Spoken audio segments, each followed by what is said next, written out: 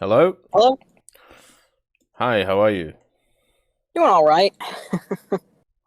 You sound different today. Is everything okay? Yeah, no, I'm on my phone right now because I'm at work today and I was like, oh, text doing the Fireside chat while I'm on break. Perfect timing. Oh, fair enough. What, Yeah.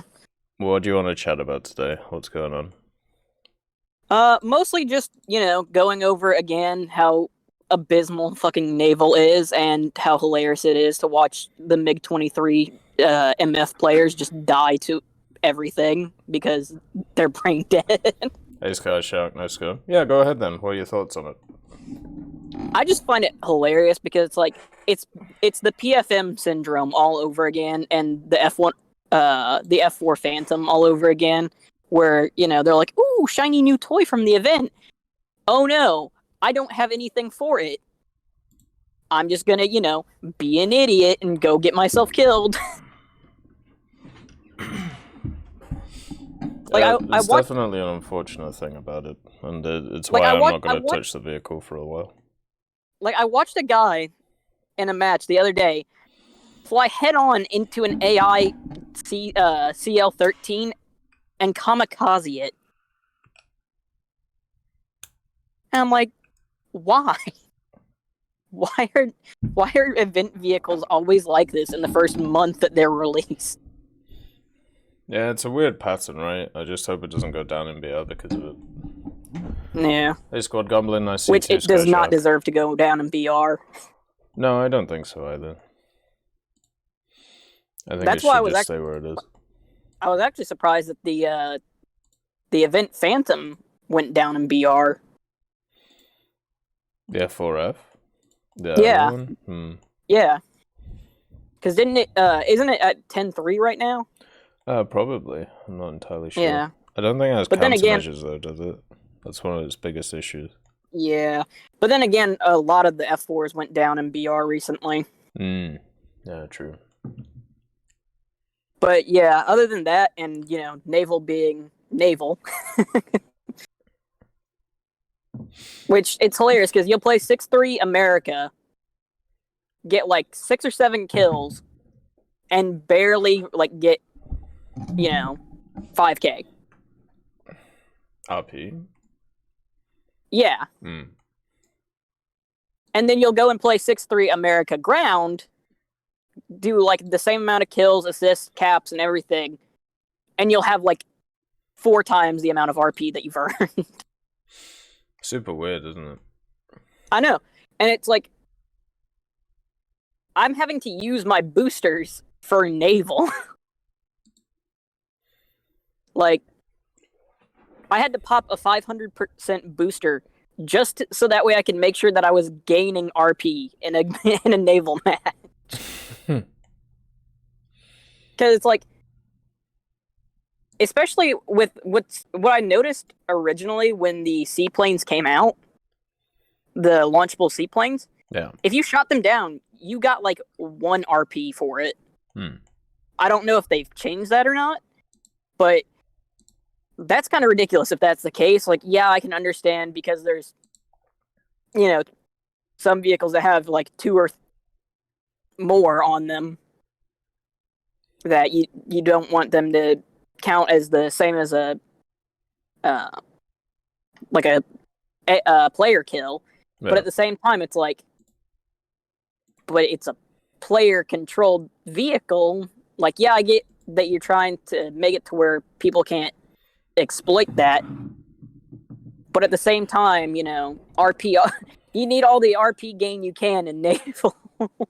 I think it's more down to the fact that the vehicles are listed as like rank ones, where you're killing them with like rank fours or fives. So Yeah. you get nothing for killing low rank vehicles, really, with high rank vehicles. Yeah.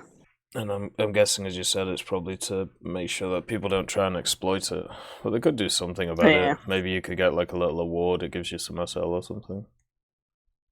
Yeah. Also, I've noticed that the ship launched ships just cannot gain altitude for any to save their life. Well, they're 1930s biplanes. Well, even the Kingfishers, Yeah.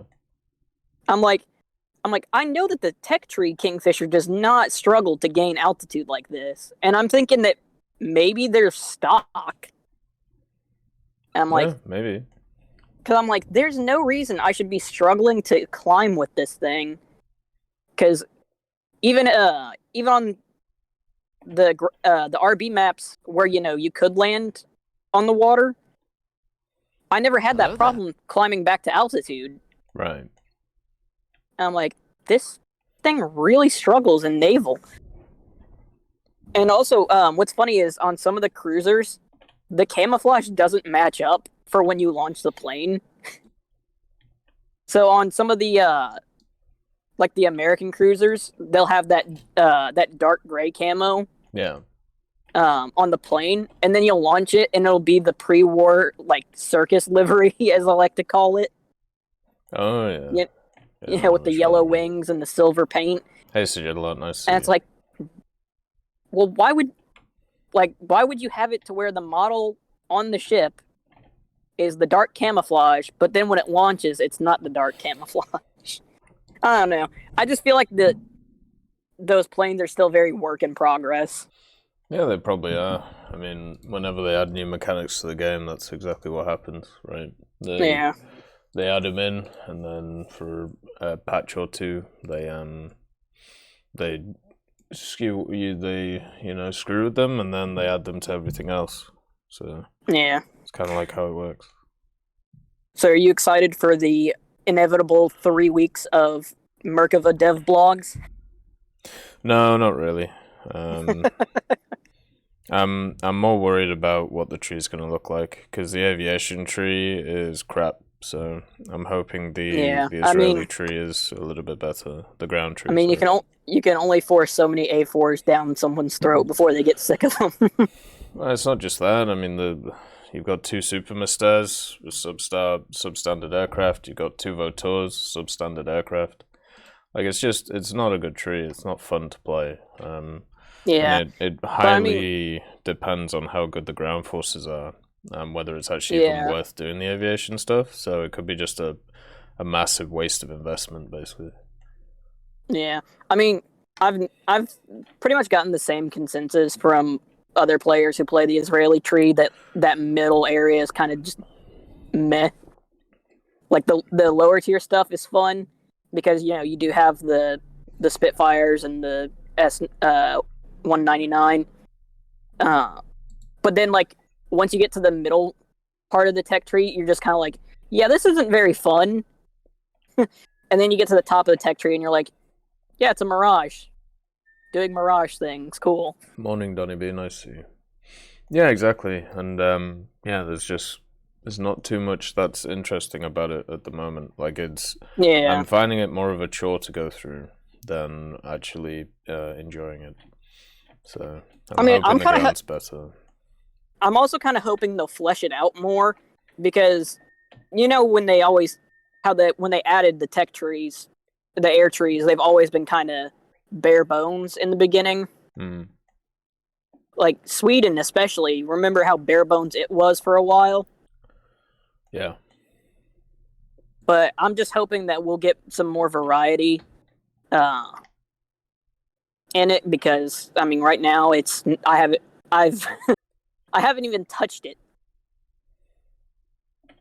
I literally just have the A4E and then haven't even touched the actual tech tree besides the S-199, and I've played like 3 matches in that. Yeah, the tech tree is underwhelming, but to be honest with you, I always knew it would be. And I'm just hoping the ground one isn't underwhelming, otherwise it's going to be very sad. Yeah. I mean, it's going to be mostly Merkavas at top tier, we already know that. And Magoks.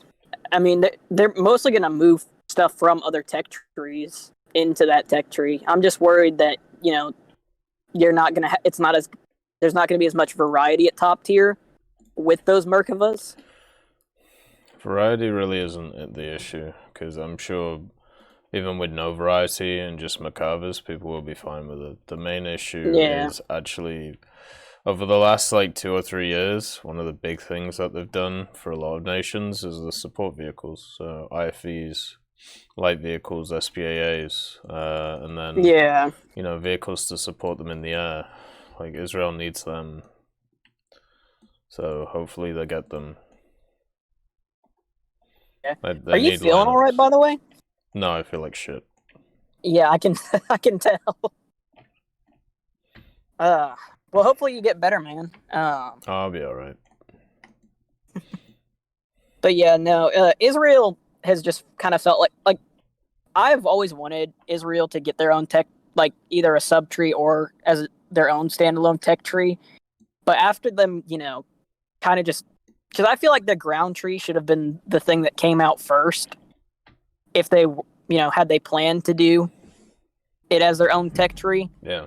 Because if you're starting with an air tree that's very bare bones, how is that, how are you going to recover from that if you don't plan to add a lot to the ground tree?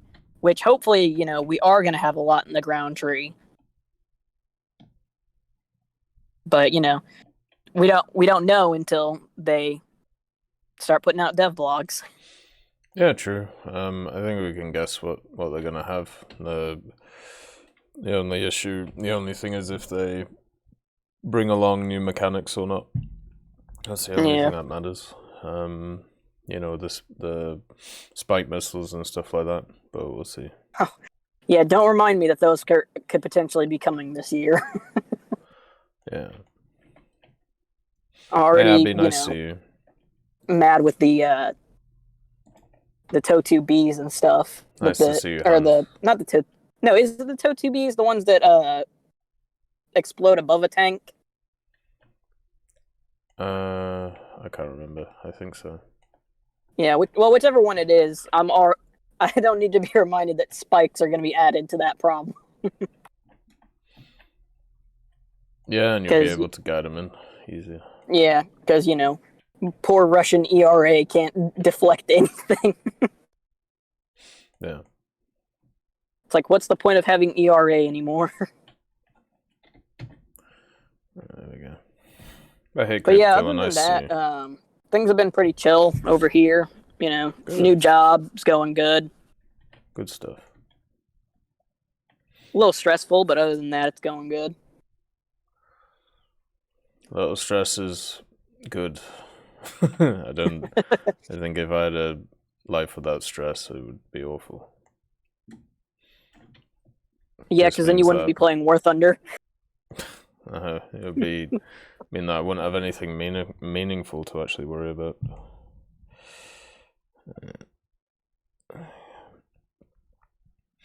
When it comes to the MiG-23 thing, then, do you think there is any way of solving that issue, or is it just simply don't add them in the future? I mean, I feel like there should.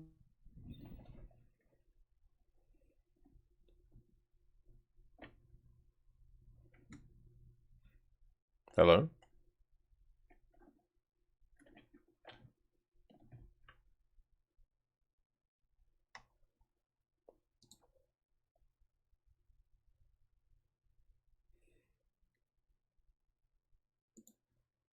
Did he die?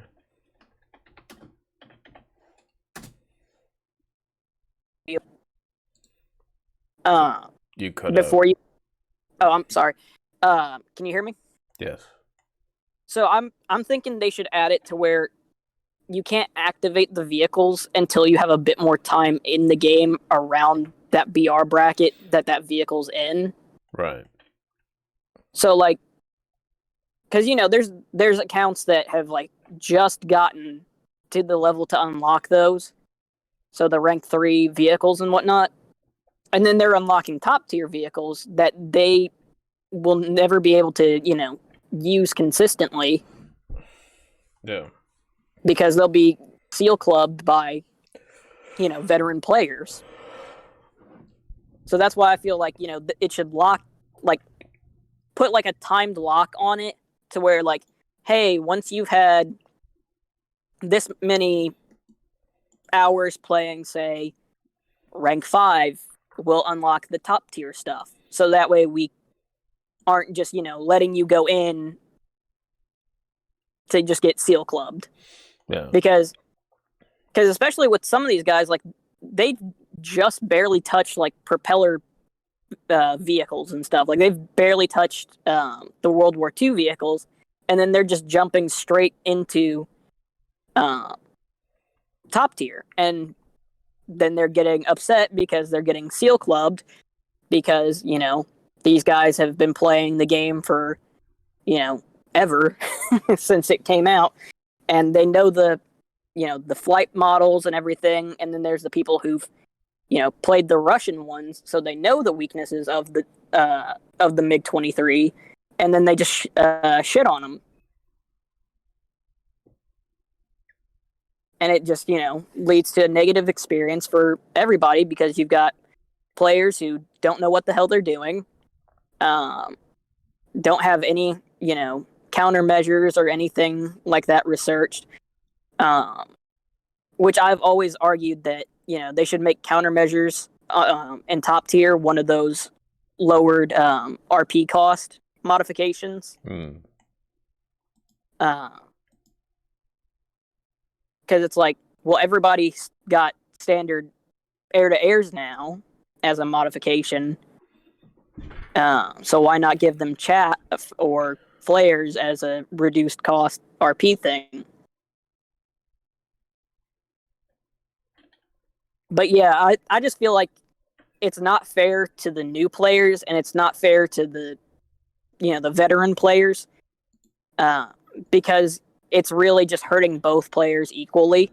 Because then you'll have teams that are just full of the new event vehicle on one side, and then you'll have the other side just of vehicles that are spaded, veteran players, and then it's just a one-sided battle. Because these guys will just have, especially in RB where it's just one and done.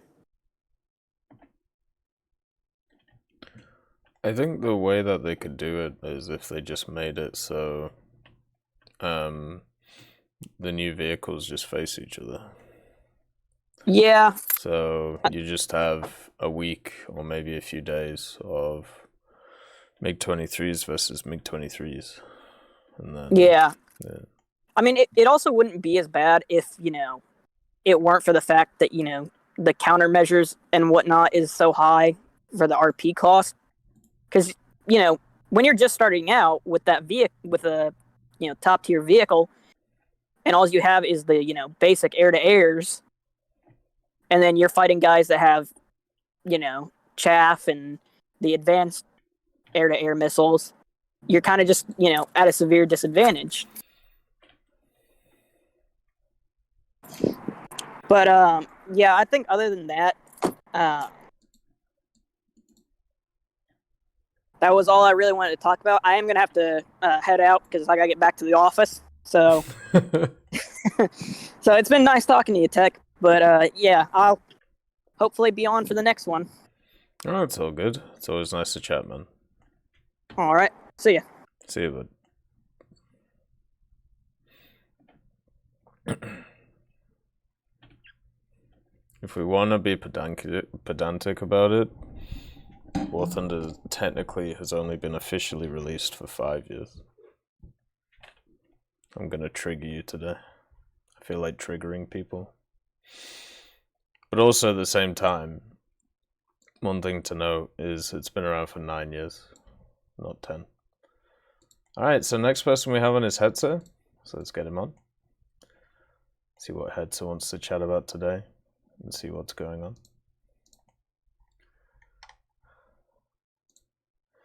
Alright, there we go. How are you, Hetzer? How's life? Could be better, could be worse. Well, that's good. Always nice to be neutral. Yeah. So what do you want to chat about today? What's going on? There's a few things. Kind of, the first thing I'd like to talk about is probably what's been happening at the top tier RB with all the MiG-23s. Because yeah, what's been happening? So, I noticed that day. like throughout all the battles, there were the majority of the MiG-23s were all below level 20 that I saw. Right. Because these new players either just grind out because they want this top tier vehicle, or they just pay their way to it.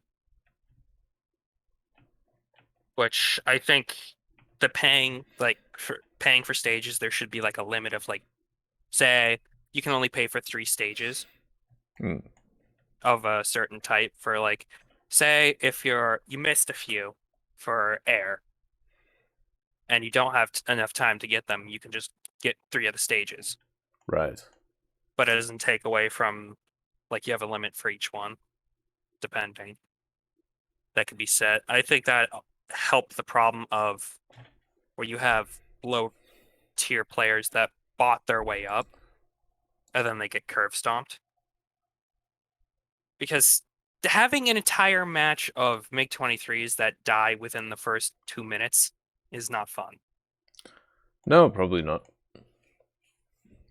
I tried working on the MiG-23 and I was just seeing teams of them. And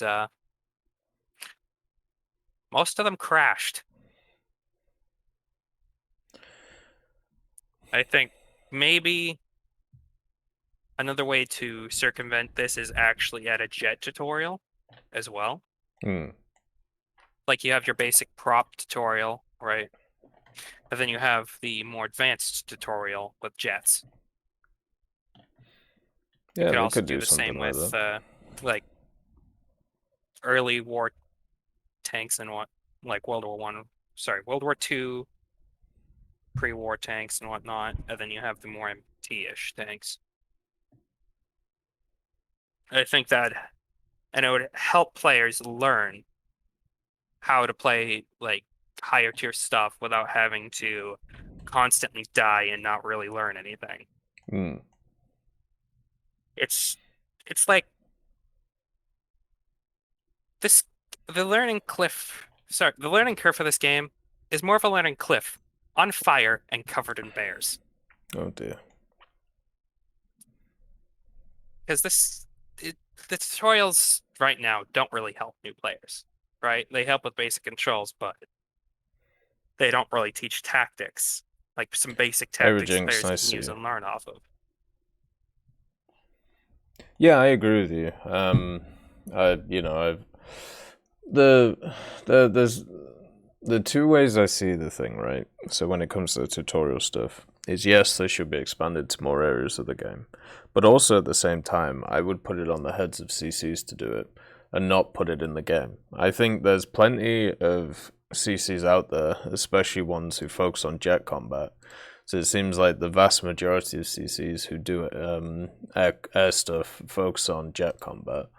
Surely they must have tutorials about these things that people can go and watch. So the question is, do they exist? And then the second question is, if they do exist, is why aren't people watching them? I think the reason why people, like, if they do exist, and I'm pretty sure they do, I think the main reason is because new players generally don't look up videos of how to play the game. Right, so how do we fix that? Probably put some hyperlinks in, like in the tutorial. It's like, here, if you want to learn how to use jets or whatnot, you can click these links. Yeah, they could do that.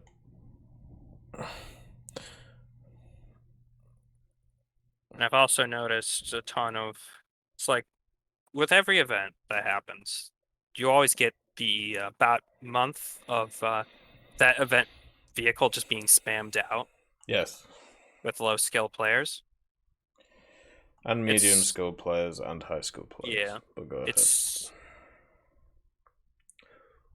And sometimes, like, people are like, oh, this vehicle's this great. And when they use it, they get frustrated and they're like, wait, why? I thought this was great. It's like vehicles like the AGS from the event. It's good in certain scenarios. And you have to know how to use it to be effective, like any other vehicle. And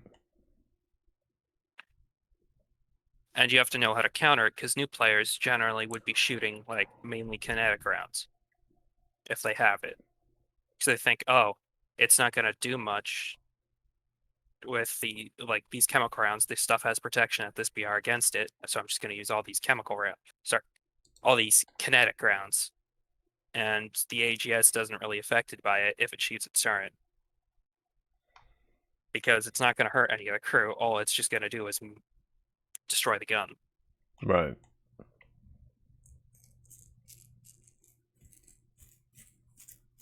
So I think a way to kind of another way to teach new players is we have the penetration analysis, which you can see the effects of each shell.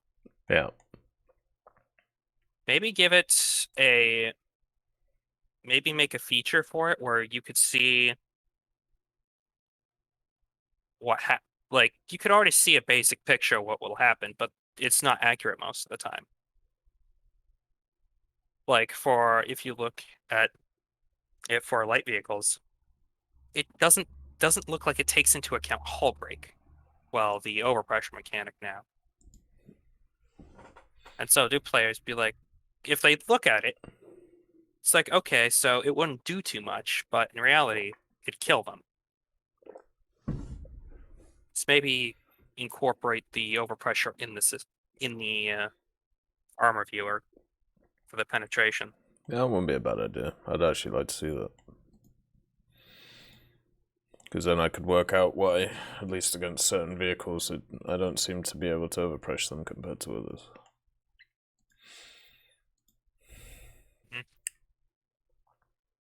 Have you played the AGS at all? Yeah. What do you think of it? I generally like it. It's got really good, like, upper side armor that can just eat anything. It's got a really punchy gun, and if you get into a good position where you hide most of your hull, you're not going to die, even if you're hit by a lot.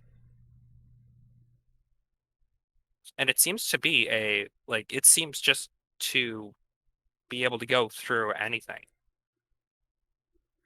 at its BR. What's its best round?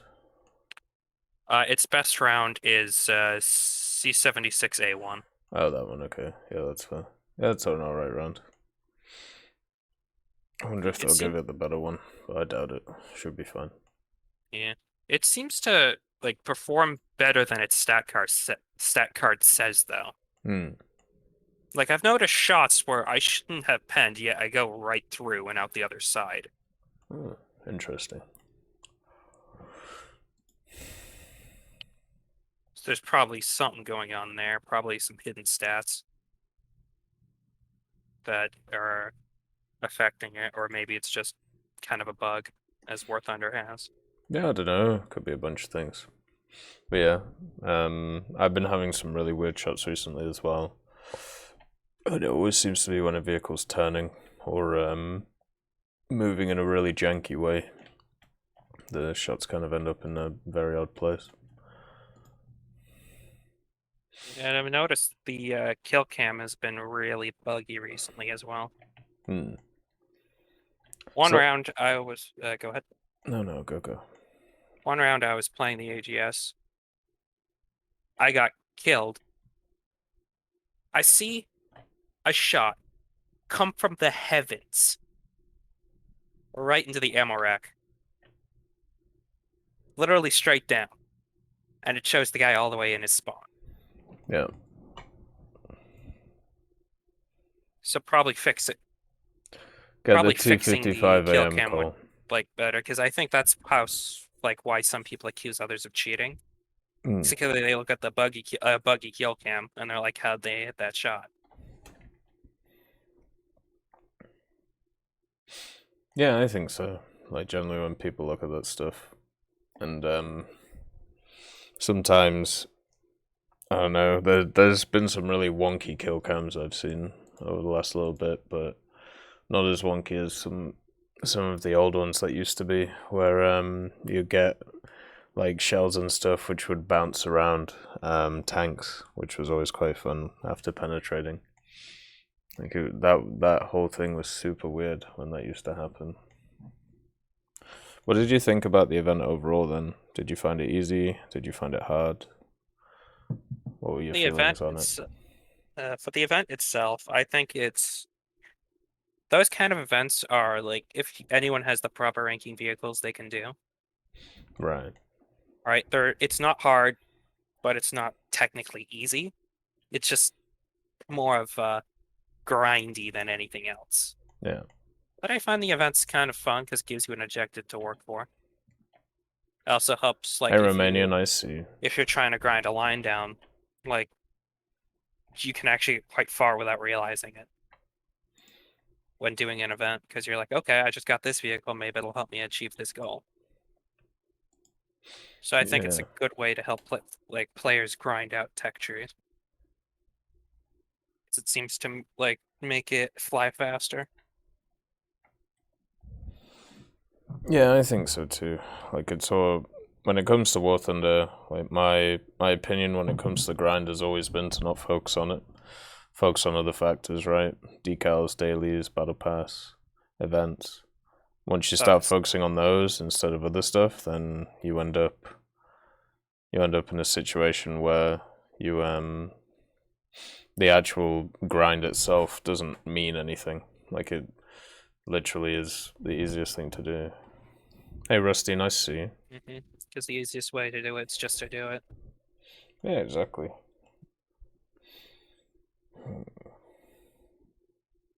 And from the grinding, I will say, once I saw the band cannon in that trailer, I was like, they're not going to do that. It'll be way too powerful. Turns out the band cannon's the most effective anti-air I have. I'm not joking. A auto-loading 155mm gun with proxy HE rounds. If that goes anywhere near an aircraft, it's gonna die. Yeah, that's true. And the proxy rounds don't have tracer. So the planes don't know it's coming. Especially, it's a lot less effective against jet aircraft. But once you get, like, at 7.0, it's still, like, there's still a good chunk of props. Yeah. And it's surprisingly effective. I think they also took the tracer off the HU recently as well, so nobody will see anything that's coming from the bad cannon. It'll just start bonking everybody. I do wish there was kind of a function for the artillery, like, pieces in the game. Where they can kind of roll back, like, more back, and then they could elevate their guns and maybe get, like, a kind of artillery perspective of, like, a map. Yeah. Like, it kind of makes their mini-map bigger. They can see a general area where their shell's gonna land, and they try to match it up to hit players. But it's not really a first-person view, like a bird's eye view. It's just a map view. Did you ever try it in World of Tanks with their artillery? Because they kind of have a similar system to that. World of Tanks artillery is just pure cancer. Why? They sit in the back of the map, and they actually have the bird's eye view model of the artillery. That's what makes them annoying, because they can see. Like, they get the overview of the map from a bird's eye view perspective, so they can see if anyone's knocking down anything over. I wish it was more of a it actually bring up just the mini map itself, and you'd get a circle of potential impact, which if a target was spotted, you could fire, like, aim it for there, fire the gun, and then a few seconds later impact at the shell. Right. Like, a system more like that for the artillery pieces would be fun. But I could see potential problems with it of being, like, if you have extremely accurate artillery pieces, it's going to be like, you can sit in the back of the map with no issue and not be able to really be hurt. Yeah, pretty much. So I think the balancing factor, because That's what a job of an artillery piece is to sit in the back and barrage an enemy position. Against tanks? Against tanks, infantry. I mean, that's why it has the proxy round. It's more of an air burst against infantry than anything else. Right. Do you think we should model War Thunder on vehicles' historical abilities and what they were built for? I think that'd be a good idea, because if you look at several of the IFVs, right, you have the Martyrs. The Martyrs function as a really good anti-air, even though that's a mainly anti-infantry autocannon. Yeah. It's like it's their side job, to a point. It's kind of like the game, instead of trying to force things to be in, like, labeled as something, like trying to force them into a role they weren't meant for. I think probably expanding the game to add those roles. For example, the artillery situation, right? I'm not going to argue today, by the way. Even then, the band cannon's still Just effective. to let you guys in chat know, I'm not in the mood. If you get a city map, you can literally hide around a corner, or you could shoot under corpses. Yeah. And still get people. Because the band cannon had direct fire capabilities. I think maybe expanding the game to be like, okay, artillery can spawn over here. They can spawn at an artillery spawn, where they don't get to be able to be restocked. Right? Once they're done with their shell can, with the ammunition they take. Right? Or it takes a long time to keep it more of a balance because they're in the back, but can still be attacked by aircraft. And they get a mini-map perspective,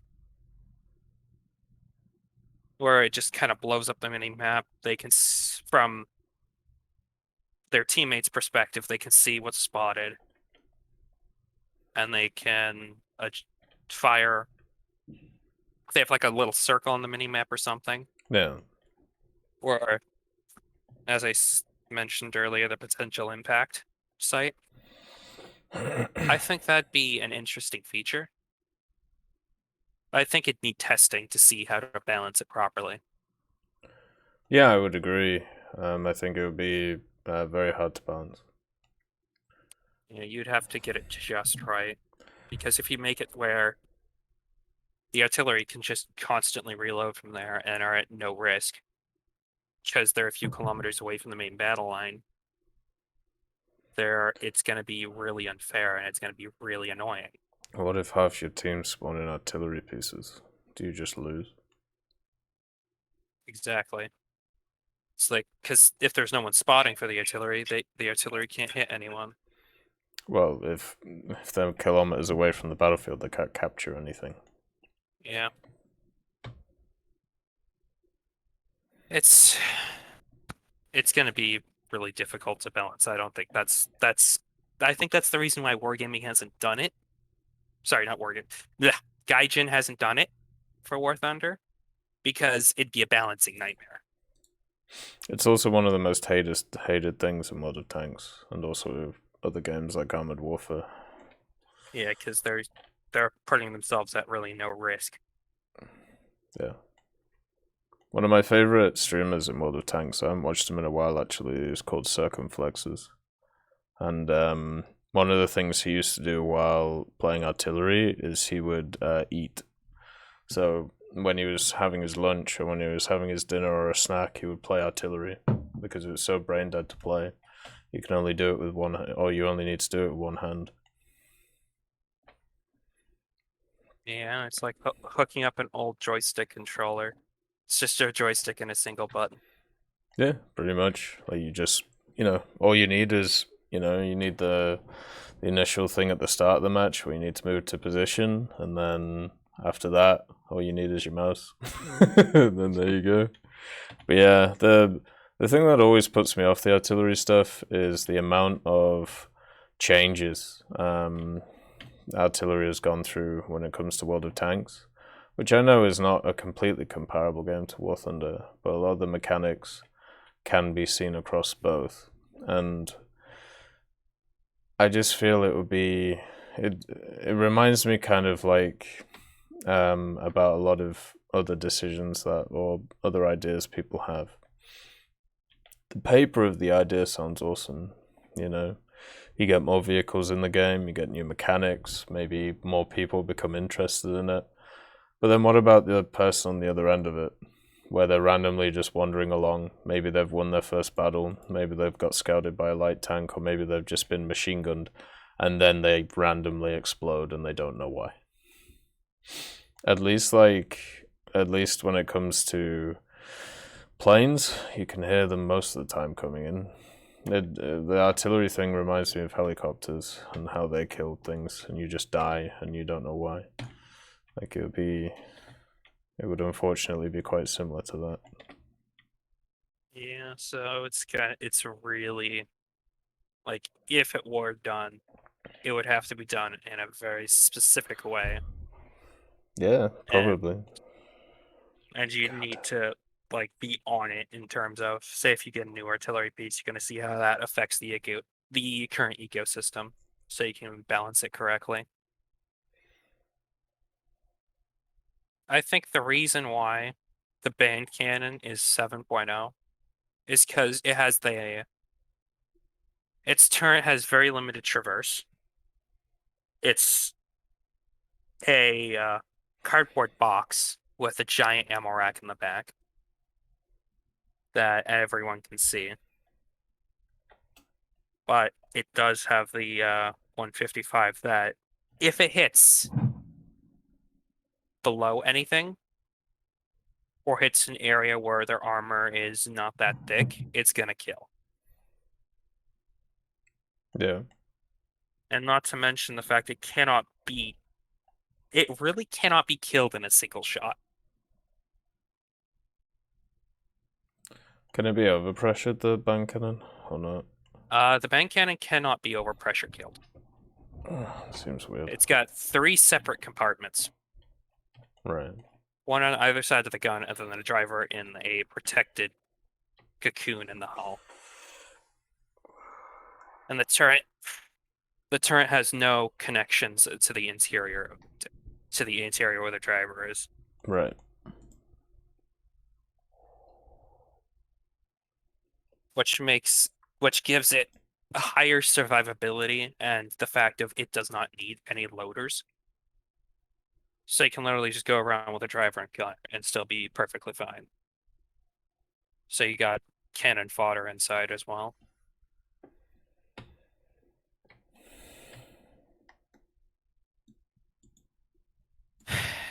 It's going to be very interesting to see what comes of 2022 for this game. Have you had a look at the 2SC3? The 2SC3? Oh, the 2S3, sorry, whatever it is, the Soviet artillery piece. I've seen it once or twice. I haven't really taken a good look at it. Fair enough. What do you think will come this year in War Thunder then? I've heard rumors, speculation of like where you can see more advanced jets, like F-16s, F-18s, Gripen, and whatnot. I hate people. Oh, I hate them so much. I'm not sure we're gonna see that this year, depending on where Gaijin wants to go. But I think we're definitely going to be seeing some, like a lot more, like some of the most modern variants of MBTs that we have in game, and possibly some more, like for tech trees that are still don't have a lot in them. And they're missing some gaps, probably some fillers. For example, the low tier Sweden, because it does a jump from 3.0 to 4.0 with nothing in between. Do you think there's anything they can add there?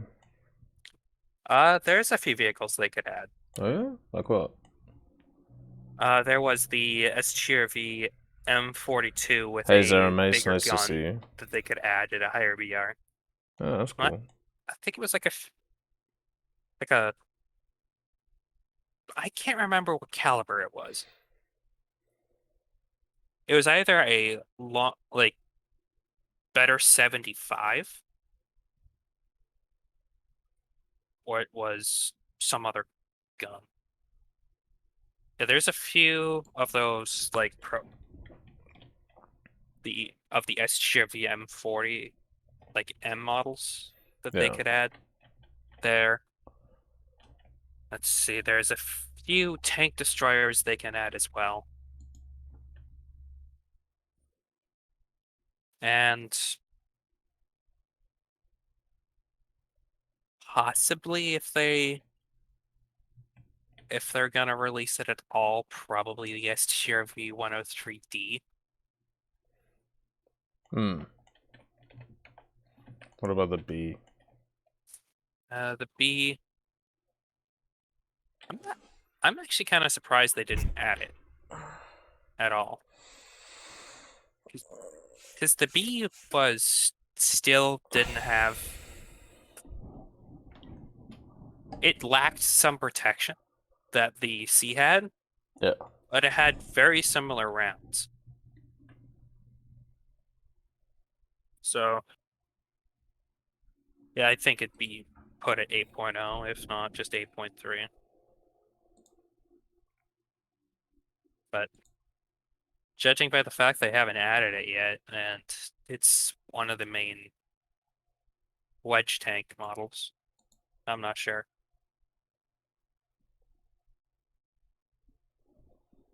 Yeah, they could definitely add it, me but that I don't think gasoline it. and I'll gain ground with it. I'll kill Germans I'm not too. sure how it fits Give me between 400,000 3.3 and gallons, I'll go to 4.7, Berlin. whatever you were saying. Yeah. We're That's just gonna loud have as to wait fuck. and see for that. I do believe, though, that once we start seeing... We're most likely going to be seeing it. The F-14. Why? It's because the F-14 is the step up from the M4 Phantom. Why? And judging by everything that has been said and what I've heard, it's a possibility that it could be added, considering the fact of we're starting to see like more MiGs. We have the Vigans in game. Why do you think it's a step up from the Phantom? Well, the F-14 was designed. It was designed for a similar role, but to be pretty much better in every way. Right. And it is out of the F-15, F-16, F-18. I know it is CK. I want to know if he first. knows. Thank you. And it's going to be put right after the F-4. Probably after the F-4J. But I'm just making a guess here. Right. From what I've heard. That's fair enough. What about other nations? Do you think they could get comparable stuff? I definitely think we're going to see, like, most nations get higher tier aircraft that are going to be coming to the game. But honestly, an A-10 Warthog is not... I don't think it has... It's a very iconic aircraft, but I don't think it's going to be added because where will it go? It's slow. It relies on armor to stay alive, which is really not that... Which is just really not going to save you.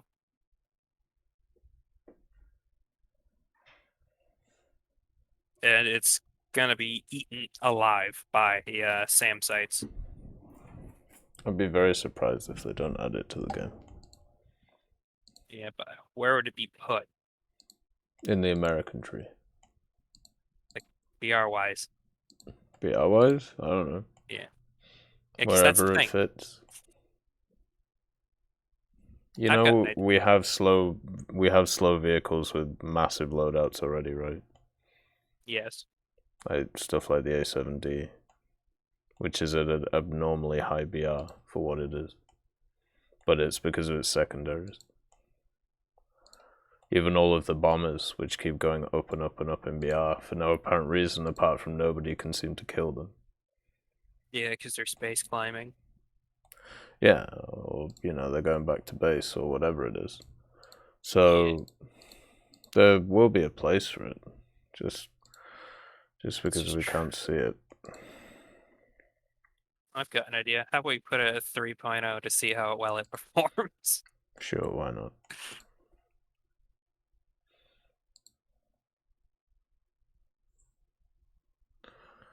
Okay.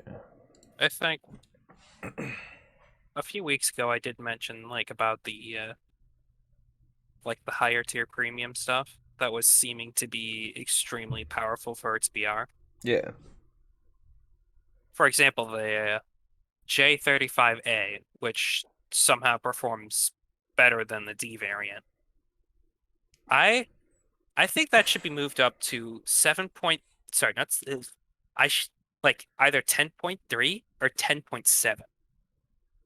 Really? With M9Bs?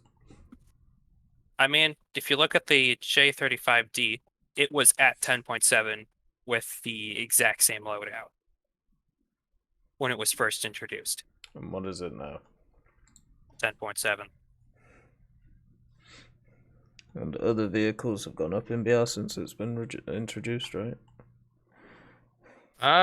Mainly the lower tier stuff has been increased. Like the I mean the max BR's gone to 11.3. Oh yeah, the max BR. Oh, I poured wax on myself. God damn it. So it still only has 4 M9Bs? For the Threakin, it does have the RB24Js, but for the Right. But it did only have the RB24s when it Make first sure to predict, came out by the way. for a long while, and it was doing fine with them. And since the A variant, it seems to be doing slightly better. Maybe just move it up in BR. You think the A variant is doing better than the D variant? In terms of performance, like, I've noticed, I haven't played the J35A because I don't own it and I don't want it. But I've noticed it seems to be too powerful at its BR because nothing can outturn it. It has speed and it's got firepower. And if it's on you, and it's pretty much, it could be going against 8.7s, which would stand no chance. But you also have to take into account the fact of the skill of the actual person using it. Because if they don't know what they're doing, they're going to wing rip. They're not going to be using its full turning capabilities, or they're just not going to know how to use the armament. Right. So how do we fix any of them? Or can we? I think maybe moving it up in BR will, like, at least to 10.0 will help it. Like, if it sees to stop it from seeing 8.7s, I think that'd be the best move for right now. We can see how well it performs from there. Sure, why not? I don't think putting it to 10.7 is a good idea, though. Because aren't you just increasing the issue you talked about with the MiG-23? Fair enough. The main issue with the MiG-23 is people golding it and then playing it, right? Wouldn't that be the same thing that would happen with the J35? Well, it'd still have that issue. That issue's probably never going to go away, regardless of where you put it. But with the MiG-23, when you have it with the stock, when you have it completely stock and you can't really fight anything, like new players can't really fight because they're like, okay, how do we fight stuff? They tried turning, and they could rip their wings off. Oh. because they're just not using the functions of the MiG-23 appropriately. I think that issue is really aircraft dependent, because when the J-35 first came out, and there was a lot of players playing it, it seems to, from the players playing the MiG-23 to the players that were playing the J-35A, the J-35A players were doing a lot better than the MiG-23 players. In terms of what I was seeing for the teams. So I think it is deserving to be put up at least like to 10.0, just at least save the 8.7, like unlucky 8.7s. Yeah, fair enough. I can't disagree with you there.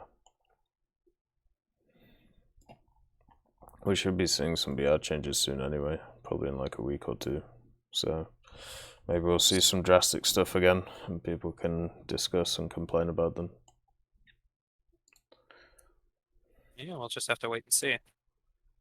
Yeah, we'll have another fireside chat and then everybody will complain about them and then we go on in circles. It's quite fun. Yeah. Well, the cycle of complaining. Yeah, very true. Because some decisions were made for balance, some were not. Some players like the overpowered vehicles, some don't. No one's truly ever going to be happy. Everyone's not going to be happy.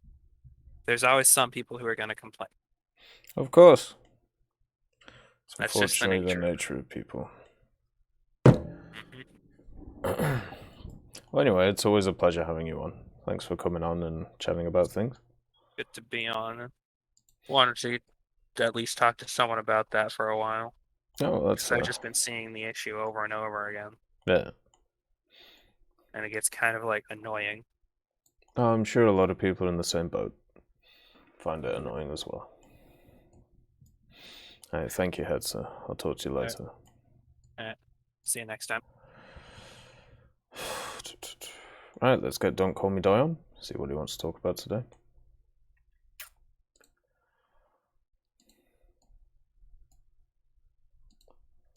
Well, hello. Hi there. How are you? I'm doing fine, but I have two exams tomorrow. Oh, shit. Make sure to get your predictions in. What do you want to chat about today? What's going on? Oh, generally, I just want to talk about the stupidity of the 23MF, of course. I have the missiles, all of them, and I'd say it's pretty fine if you have some experience, but my teammates just don't know what to do. I think we could maybe make a MiG-23 school to try and help people out. Maybe. I mean, why not? There must be something to do. Surely we can help people. Is there any way of trying to guide them, or do we just let them screw up and then, you know, maybe the repair cost of the vehicle goes down? Maybe that actually benefits people. Well, the repair cost is already reasonably low, but I guess because of the players it could go lower. You either die because someone saw you early, and of course you don't have the reaction time, and the flares suck anyway, or it just radar missile out of fucking nowhere. And the only time I get the missile kills is when a MiG-23 MLD, for example, just decides to go straight up. Yeah, that's the problem with having a top-tier reward vehicle, which is subpar compared to everything else, which has been added. So it's gonna get eaten alive every time. My stats in these things are absolutely horrible. I have 15% win rate, and I have 0.5 KD. It just gets clubbed. Yeah, it's going to. Because we all saw this coming like a month ago, but for some reason people like torture and like playing things, even though they know they're going to get tortured by it. Like, I don't know why anybody with a sane mind is playing the MiG-23 right now. Remember how I talked about the Raider being any better than the MiG-23M? Yes. It has the IRST, but it doesn't fucking work for the R23R. It just decides it's not a Raider lock. And the look down just upright doesn't work. Oh, that's a problem. Same thing was with the J35D radar. Like, when you radar slave the J's, it just loses track completely, it flies straight. And let's say you lock a radar on an enemy and you try to slave the missile. It just doesn't track, and when you unlock the radar, it decides to go for your teammate. Well, that's a problem. This thing happened to me today when I was trying to shoot down a MiG-21. The missile just went straight for another Draken. Yeah, that'll happen. I've actually botched a few kills as well. Just killing teammates by accident over the years. It's not very fun. Well, the reason that J35A should go up, I think, is because J35D first came out, obviously it had AIM-9Bs only, and none of them have RWR unless they add the J35J, which I don't see coming anytime soon, because it's like 1990s.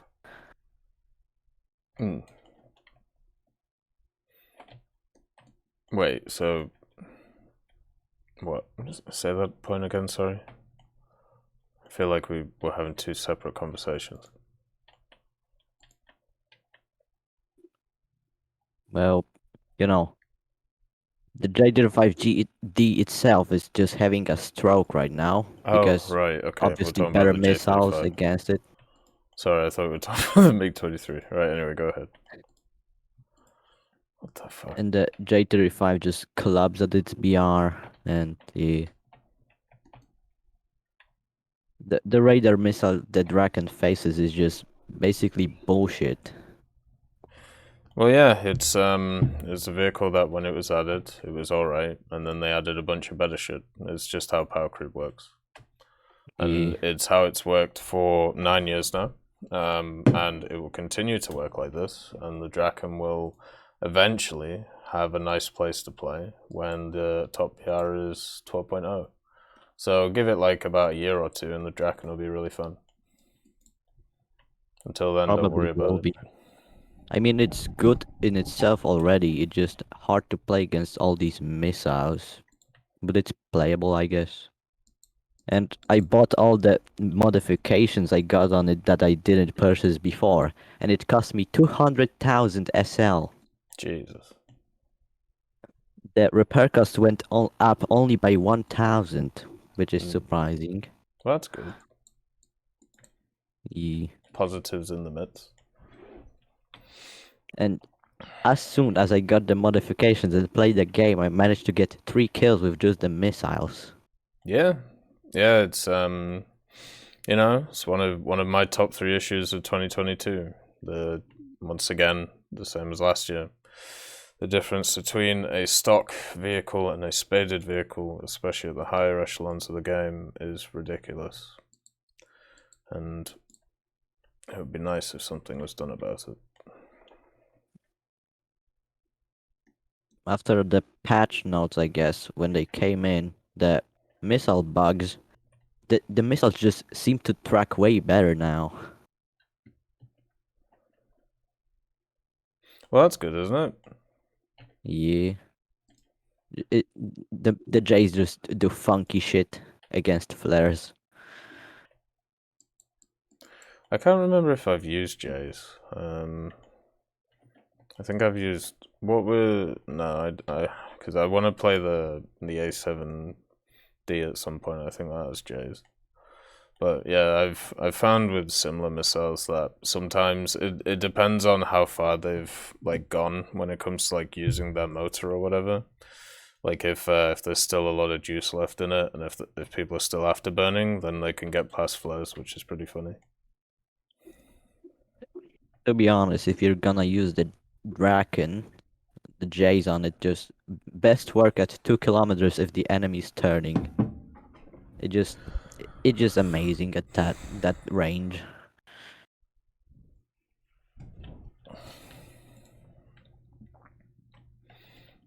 Have you been playing the J35 recently, or is this just like a general Yeah, thing? I'm just trying to grind the Vigan a bit, and I'm 75k RP away. Oh, nice. Have you thought about using that AJ, or just going straight for the JA? Probably the JA. Yeah. Because my Sky Flash.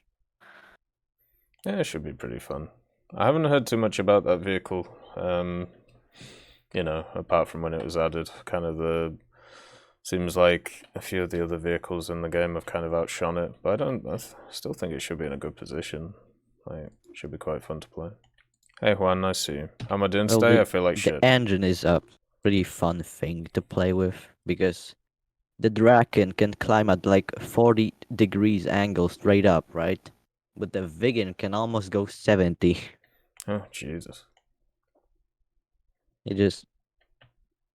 It's funny. That's all I'm gonna say.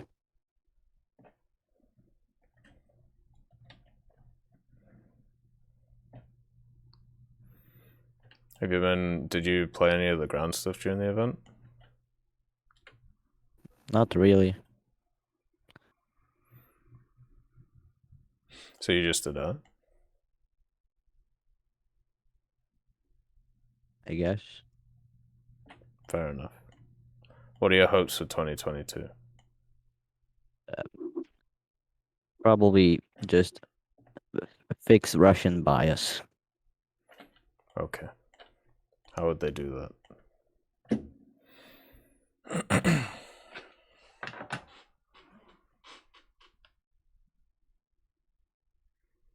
How are they gonna do it? Go. Good question. How are they biased? There you go. Let's start with that.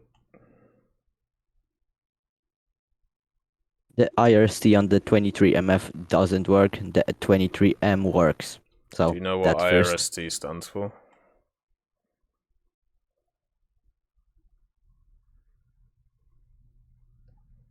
You should have a look quickly. Well, when I was looking at gameplay, I guess, the 23M just worked normally. And when I tried the 23MF IRST myself, it locked fine. It even worked against ground, but the R23R just decided it's not a radar lock. Do you know what IRST stands for? Yes. What does it stand for? IR, Sergeant Track. Okay, what does IR mean? Heat. Infrared, right? Yes. What is the R3R?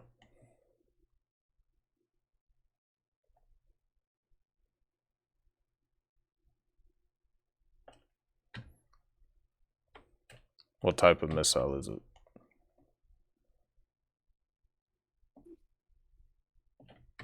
It's a SAR. Right. Do you see problems with this? Yes. What are the issues? The IRST isn't compatible. So that's probably why it isn't working, right? Probably. Well, it's good we cleared that up. So now, you know what to use next time, and it should work. What are your experiences with the R3Rs, though? I haven't found them to be very useful. Mine have generally not really done very well. Like, I much prefer just taking the R3Ss. Well, radar missiles are just generally used for head-ons, I guess. So. Yeah, I don't really have a ton of experience with the higher ones, but the ones around like 10.0 or so, like the 70Cs, I think it is, or whatever they are. Basically the only time I ever use them is if somebody like pops up and like in the clouds or whatever, and then I just hit them with that. Otherwise, I just don't use them. When I tried to use the R-23R in like customs with the normal radar, the missile just tracked late. Like it flew straight at the enemy turns once, and the missile turns right after it goes behind it. Right. And So then it's it just just delayed. misses completely. But on the other hand, the IR one just goes straight for the enemy like it's nothing. Right. And it turns even better, I feel. The R3S compared to the R? Yeah, Yeah. I kind of feel the same way as well. I don't know what it is about the R3S, but when I compare it to like the 9B, I just feel like when you first launch it, it's got just a slightly better, I'd probably class it as a trigger movement, where it's slightly quicker on attaching to a target. And it probably isn't the case, but it feels like it. Well, I was gonna talk about the 2PL2 because I used it in a lineup with the 23MF, and Yeah, go 2 ahead. R60's 800 kg is pretty good, I guess. You can do much with it if you're I'm sure you you're can. conservative, of course. How do you feel about the 2PL? How far have you grinded it? Well, the armor is pretty nice. It can eat shells well if you angle, I guess. But you can't really angle it that much.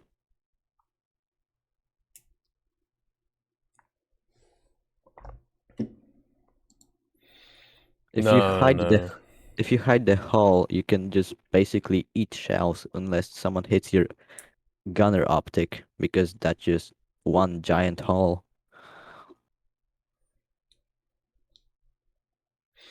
Yeah, I generally think so. With like the PL, in my experience, the way that I've always felt about the vehicle is like the gun's very good, the mobility is very good, the armor is okay. Like there's nothing special about it. Like you shoot it in the same place as pretty much everything else, but overall it's not a bad vehicle, you know.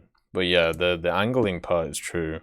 Seems like most top tier MBTs you don't really want to angle them at all, because then you expose the road wheel, and then you can just Yeah. shoot straight through that, you know.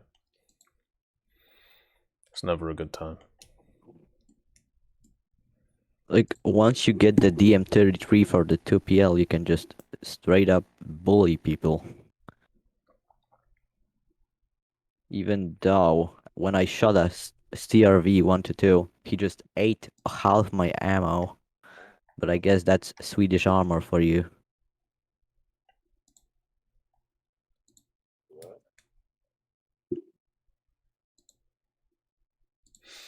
What, the side of the ammo?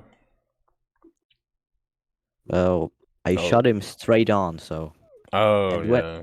when he like reversed into a hill, when I shot him from the fucking top, it didn't do anything. Yeah, it's got some extra armor on the top. Yeah. Those 122s are still really good. Like when the 122A was added, it was so good already. Like it was ungodly. The straight wagons are just generally pretty fun. Oh, I agree. Yeah, yeah, they're good machines to play, and they have some fun things. I hope for me. So when I look at like Israel ground, I hope that Israel ground is similar to how Swedish ground was added, where they had a lot of like top tier vehicles, which were, you know, which made pretty decent lineups. Because that was one of the key things about Swedish ground. They had a really interesting top tier with a bunch of different experiences from the norm. So I'm hoping Israel can do something similar, maybe a bit more concentrated. Yeah. Like my experience with Israel is just that the repair costs are weird, right? So Spaded S199 is 5K, Yep. and I guess it's decent with all the upgrades. And The P51 spaded is 7,800. The Swedish one, I'm not even halfway spaded, and it's 300 SL more.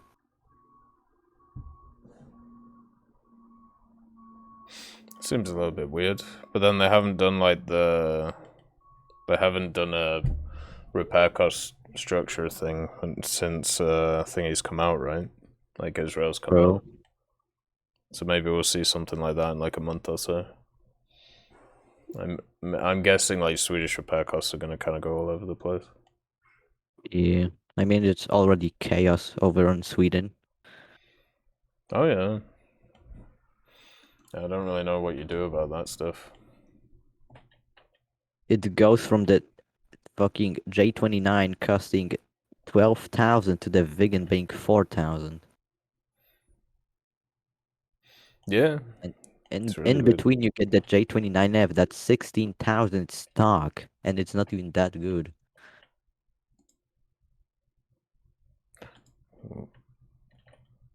Oop. Is there anything else you want to chat about today? Well, I think that's about it, but yeah. Oh, that's fair enough. Well, some good One topics last today. thing is that sorry, go ahead. someone posted classified aircraft carrier documents on fucking Facebook. Oh, did they? Yeah, pretty stupid. People are pretty stupid nowadays.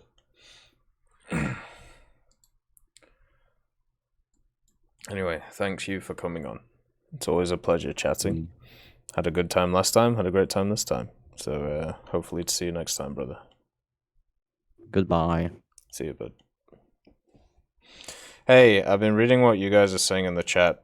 The idea of the whole veterancies thing having weight, I mean, I understand it, I get it. But as a person who has also played a lot of the game and also played since like 2012, I also disagree with you, White Soda. So, like, if you want to throw like the whole veterancy or experience thing, like, it only works until you find somebody who's the same. And then you kind of need to actually find a better argument. So start working on that. Alright, let's get the next person on. Let's get Mad McLeod on, see what's going on. And hopefully we can have a good chat about not the MiG-23. Hello. Hello, how are you? I'm good. How are you? You know, not doing too bad. Yeah, I heard you said you were feeling like complete and utter shit not too long ago earlier in the stream. Yeah, I don't know what's going on. Like, I don't know. I woke up feeling like ass. Just one of those woke up on the wrong side of things, you know? Yeah, same for me today, though this week has not been the greatest. Found out my dad has COVID. Oh, that's a problem, yeah. Yeah, just the other day, me and the rest of the family went and got tested. Luckily, the rest of us are negative, so he's basically just locked in the master bedroom. Fair enough. My mom is sleeping on the end air mattress in the living room. I'm glad you're okay. Goddamn. Yeah. Not too fun. But hey, if life is going to abuse us in the first month, then maybe the rest of the year will be a bit better. Exactly. We'll pay our penance in the first place, and then we'll hopefully have a better year. What do you want to chat about anyway?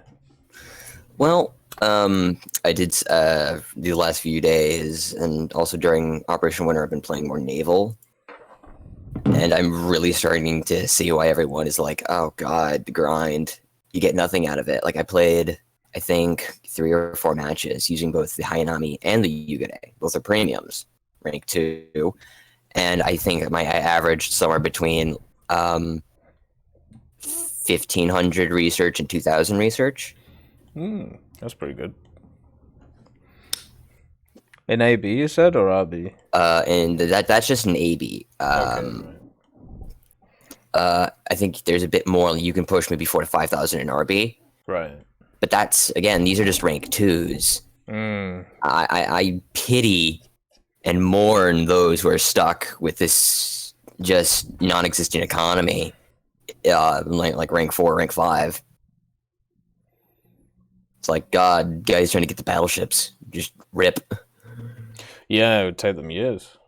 Like, it's really funny with Naval because last year I remember everyone was complaining about the SL costs of everything, and now this year we're focused on the RP costs. I feel we never actually have a discussion about the gameplay itself. It just seems to be the rewards around it. I'd really like them just to massively increase all rewards around it so we can actually focus on the thing that matters, which is actually having an enjoyable time. But True. What am I going to do?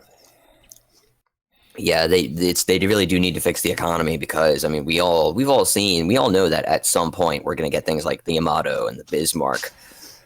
It's like wait, it's like oh god, what are they gonna cost? Probably 400,000. I hope so. What do you think they'll go higher? It really depends. Next major update or two, if they come out with the Yamato or in the Bismarck and other, more mid to late war battleships. But a part of me is like, maybe we'll get a few more cruisers and maybe a few battle cruisers beforehand, like how we got the Scharnhorst. Yeah, that's true. I think we got maybe an update or two before we start seeing the real big boys. I wouldn't be surprised if their RP cost pushes maybe 500 or more. Make sure, and we end up like maybe in a rank 6 or 7 for Naval. Yeah. But one thing Gaijin has always done is over like the years, especially when it comes to ground, naval, and aviation, is the top 2 vehicles have always been standard around like 380, 400,000 or. Yeah, they all seem to mirror in price. Yeah, exactly. I'm guessing they'll do the same thing with this. Most likely. I don't think why they'd change it, Yeah, so I only have one. I only got the USS Fletcher for US. I'm trying to get the Sumner. I'm working on rank 2 for German Blue Water. I'm not even in rank 2 for Russian Blue Water. I haven't even touched British Blue Water because, well, back then it was just the Churchill. God. Yeah, I understand. But yeah, I've been definitely playing more Blue Water because I always played Coastal, particularly German Coastal, because the SF-40s are just, they are absolute meme machines. If anyone has never experienced the SL-40 Light with those 4 quad 20s, just carving through entire fields of enemies with HE, ooh, you're missing out. Oh, that's stupid fun, yeah. Absolutely. But yeah, now that definitely the like rank 5 and rank 4, it's also there, the whole economy problem. Like I'm trying to get the Flush. Yeah. And I'm only about 60,000 in, and that's after playing the entirety of the event. Jesus. The event itself got like end of the tech tree grind as well, right? Because it's that's rank 4. Yeah. True. There's nothing, there's no vehicle before it for the bonus. The event itself was not bad. I found air being the easiest, which is odd. Normally naval was the easiest. But then again, that's because naval normally naval was limited to rank 2, was like the earliest. I do get raising it to rank 3, but at the same time, I'm like, was this the smartest of choices? I would have preferred them to keep it at rank 2. I would definitely agree. Or at least rank 2 Blue Water, maybe. Just to try and keep it sorted with BRs. But I'm guessing, the only reason to change it again to rank 3 is if they think the player base is there. So the splitting of the tech tree stuff must have had a pretty positive impact on like the tech tree changes. Oh god, like the prior naval tech tree. Oof. Yeah, it was a bit rough in certain parts. Yeah, I know it was a little bit better though, but I think the changes that have been made are much more positive now. Yeah, I found air being the easiest, and I actually got to take the time and take the S199 out in realistic, which I've enjoyed. Oh yeah. Yeah, the 5th, you really do need to get the 20 mil upgrade though. Yeah, you do. Yeah, the just 13s and 7.62s at 3.3, you're gonna struggle. But once you get the 20 mils, you're fine. You'll do fine. It's kind of, so you know how the which zero is it? Is it the A6M6C, the fat zero? Yeah. It's kind of like that, but for the BF-109. It's a slow, fat BF-109. Yeah, that is, yes, you are completely right. Have you played any of the other vehicles in the tech tree? Not yet. I'm about halfway to getting the B-17. Oh, fair enough. I'm probably going to spend, using that, I'm probably going to go for the Spitfires, and then the P-51. Oh, well, terrible idea. Yeah, looking at the tech tree, it's like, yay! Like rank 4. The good aircraft, pretty solid, but then, the Meteors are there. They're not horrible. The Voltors are there. I don't think they're like the worst vehicles to be flying, but they're not enjoyable. No, it's one of those. Best. It's one of those. All right, let's get it out of the way, kind of vehicles. Yeah, they're definitely not the best. They're in a bit of a rough place. I kind of, I got a feeling like when I get to them, I'm gonna kind of have the same feeling that I get with the Shermans. It's like, yep, time for another Sherman, or 2, or 3. Luckily, you don't have to face Thunder Chiefs in Shermans. Oh God. Or any of the ridiculous machines at 9.7. Yeah. What are your overall, like, what did you think about the other events, like excluding the AGS and like for the premium vehicles that we got from Operation Winter? Do you think they were good? Because I've enjoyed the lower tier ones. Yeah. Yeah, I thought they were good. I really enjoyed the Sentinel. Yeah, the Sentinel's more tanky than I thought it would be. Oh yeah. I was pairing it with my Matilda Hedgehog. Beautiful pair. Yeah, Chef's kiss right there. 2 armored beasts just rolling around. It's like, yeah, you got a 40 mil, but you got enough armor to, give you enough time. I think the Hayabusa, I really like the Yugamo class. I think it has really good guns and really good torps. So, like, it's a really nice premium to have. It's similar to when they added the Udachi as a premium. That was a really nice addition. And then the other one, what was the other one? The aircraft. The 202? Yeah, the 202. The 202 is pretty decent. Like it's I've enjoyed the 202. The 50 cal Berettas are, they're not like American 50 cals, but hey, if you get it big enough, bigger bullet, more pen, you'll eventually kill a pilot. Yeah, true. Yeah. And I thought pretty much all of the vehicles in the lower tier of the event's good. I like how they're continuing with the high tier vehicles, so like the 3 major nations, and then the lower tier vehicles. Premium preferred. Yeah. I think the only one, all of them have been good. I think the only one anyone has truly complained about was the 1954 EBR. Yeah, that one. Yeah, I had friends who were like, "This fucking thing, it's like, it's at the R3, but with a cannon," and I'm like, it's the same thing that you did here in the East Coast around Florida. It's like, oh, you have a problem with a specific animal? Let's add a foreign animal to, deal with the problem, and then it becomes its own problem, and you're like, oh fuck, invasive species problem. What have we done? Yeah, I call that the Australia solution. It never seems to work. Just annihilates. Oh, God. But yeah, other than that, my goals right now are just to wrap up, get to rank 3 with any of the major nations, like particularly the US and USSR, and start spending a bit more time with the minor nations, because I'm a German main and I'm pushing rank 5 now. I think the last thing I need to get is the Panther F and the Ferdinand for rank 4 tanks. Nice. I'm almost like a third the way through the Martyr, and getting rank 5, there's the Martyrs, Kugelblitz, the Weasels.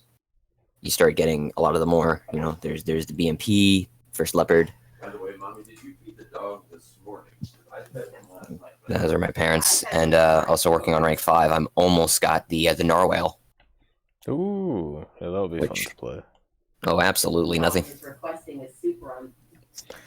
Have you? So when it comes to the battle pass stuff, have you been doing any of that? Not normally. I don't have disposable income at the moment, so I don't know. Normally, it really depends. I know I try to go for the free vehicle if it's one that definitely piques my interest, like the A6 M6C. Yeah. What are you eating? Chicken butt pie. Right now for the 40 mil blow fighter, it's like it's 240 mils. They hit hard, but are a bitch to aim. It's like, yeah, I'm just gonna pass on this one. Past ones have had interesting vehicles, that's for sure. I mean, like we've all seen the PT 7657. Yeah, that thing looks ridiculous. But yeah, I kind of think they did people dirty with putting the bow fighter as the free one, because I feel like it was the weakest out of the four. Oh yeah, I probably would have made the PT boat. Yeah, the Higgins would have been really nice. Yeah, either the Higgins or the LT, the LVT. Yeah, because the LVT was a monster, you know, when people first got it because of the 40 mil, but you know that's not the case. You know, they balanced it. Yeah, it was straight busted. I remember playing a game and I ended up with like 12 kills in about 5 minutes, and I was wondering what is it doing here, you know? Yeah, it's like. But other than that, I got all of the vehicles from the event except the Russian Coastal and my parents in the kitchen. The Russian Coastal, the MBK? Yeah, I didn't get that one. Like I was up late for one of the stars that one of the last few stars I needed, and it's like I'm right in front of a dude. One torpedo kill. That's all I need, and I get the star. And then some G5 comes out of nowhere and just machine guns one of the exposed dudes like on a turret and steals the kill. And it's like, it was like, what was it? It was literally at the time was 6:28 in the morning. Yeah.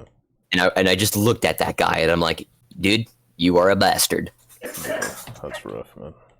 Never fun. But other than that, I mean, we already got the vehicle. It's just, you know, trade a 25 for a 45. Yeah, and I need to play that thing because the one with the 25s, like it has 2 sets then, is pretty good. And I want to see if the 45 either makes it better or worse. True. Thank you for the follow, Tim. That's very kind of you. Other than that, I've also seen a lot of people saying that which one is it? The SU-11 is quote unquote OP.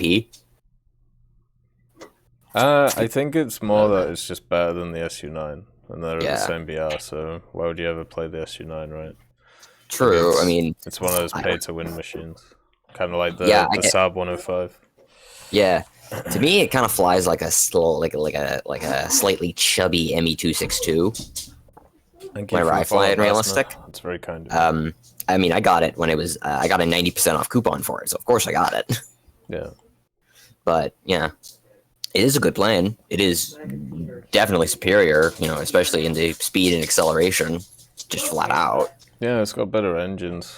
Like I think I don't know what it is in kilometers, but I think it's got almost, I think in miles it pushes like 530 for the SU-9 and almost 600 for the 11. Probably, I'm not sure actually. I'd have to look. It definitely is decreased. I think the only downside is actually I think it also has a tighter turning radius of like 6 seconds. Generally when it comes to vehicles which are like that, where you just have like one which is better than its premium, it sucks. Like I'd much prefer that it's the other way around. So the better ones in the tech tree, you know. Yeah, and like maybe the other ones are like one-offs. I do like the idea of having like one-offs and prototypes as like events and premium vehicles. Yeah. You know, like it's similar to the vehicle, but it's like a premium, and it, you know, maybe it's like, what was that one? It was like an American cruiser or something that had a nuke on board and went missing. Oh, I don't know. I don't remember the class and name, but I mean, that's a historical event. One of US's missing nukes. Oh boy. It's normally not great to misplace them. Oh, believe me, US has misplaced a lot of them. I think like between like 30 and 40. Always fun. And that's just the ones we think we know. I think only maybe 20 of them were declassified. And there's maybe another 20 to 30 that have yet to be declassified. So it'd be weird if they did events around them, but it'd be, I don't know, they added the nuclear stuff, a while back, and they're obviously like the results of it. I really like what they're doing with the Memorial Date stuff, and I hope they absolutely they continue that. I do like the idea that you can get it. You can get really good boosters, or maybe even a day of premium. It is a good addition. Yeah. I've also noticed that Gaijin is really new year. Let's get all this. Let's get a lot of cool new content like Israel. But I've noticed that some of the older things have been, that need to be fixed are still just there. What about these? Yeah. Yeah, that's fine. I jumped into a round of a helicopter EC. Yeah, that was a poor decision. Yeah, that seems to just be getting worse and worse, unfortunately. Nothing is more painful than going 2-28. I'm sure, yeah. I made a very conscious decision to just never play that game mode. I knew it was just going to be pointless to play. Yeah, if you're not, if you're either taking your helicopters out in realistic or an assault, that's it. Maybe sim, but don't go to helicopter EC. That place is just. Ugh. At least we know they're doing the PV stuff or whatever it is. Hopefully that'll be out soon. I'm really hoping World War returns this year. You are? Yeah, I enjoyed it. Yeah, that's fair. I think one of the things that I really did also enjoy was, it's not one of those, hey, you use your own lineups and your own vehicles. There are historical and pre-set up lineups for each area. Yeah, true. So it's a good idea. It's not, maybe there's a vehicle that you don't have and you want to give it a bit of a whirl, see if that's something you want to grind. You can, turn it around. You get the opportunity to try it.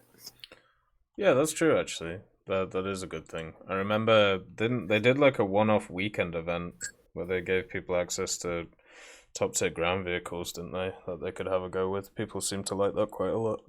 Yeah, the idea that you can give people the option to, dabble in the higher tiers. It's okay, let's see what we got here. Yeah, I mean, I don't see why not. It's better than leaving it to events to do that instead. But they did say in the Q&A last month that they were going to do the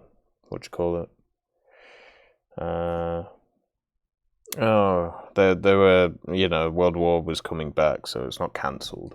So they basically they put it on the back burner for now. Yeah, it seems to. And it's good to know that it's coming back. I mean, I'm hoping that after having a year and a half to work on it, I'm hoping for some pretty decent changes.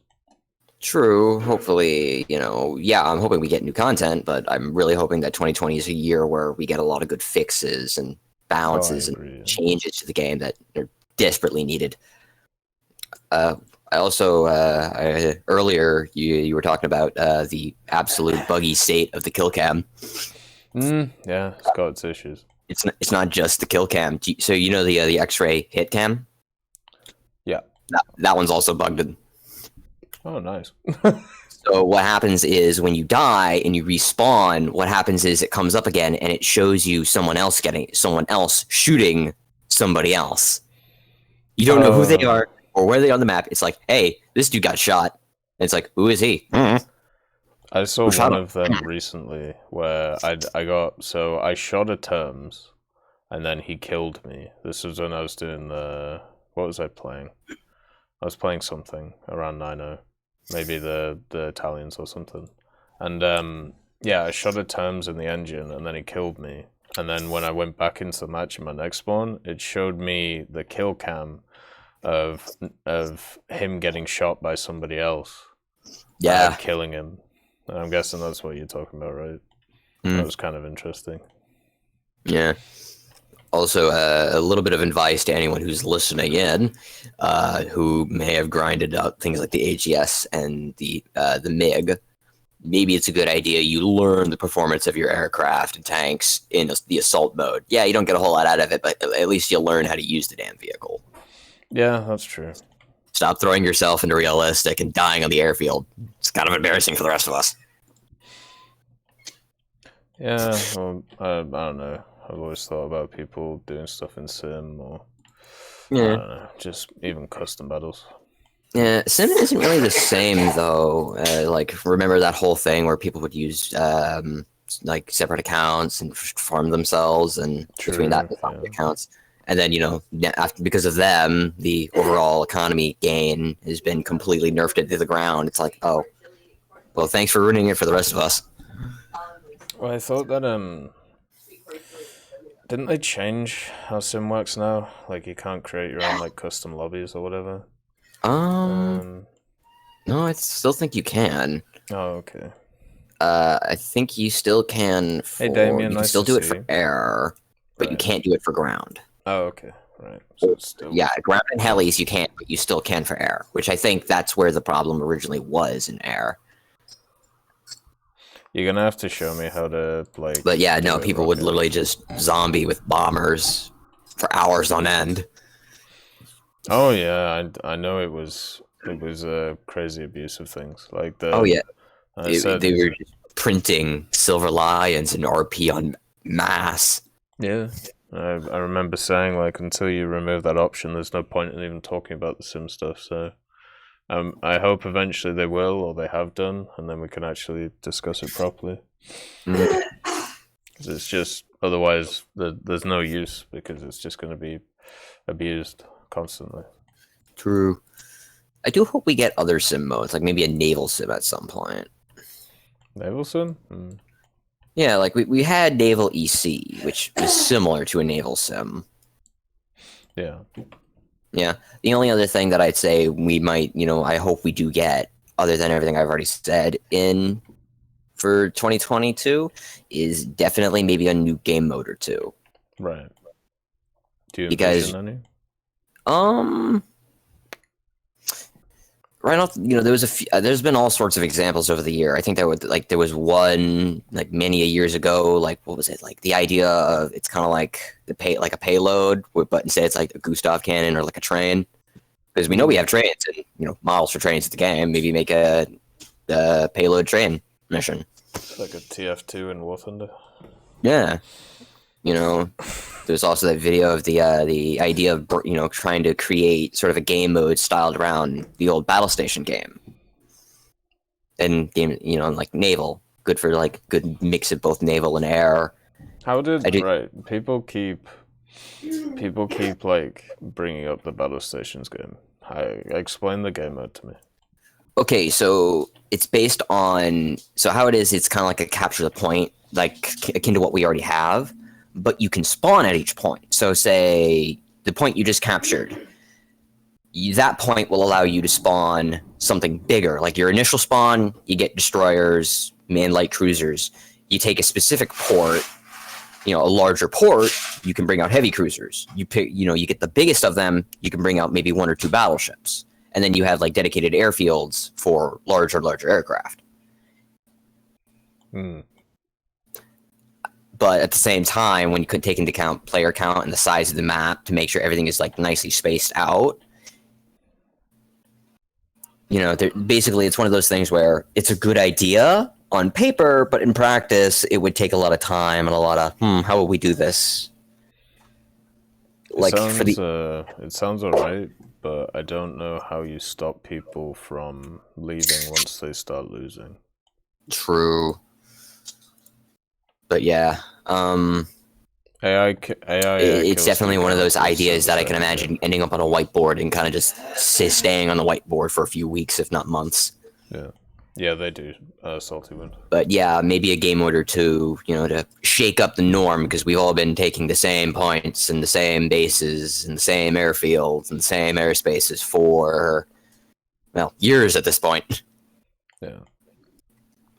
It's always, no new game modes, but we're always getting new, game mechanics. Maybe make maps that can utilize these mechanics, or, new vehicles that fit, that go fulfill a role in a unique way, or, you know, we're always getting new maps, new vehicles, new mechanics, maybe a new game mode, which can really bring out these new mechanics. And, you know, like, they benefit the team. Like, maybe there's a map where you can use the bulldozers to create areas and, like, really defend your points that you take. Or maybe certain of the more longer-ranged AAs, you have an actual area where they'll have to, you know, the missile AAs, some of them are just point-and-click adventure games at sometimes. Other times, you actually have to put effort. Why not try to create a balance where you have to do a bit of both? You know, like a front-line AA and a rear-line AA. One is missile, one is SPA.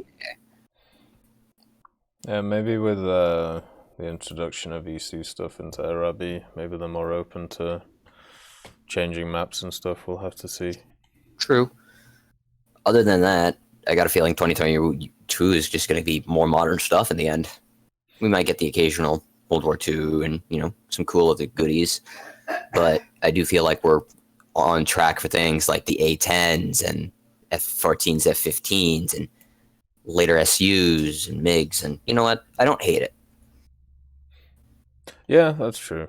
Like, At this point, we've had so much of World War II. You know, we've been bathing in the Cold War for like the last year or two. Maybe the modern era is finally time to start dipping our toes into that a bit more. Maybe. Especially when it comes to aviation. Oh, yeah. The new maps, like the larger maps for air, I had a few experience in those. It's like, oh, by the way, the map's large. It's like, oh, better fill up the tank. I've seen people who are like, oh no, I only bought like 15 minutes of fuel. Shit. Yeah, pretty much. And they almost barely make it back gliding. It's amusing, but it's also one of those things like, well, congratulations, the entire player base has just been thrown for a loop. We've been bamboozled. Yeah, I've seen a few like that as well. I mean, I do it sometimes as well because I'm not paying attention to what map I'm on. Yeah. Going forward, are there anything like any particular vehicles or maps and locations that you want to see, you know, going forward into 2022? Sure. I'd like to see some city maps which are not based around war. So not like the Alaska one, but I'd like to see like Germany pre-World War II or, you know, Berlin post-World War II. Maybe some kind of Checkpoint Charlie map. And I'd like to see London, you know. Just basically kind of like more Sweden maps kind of style. But in places that actually exist instead of just places that don't. That'd be cool. True.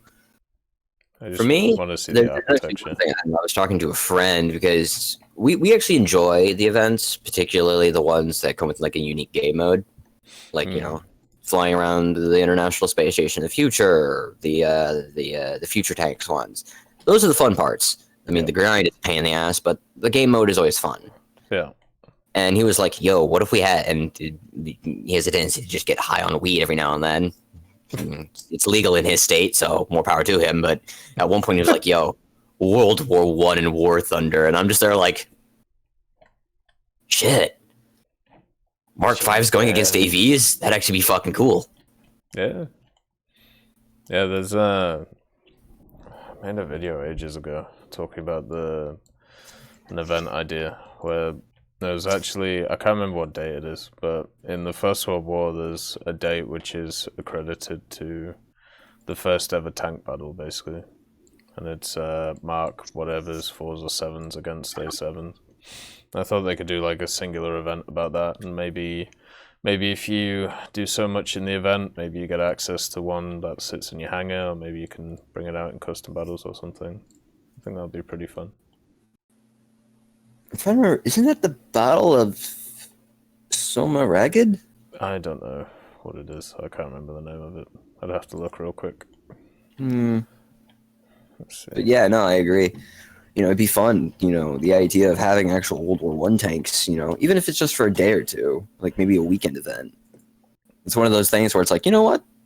Why not? It's a neat thing. It's a one-off. Make it more like maybe like kind of like the memorial battles or the memorial sort of mini things, where, but you also incorporate like a unique game mode into it.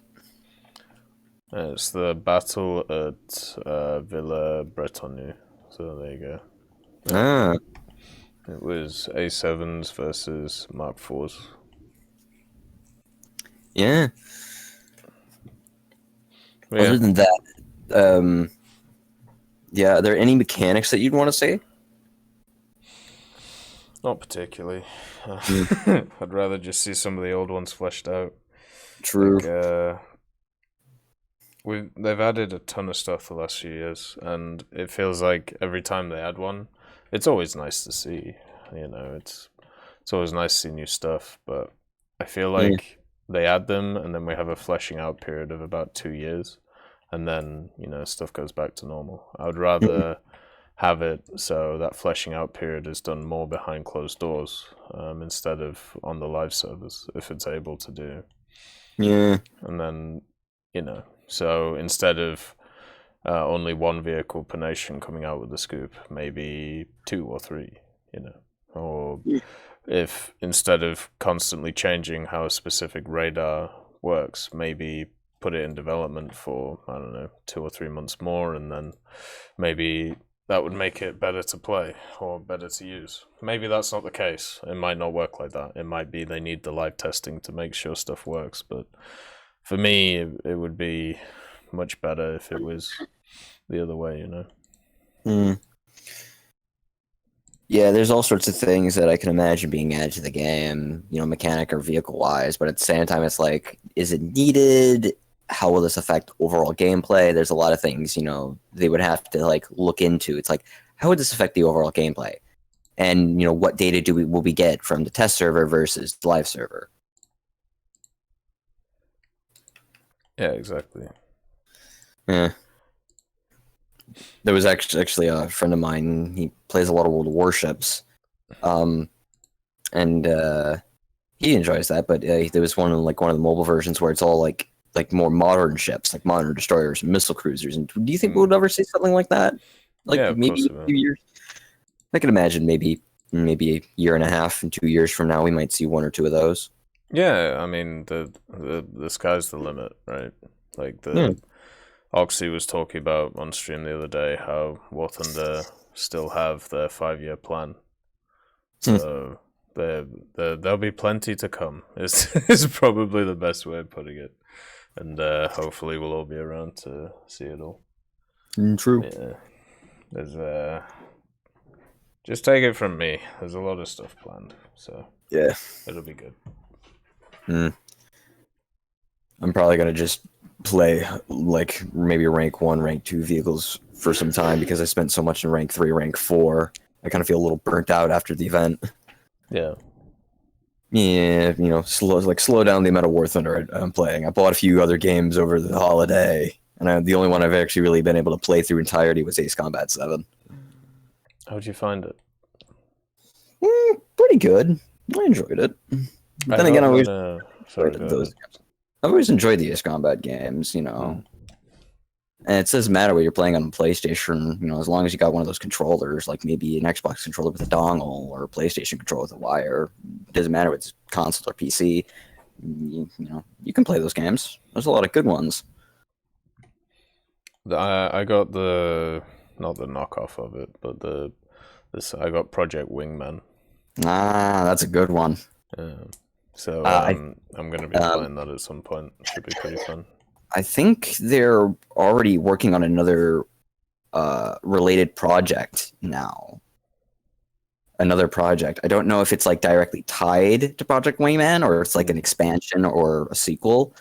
But I have heard and read that they're getting ready for another project, and it's like ooh, I'm gonna have to keep an eye out for that.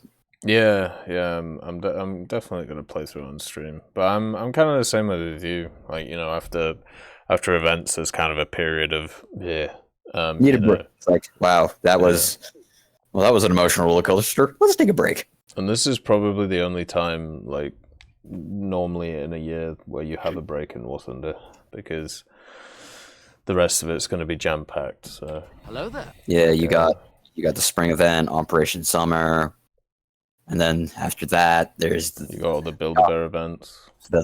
Two, one in spring, one in autumn. Then you got Operation Summer, and then Operation Winter. It's like one every season. Maybe we they draw them out a little longer, so you don't have to put as much time into it, or maybe they start spacing them out a bit more. That's kind of what I think they should do. The CCRP doesn't work on this. Yeah, that's true. But then I would like some breaks between stuff. Like I've talked about it in the past, like the battle pass, right? I would really like a few weeks break between them.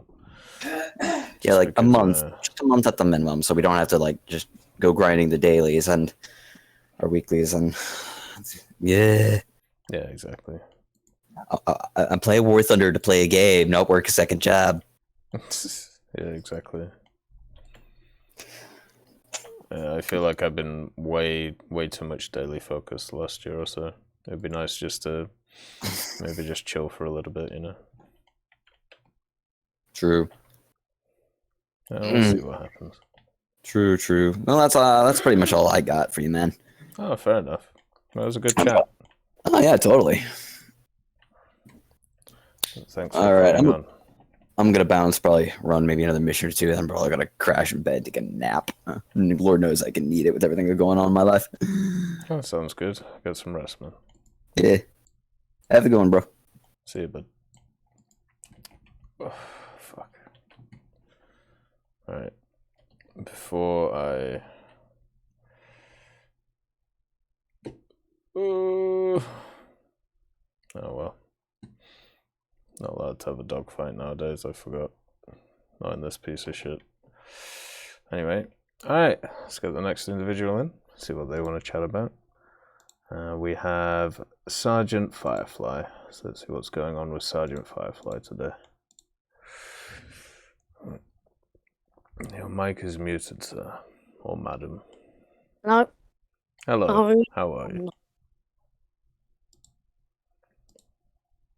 Hello? Hello. How are you? I'm good. Oh, that's good. What do you want to chat about today?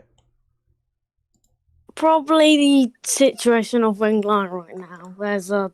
I found many bugs. Situation? Which one? What did you say, sorry? Which situation, sorry? The winged line situation. There's very controversial situation with winged line. Oh yeah? What's the controversial situation with wing lines? Basically, I feel like right now Russia, for the past 4 updates, have been getting ground striking vehicles. Right. Red Skies, they got the MiG-23, then they got the MiG-27, then got another MiG-23, then an Su-22 and the MiG-27. So it's Guiding's focusing more on Russia than most other nations, but then again, Britain, US got, standard TES, etc. I think it might be down to the fact that when you look at the USSR stuff, because of like the time period of history we're in, when it comes to like the vehicles they're adding to the game, the Soviets were still kind of they had like air superiority fighters, right? And then they had like multi-role ones, and then they had the strike fighter ones. Whereas if you look at like the US, specifically, they were looking way more for like all-round machines. And Germany was basically hoping that people would just give them stuff at the time. But it seems to just be like, at least right now, it's like a doctrinal thing, right? But do you see an issue with what they're doing?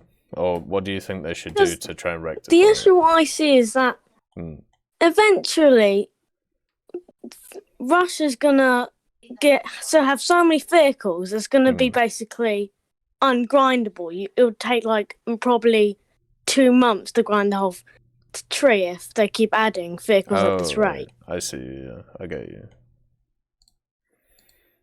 And other nations will basically just be left out. For example, like Japan they got the Type 10, but their aviation hasn't changed much apart from the EJ Kai. Yeah. It's very empty. There could be many added, but very empty. Yeah, I understand. Yeah, and I think the problem's going to get worse, because as we go on, like in time in War Thunder, basically nowadays, in aviation, there are obviously people are going to crucify me for this, but generally there are two major players. You have Russia and then you have America. Everybody else basically takes a second fiddle, whether you look at China, Britain, Sweden, Germany, whoever it is. And as we go along, as they add more and more stuff in War Thunder, I feel like the issues that you're talking about right now are going to get worse. So do you think, how do we address this? Do we need to reduce research costs of certain vehicles? Do we need to maybe folder certain vehicles? What do you think? What would your solution be? I personally believe that trees should be gained up. If, for example, Russia's going to have a few updates where they get the majority of it, and then let's say Japan could have a few updates where they get majority, and it goes through countries, so everyone gets an equal vehicle added each update. Like the F-104, F-15 was this update, which so far the BR for it, I think it might need to go to 10.0 because the fact it can go to Mach 13, Mach 1.13, I find astounding at 9.7. I agree with you, yeah. And probably again what others are saying, the J35A at 9.7 is just a bit too overpowered. Been back from my holiday. How have you been? Thank you for the subscription, Sean Ramsey. Thank you for continuing to support the channel. It's very much appreciated. Thank you very much. And I've been good, man. Not feeling great today, but overall not too shabby. They added the stuff last update, right? And we haven't had the BR changes yet for the new stuff. Where would you? So obviously you'd put the Thunder Streak up. Is there any other changes you would make? I really want to see because the MiG-27 right now is probably ruling ground RB. I believe there could be a replacement like the F-111 for the US, or maybe some sort of ground strike for Britain. Right. That won't be a bad idea. Have you thought about the addition of the V-bombers, the British ones? No, I haven't actually. They would be a good addition, but the BR would be decent, but probably get taken out easily. Yeah. The major issue I see when we look at stuff is I really like your suggestion with adding comparable vehicles for each nation. It's something I've been asking for a long time. It seems like at least in ground, they're doing it in ground, but in aviation we're not there yet, It seems to be more of a whatever top dog is, and then we kind of go from there, which is a bit of an issue. But hopefully eventually, it'll evolve into that. I'm just kind of worried because whenever I look at nations, right, and whenever I look at the vehicles that they have access to, there is such a difference between so many nations in real life. What they have access to. Like Japan, for example, doesn't have strike fighters. They don't use them. So what do we do in cases like that? Do we try and implement them with subnations, or do we just kind of say, well, you're screwed? What do you think? Because basically half the player base doesn't like a copy paste tree like China. It was nearly in the beginning a copy paste tree. There's nothing special about it. And again with Israel, most of it is a copy paste tree, mostly from France and the US. Yeah. It's basically of waiting till we get into guiding implements the modern era. That's when we'll be able to actually see more aviation vehicles added. Yeah, that's true. Hey, Robble, nice to see you. Is there anything else you want to chat about? Like, did you do the most Probably the recent fact event? of event vehicles, because Oh yeah, go ahead. there's never so many vehicles in Warframe. Eventually, guides are going to have to run out. And Eventually, yeah. I generally think that players should have, like, for some time as an event, to vote Sweet for dreams, a vehicle to be added nice back. rest. Like that, I don't know, like the mouse being added back. Repeat that, sorry. Say that again. Like from, like, let's say, like, people weren't able to play. Like, let's say we had a bunch of players join in 2020, but they weren't able to get to the 2019 Operation Winter. Yeah. And if the players could do a vote to add maybe, like, let's say 2019 Operation Winter vehicle back as, like, I don't know, G or a pack, it might be concerning for OGs who already got it, but for some newer players or players who really want to play the vehicle, give them a chance. Because, like, console players don't have access to the marketplace, so if they miss the event, like Operation Winter or Summer, they can't get the coupon. As one of those OG players, I would say you shouldn't listen to our opinion on that, because we're a little bit biased, so which is a bit of a problem. So, but yeah, I agree with you. I think they should bring back old event vehicles. I kind of like the idea of if you grind out new event vehicles, then you can switch them with like older ones.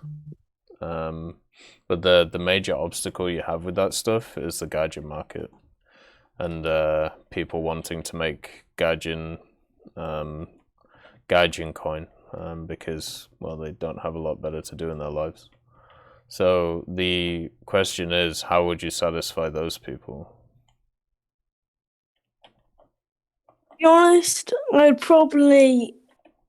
It's very confusing because some packs, if you go back like 8-9 years, or 8-7 years, there'll probably be vehicles that were probably barely anyone has. Yep.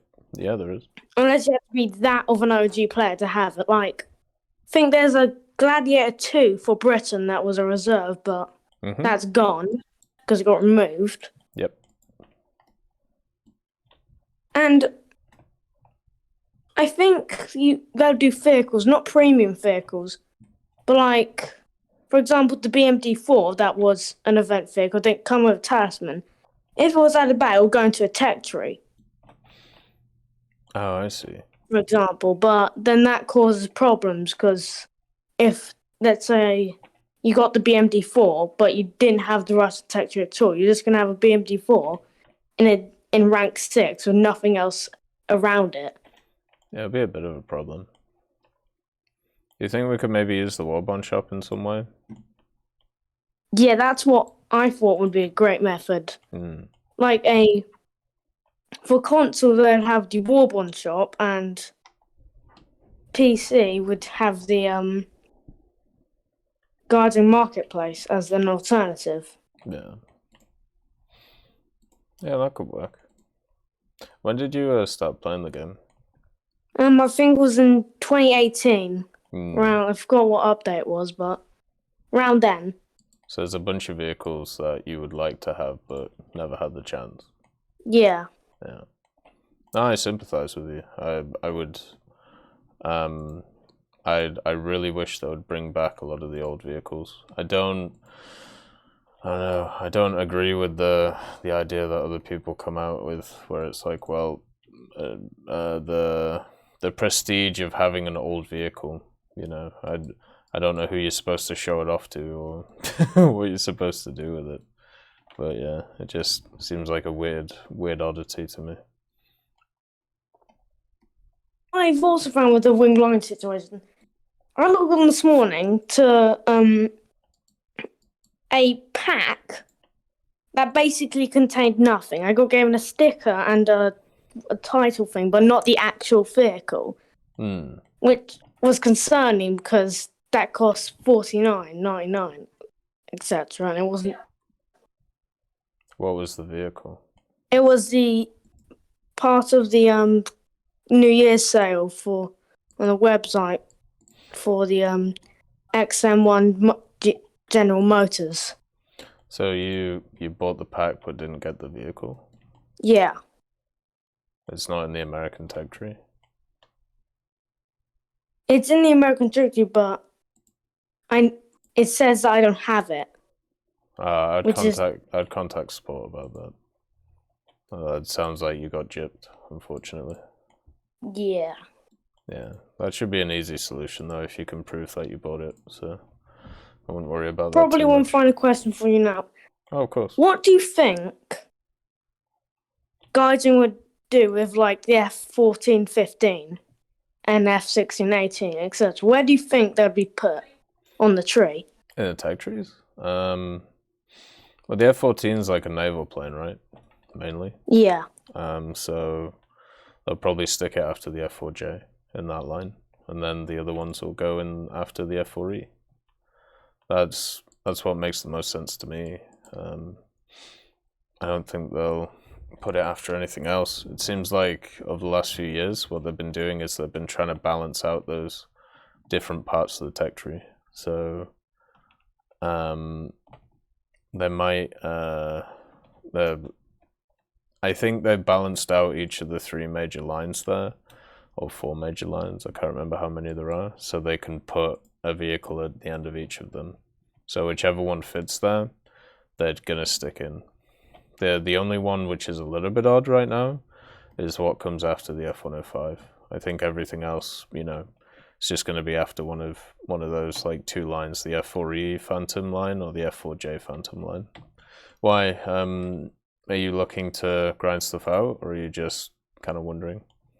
Because most of the American tree is put down one line, and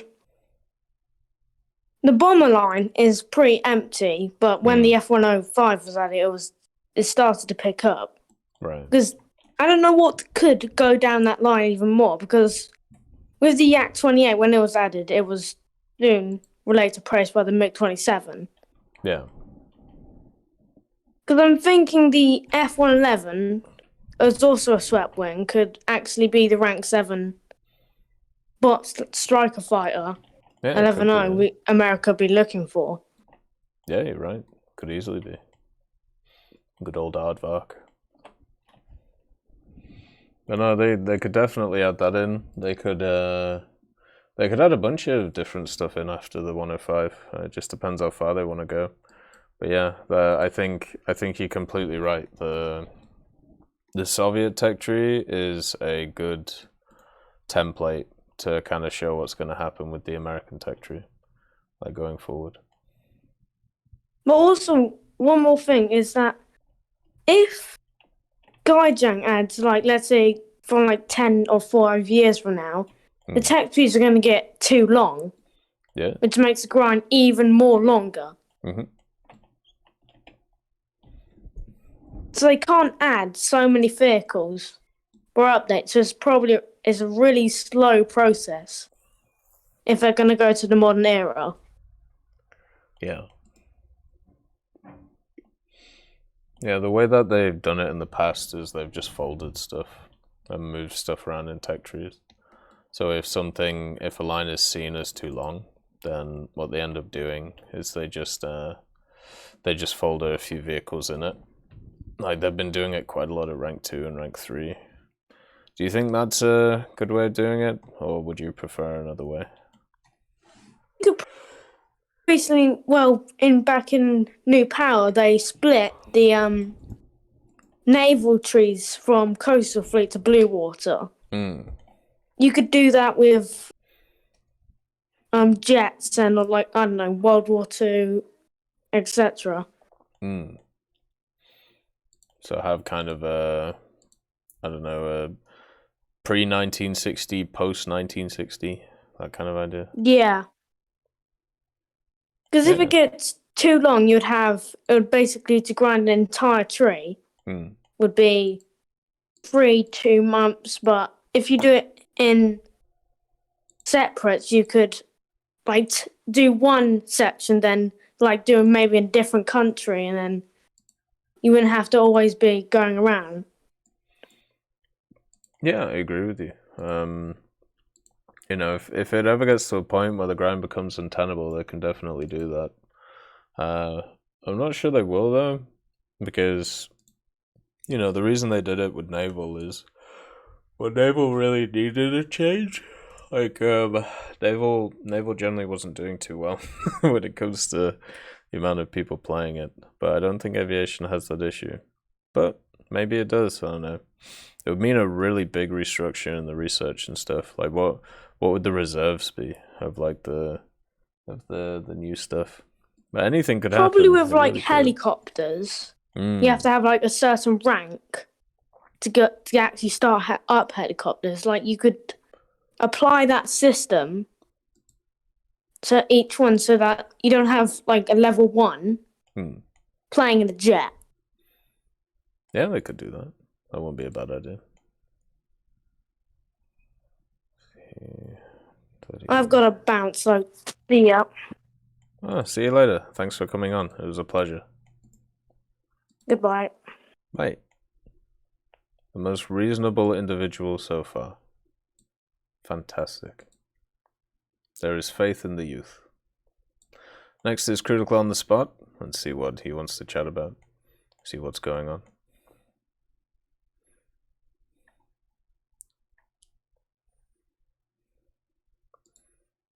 Two minutes? Okay. I'll go on to the next caller then, and then once we're done, you can come on after that. Critical. You're in the bathroom. Alright then. Just make sure to request again. I'll remember that you're the next one. Hello, how are you? Hello? Hello. How are you feeling today? It's working. I'm doing very well. How are you? I'm doing a bit better. I'm slowly improving today. Well, that's good. I had I don't know if a lot of people talk about this, but I wanted to talk about the introduction of a prestige system. Because I have a lot of things written down about it. So, to start with, by the way, I'm very bad at talking, so I'm sorry if I stutter and stuff. Don't worry, I'm the same, so you'll be fine. So, to begin with, I was thinking of like new like decals and stuff, like you know how they have the login decals? Yes. They could do things like prestige decals and things like that, and different names of ranks that you achieve, because the only thing that is right now, the highest rank you achieve is Marshal, right? So I was thinking they could, like, I get Marshal is a very high prestige in any military rank, so it's very hard to get above that. But they could introduce like a Marshal 2 or 3 or something, and like depending on how many times you've reached that rank. And hold on, I got a text to you people. But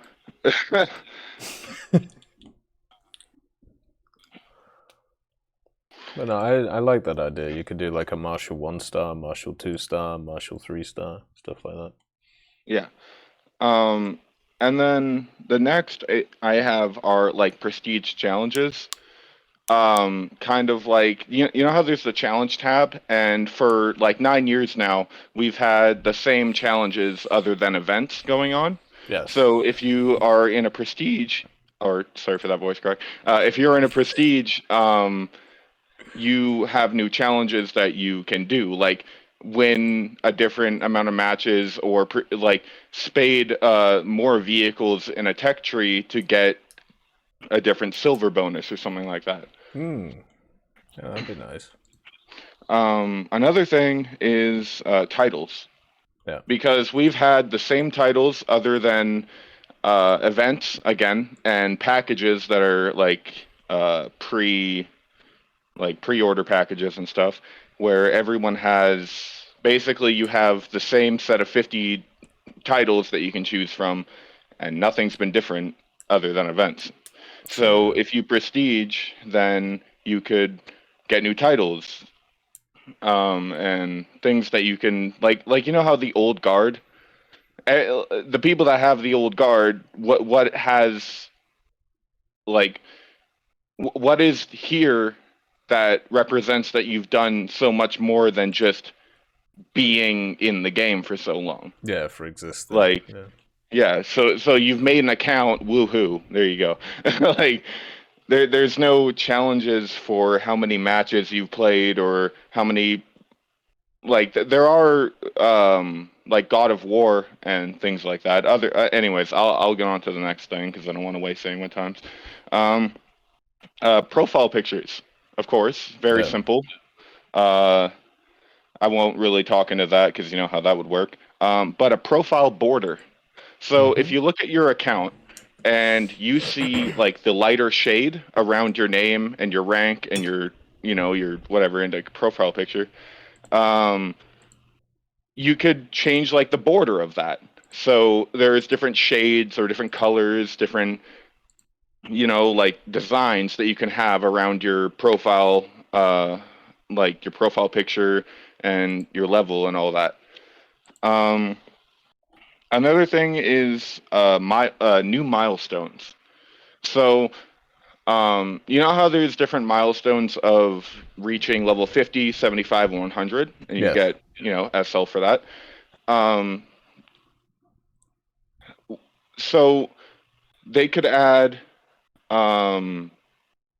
like new milestones for reaching Prestige 1 level 50, Prestige 2 level 75, or like just different things that you can earn stuff like maybe gold or premium time, silver. I don't really care. It's just giving people stuff to work towards other than the battle pass and other things like that. Unique skins for vehicles. So I was thinking unique skins for vehicles that are at low rank, so you don't really have to be up a tech tree to really get it. It like you don't have to be at 7.0 or 10.0 to get a skin for a tech tree you've never been in, right? So it's just going to be some skin for a reserve vehicle or like the beginning pack vehicle or something very simple, very like easy to achieve. So it tries to push people to play different tech trees that they haven't played before. So if they have something unique, like a skin that they unlocked, they would be like, oh, cool, I'll go play this vehicle because I got a skin for it for getting to a new prestige. Yeah, that'd be nice. And another is, well, my last thing is collections. They recently introduced that in, I think, 2018 or something like that. Yeah. Where, say, back with the milestone thing where, like, level 25, 50, 75, 100, you could get a decal, well, not a decal, but, like, a collectible part of a set for each prestige. So there's like Prestige 1, there's a set of 4 collectibles that you get for each milestone. Prestige 2 has a different set of collectibles, and so on, and so on. I just think that there's a lot of things that they could do with the, if they ever added a Prestige system. Just to make people want to get to higher levels again, because if you remember, when you first started playing the game, grinding up those levels and to me at least, getting to being at level like 95 and then trying to push for 100 was really cool. Like, it was like, damn, I'm gonna be like part of the level 100. Like I'm gonna be the marshal, like a marshal, and I don't know. It would just be cool to me. Yeah, I agree. I don't know. That's all I really had to talk about. I just wanted to make it quick so I didn't waste anyone's time. Well, no, I mean, I think you're completely right. Like, they don't really even have to add in new systems. They can just use the pre-existing ones they've already built. Just, you know, add the prestige thing on top of it, and there you go. Like, you can, Yeah. You pretty much already got everything that you need there. And you know, I know a lot of people question, well, why and all this, and it's the same reason why they do anything when it comes to like the battle pass stuff or anything like that. It's to keep people playing the game every day. Like that's pretty much it. Just like an extra little thing. Even in like when people talk, like whenever I've talked about this to other people, it's just the thing I get in response most of the time is just, well, why would they work on this when they could do something else? There's really no point. No one else is really asking for this, so like there's no point working on this and putting time and money into this. So I mean, maybe, but to be honest with you, it's I always worry when people start going on about, well, people don't want this, or you don't know what people want, because the general idea is they do somehow, and that's always a worrying road to go down, because it turns out they don't either. Normally I leave that up to people who have the, you know, have the general knowledge or have the stats behind them to make those decisions. Like I think it's always just better just to kind of suggest these cool things, and even if people, you know, like poo-poo it or whatever, at the end of the day, if nobody suggests it in the first place, it never happens. I remember the first time I made implementing a War Thunder Battle Pass video. This would be like 2 or 3 years ago. There was a ton of people back then who were like, nah, they shouldn't do this. You know, this is an awful idea. They shouldn't do what everybody else is doing. You know, everybody hates battle passes, and now it's here, and you know, it's part of the fabric of the game, and you know, it's just how it is and how it has been for like the last year. Yeah, I agree. But I won't waste your time. I'll get out of here. You haven't wasted my time at all. It's been fantastic having you on. Stop putting yourself down. Shush. I have to do work shit anyways, so. Well, that's fair enough. It was a pleasure chatting. Thank you. Have a good day. You too. Alright, now let's get Critical on. And what do you mean let another person take your place? Critical, what are you on about now? God damn it. I'm gonna invite you in again. You better not still be on the shitter. Alright. There we go. There is no way he's still on the toilet. Alright, there we go. How are you? I'm good, how about you? You are really quiet. Oh, let me fix my mic. Wait, now it's working? Hello? Hello? I can hear you, but you're at like 1% volume at the moment. Okay, wait.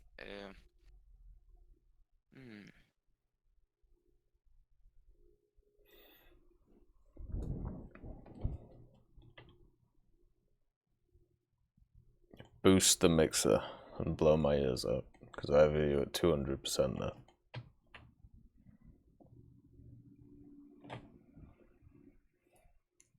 Hemorrhoids hit hard. I'm lucky I've never had any. It's a little bit better.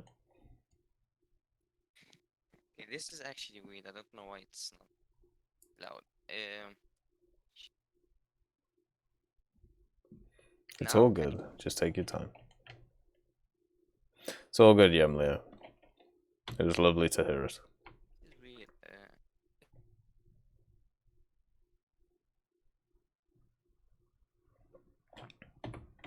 Okay, now does it work? As I said, I can hear you, but you're very, very quiet. I mean, that's weird. Like, in my setting, it's like 100%. I don't know. It's not that high. Which setting? The voice and videos, input and output volume. It's at Have you 100%. checked your Windows?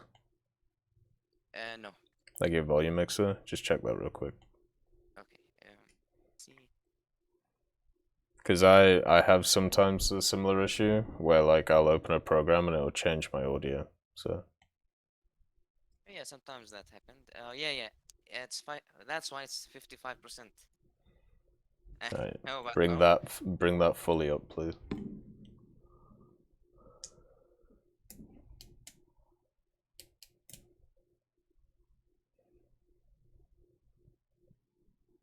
Are you there?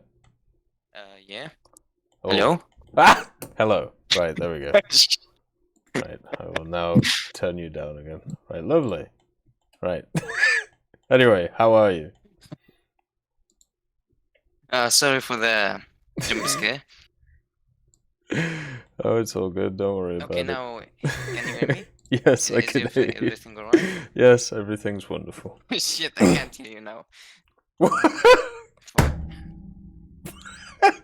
God damn it. Hello? I can't hear your Hello! voice. Hello. Testing, testing. 1, 2, 3. I like good Oh, pussy and I God. like good memes. I don't know if you're speaking, I can't hear your voice. Okay. Well, this is wonderful. Jesus. What did I do? Wait at me. Headset, headphones, 55, microphone 100%. Why I can't hear you? I don't know. I can't hear you for some reason. Did you? Oh no, he can't hear me. Never mind. I'm gonna. The fuck is happening?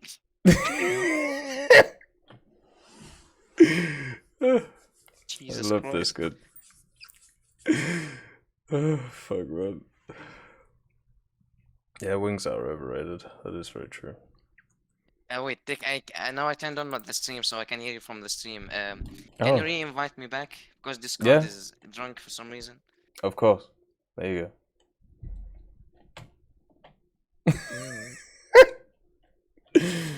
Right.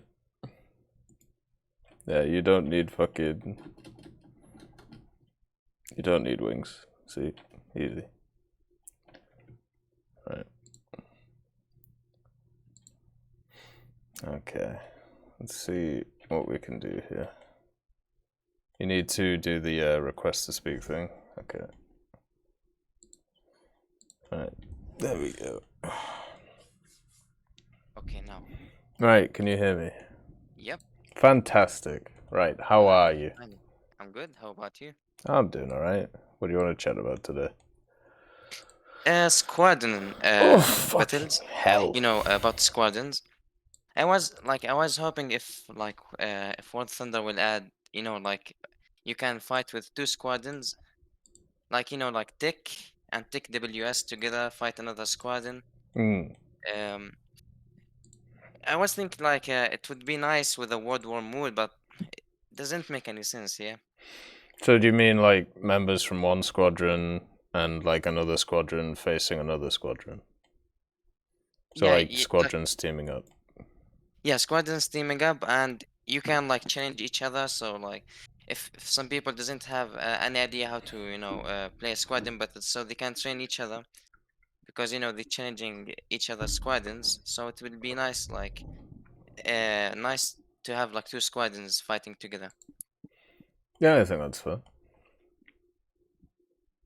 Yeah, and I think it would be nice as a monthly challenge. You can get like skins, I mean skins or talisman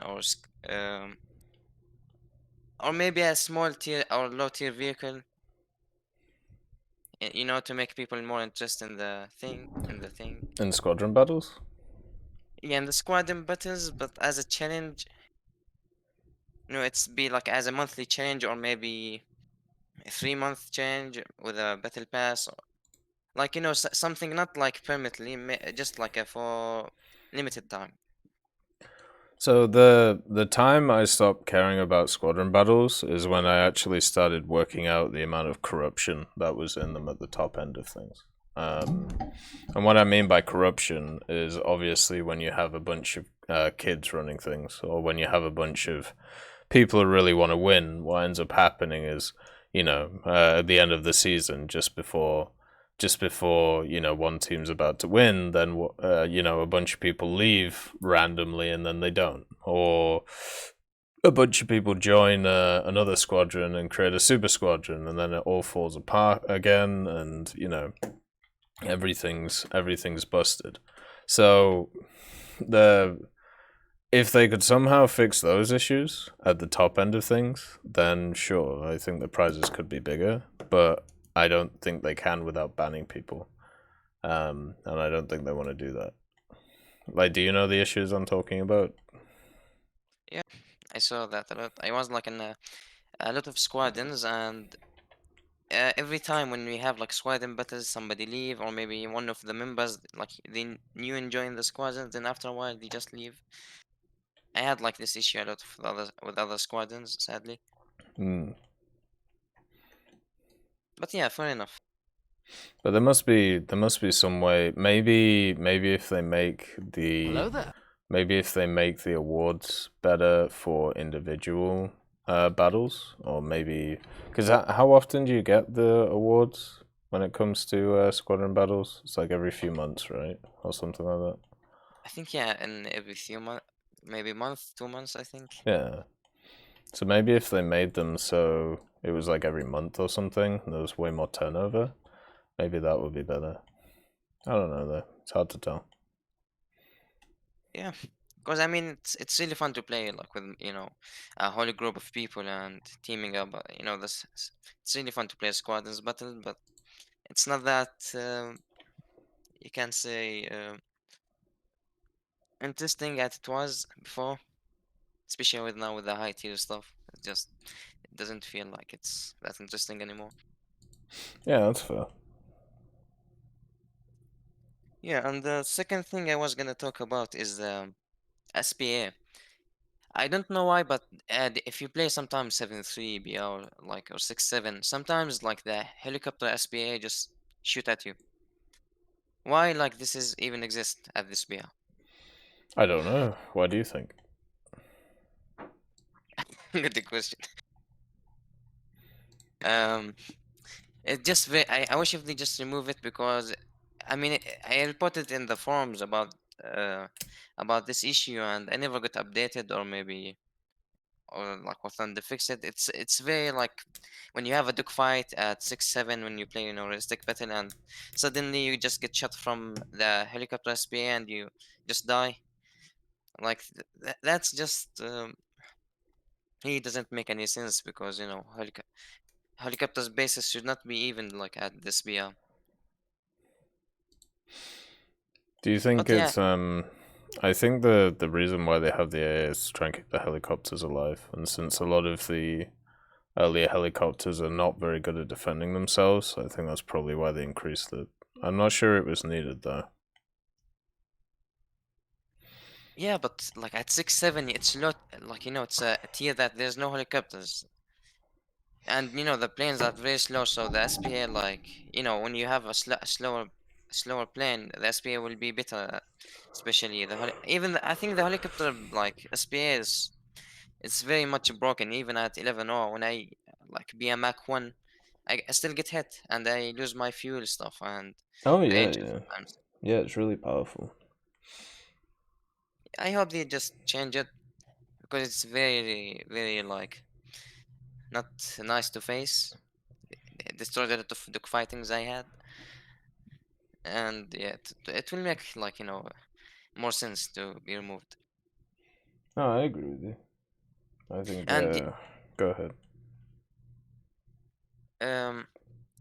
about the SPAs, like in top tier now, I think that, you know, the French flag pans, I think, I don't know what we call it, the Roland, it's useless at 11-3 Yeah.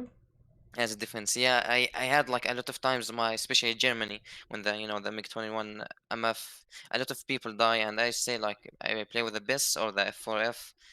I say the last one I just go back to the airfield, because you know I don't have a team. I can't face a whole team by myself. The airfield just doesn't, like, they go at 600 kilometers and they don't get hit by the the missile. I don't know why, but that happened to me a lot of times. I thought maybe because they need to turn, or maybe they need to be a straight line. That all of this stuff happened, and the SPA did not kill them. I don't know why, but I think they need to change this, like to put another, like maybe more powerful SPA. And I know maybe some people are gonna just stay in the airfield, not moving, just like they lose the game. I mean, the enemy team lose the game because that player is just like staying in the airfield, not moving. So then another enemy team lose the tickets. What they can do to fix that, maybe put a timer maybe for 3 minutes. After that, you go back to the hangar, or they can add like as a punishment when you get back to the the hangar, they get you like a crew lock, or maybe you have to fix the vehicle as a punishment if they want to add this on the top of that. Well, yeah. Go ahead, sir. This is. Say again, sorry? Yeah, that's all of it. Oh, fair. I feel like when it comes to the AA and aerialistic, people just learnt the patterns of where the Rolands fire from. So there are certain angles you can come out and the Rolands can't kill you. Or, you just have to turn at specific points and the Rolands can't turn quick enough. And people just adapted to it. So even though the AA is better technically, it's only better against, people who don't have the experience against it. So I've seen a lot of people come in from very high up and then like down onto the airfield, and that's how obviously they've fixed that stuff. I think generally the way to fix it though is to make the Sergeant Yorks more effective if they wanted to. Yeah, that would be nice. Or they can like put more like not a missiles SPA, the maybe an MX-30 DSA or the M274, the American one. At least okay, we lose the missiles protection. At least we have the normal guns, or I don't know what they call them, machine guns protection. Yeah, they could do that. That could work. That will be like make more sense, because if they add the flak rad or they add like the IT-90M, that will be just no fly zone. It's very overpowered, like missiles, especially for these vehicles. They're not that fast. I mean, they're fast, but not that fast to like fly away from that missile. Hmm. And the other thing I want to talk about is the sounds. Right. I don't know, after like this update, when they added like they change the sounds and everything, but now there's a issue like the engine and the gun sounds and the artillery stuff. All of them, like before you could like no, that's an artillery, that's a tank shooting, that's a bomb coming to you. Now all of it feels like it's mixed together, because I don't know what they changed, but now like even I try to like put really good sound settings, but sometimes I can't know if there's an enemy behind me, because the artillery sound and the other gun shooting sound mix up for some reason. I think it would be nice if they like fix that. I don't know if fix that is a correct word for that, or maybe make us put lower volume, because now you can't like some volumes you can't put it at 0%. So make the sounds more distinct, basically. Yeah, that's the word. Yeah. Yeah, they could do that. It's very like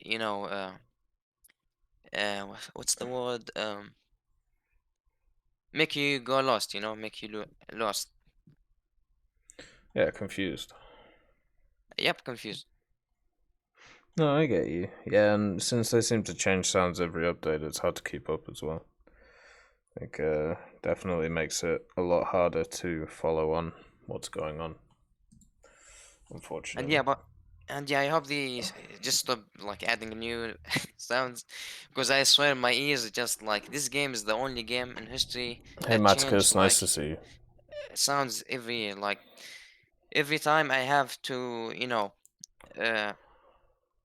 to get like to the new sounds every time. Okay, this is new sounds.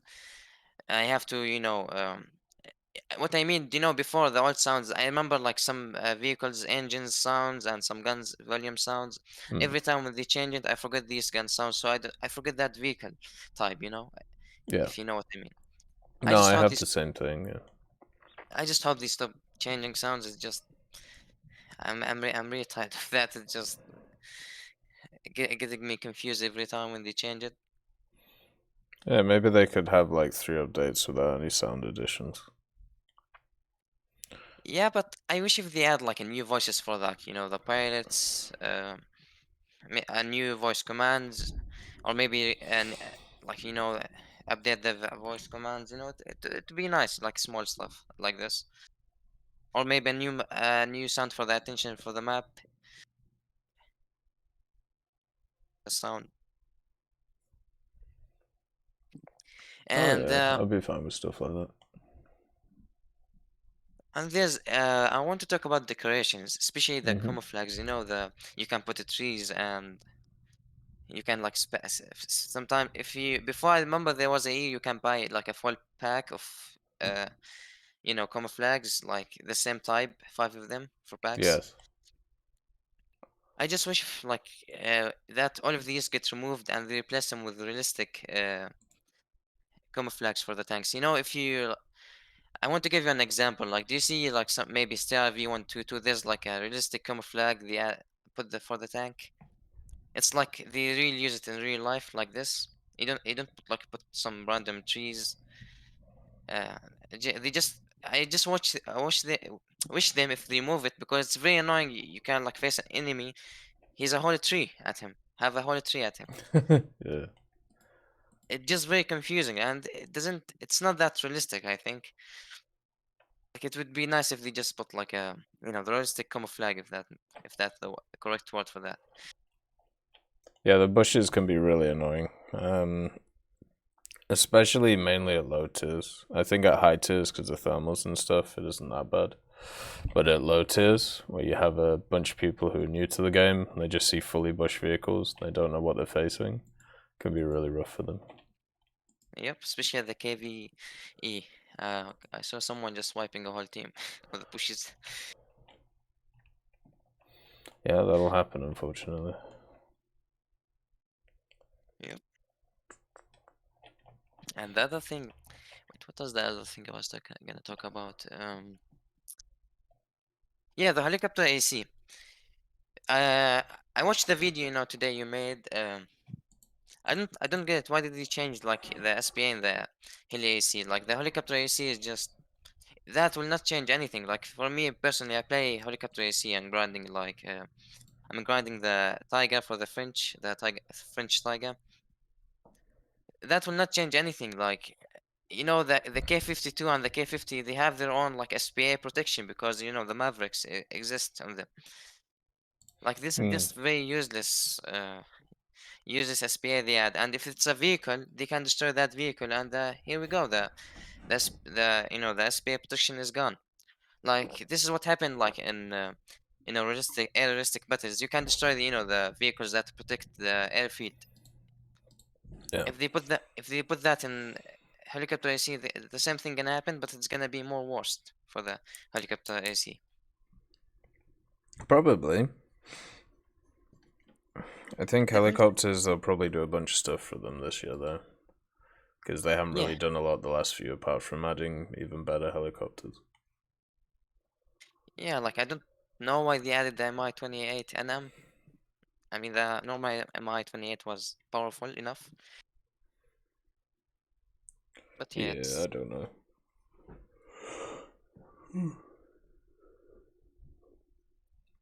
Yeah, we'll have to see what they do with helicopters. I just hope that they don't go too crazy with it.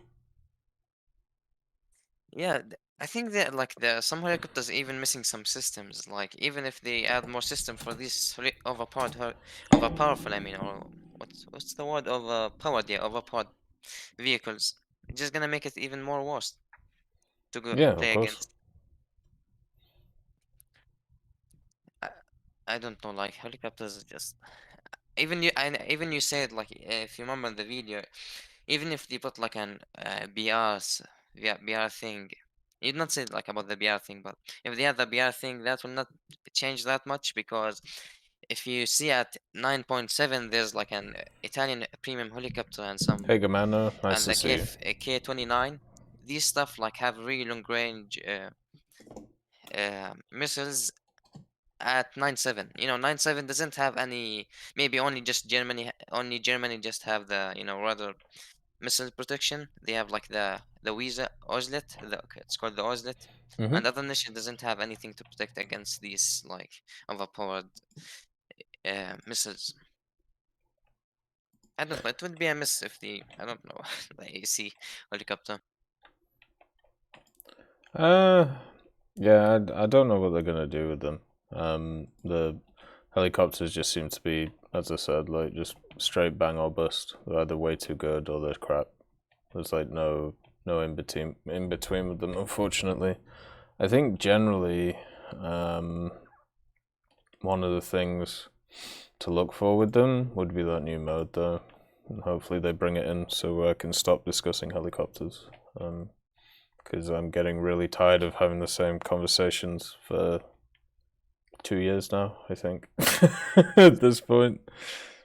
Like, I think it's about 2 years. Hello there. Thank you for the follow the mind of tips. And about another thing, do you remember when you opened like a crates, that video you opened, I don't know, you spent 200,000 G, I think, on opening crates? It wasn't that much, but yeah, I remember that. I hope they had like I know it's not a good idea, but if they had like a even vehicles that from old even vehicles that still did not come back, like the German M10 as an example, or maybe KV.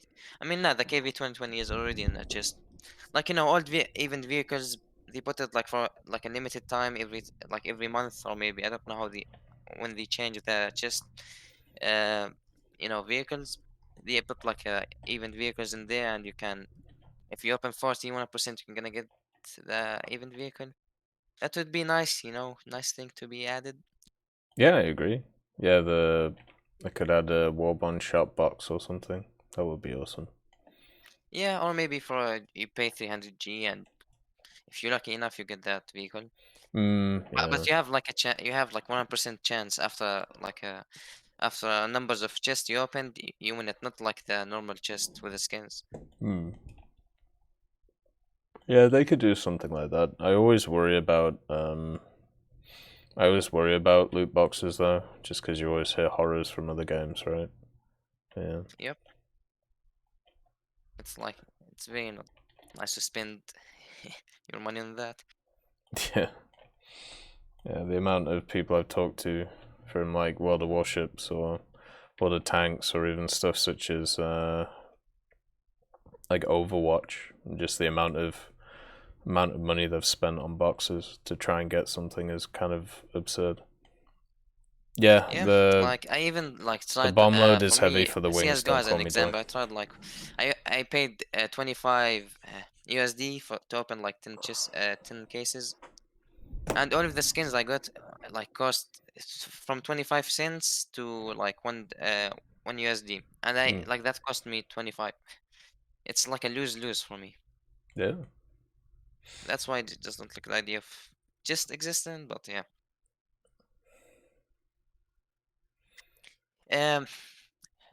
The last subject I want to talk about is a future, like the future, like this year, what the vehicle is gonna be added. I just hope if they add like more, World War II stuff. If they add I mean, for the last 2 years we saw a lot of, I mean, we saw some like low tier vehicles, but it would be nice if we see more like World War II stuff, or maybe World War One. I'm just really tired, like every time a high tier vehicle. I know I don't have to grind it, but it's really nice to see like a change, or maybe play a new low tier like tank. I think generally, additions of new trees or new sub trees is going to be the way. Like you could get access to stuff like that. Like this the Finnish sub-tree stuff they're talking about. Like Finland used some interesting Second World War vehicles. Like maybe they could do something like that. I'm not sure. It's I think the focus of the game has never truly been World War II, but it is always nice to see some of them. And there's still a bunch of them that they can add, so like I'm sure they'll get there. It's just gonna take time, right? Yep. Or maybe they'll be relegated to like event and battle pass stuff. Yeah, I hope they just don't like rush stuff. Like I feel now, like everything now is rushed. You know, like they add a lot of high tier vehicles, like the Leclercs, like it's they are, I don't know if they are second generation, not the Leclercs. I mean the like planes or jets, like the Phantoms and the Vegan. They are second generation, I think, or third generation. I don't jets. know. I don't know. And the tanks like are from 2000, like we can call them 4th generation tanks or 5th generation. Like there's Sure. a time gap between them. But if they want to remove that gap, that will be like so unbalanced because imagine like they're gonna add like a tornado as an example, F-15, F-16. These stuff like are really powerful jets, and I hope I don't see them soon because I don't know like how that gonna be. Like you spawn and you die immediately. I mean, even now if you play top tier, like the highest Thank you for the follow, Derossi. time I played that It's very ARB kind of battle, you. like it was 3-4 minutes. Right. I mean the AC was a good idea, but the thing, there's no refueling. There's no airfield to refuel, or there's not even a fuel, tanks you can add to the airplane. And the spotting system is another issue we have. Hello there. And I just hope they add like a fuel, at least maybe add for the AC and the ARB. They add like a airfield, or maybe at least add the fuel, the fuel tanks for the airplanes. So at least we can fly and the engine doesn't die in the half of the way. Maybe people could start managing their afterburner. Actually, I did that twice. But the issue you have is the team. When you lose all of your team, and the half of team is just following you, and you have to use the afterburner in that moment, And okay, you kill 2-3, but yeah, when you just go back to the airfield, the fuel is just done. I just hope they add like a airfield, or maybe just the fuel tanks. I can see them adding the fuel tank stuff, like but even now there's a bunch of top tier vehicles that never use them.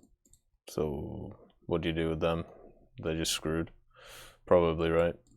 Like a lot of the interceptor aircraft never really needed fuel tanks because, well, they're intercepting, and then that's it. Right. So yeah, I don't know. We'll see what they do. I'm sure they'll have some kind of plan for it in the future. I hope they update the modeling. Like when you shoot a plane, you get the same head textures. When you lose the wing, there's like a weird textured hole in your wing. I hope they update this, like they did for the tanks, so like at least it look more like realistic with the new engine. I mean, I'm sure they're gonna maybe add it one time because I think they're updating the models for the stuff. Didn't like Stone say they're updating the models for the tanks and planes. I don't know if that. I don't know if that like updating the models is gonna affect the model damage thing, but I hope they change it because it just. I mean, it's good, but it could be better. Right. Yeah, that's the stuff I wanted to talk about. Oh, that's fair enough. Well, thank you for coming on. It's been a pleasure.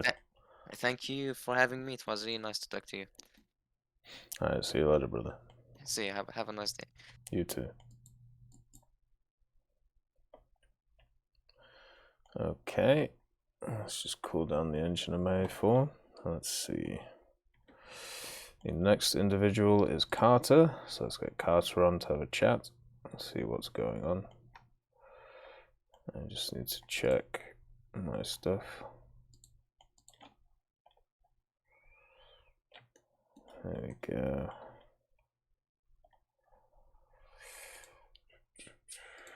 Are you there, Carter? What is going on? Just remember to hit the button.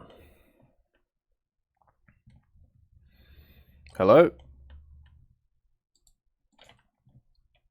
Why is the... Oh no, that's why.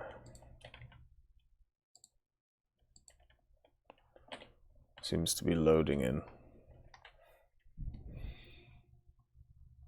Alright, should be good. How are you, Carter? I can't hear you. Here we go again. With the rigmarole. I'm gonna start doing these once a month, by the way. We're having too many repeat conversations.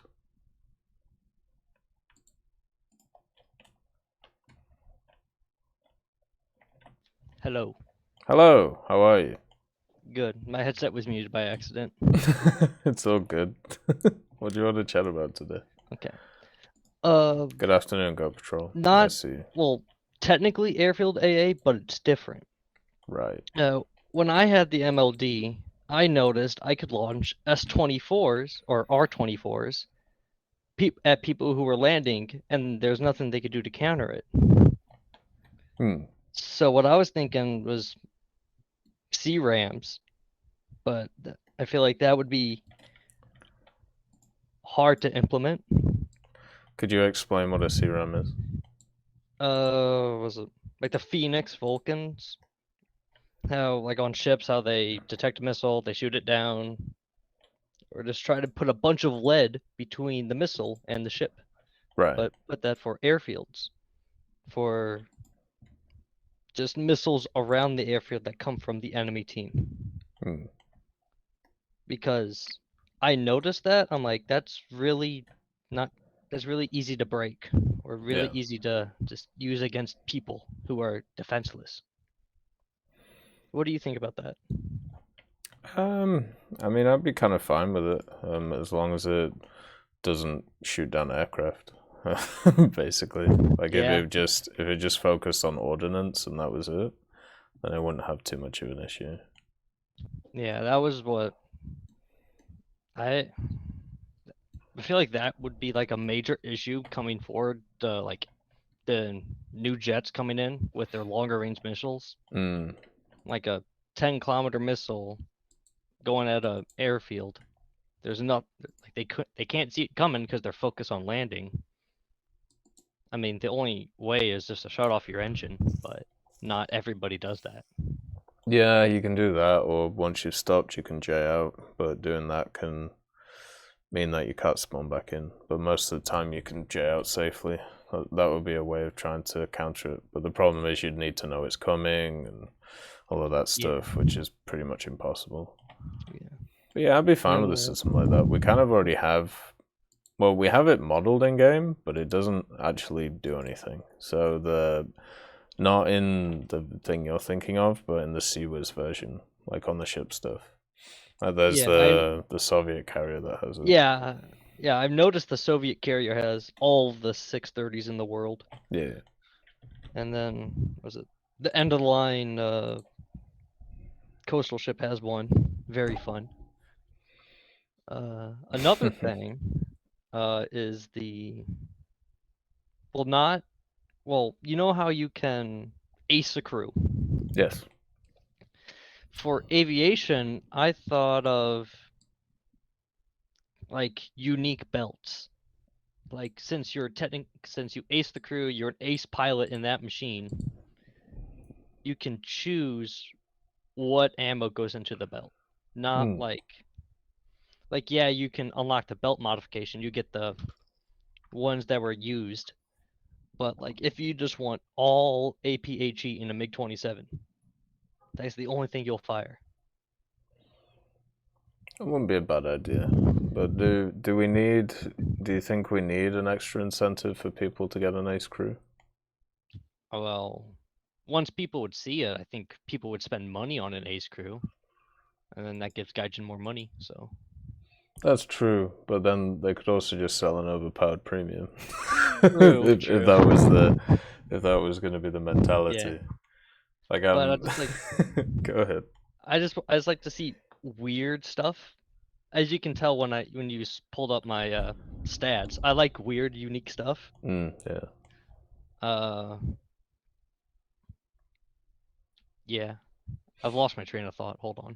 That's all good. Yeah, I think I've always liked the idea of being able to customize the own belts. I would be a little bit worried with attaching it to the ace crew thing, because it just puts another barrier between people who are new to the vehicle and people who are experienced, right? Like there's already enough barriers. So I'd want to maybe implement it in a different way, but I don't know how I would do it. Personally. Because right now, is it that on the MLD you need 1.2 million research to get it for free? Yeah, it's crazy. I'm like a quarter of the way there, so. How do you find that thing? Well, like right now against the MFs, you can just dance around them. It's like, was it at the beginning of the match? You basically go to Mach 1, angle up to 45 degrees until you hit 7,000 meters, and then everybody else is below you in case there's one smart phantom that tried to climb.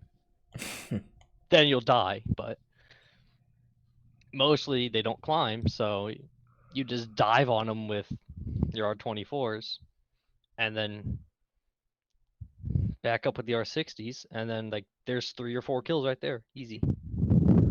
Because they don't see you coming up from, they don't see you going down. All you have to do is really measure or keep track of your speed and use your air brakes so you don't rip.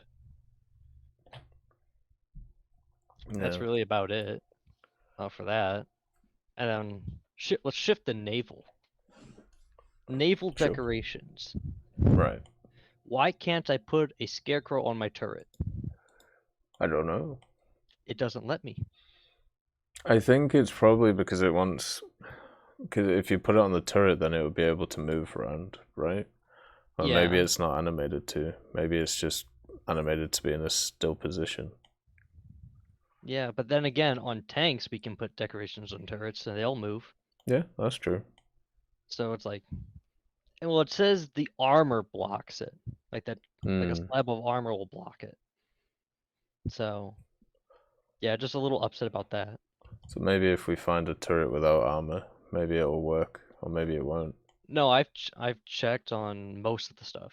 Right. The Scharnhorst, you really can't put it anywhere besides hull, or just the deck. It's kind of interesting. I wonder why. Yeah. Yeah. And then.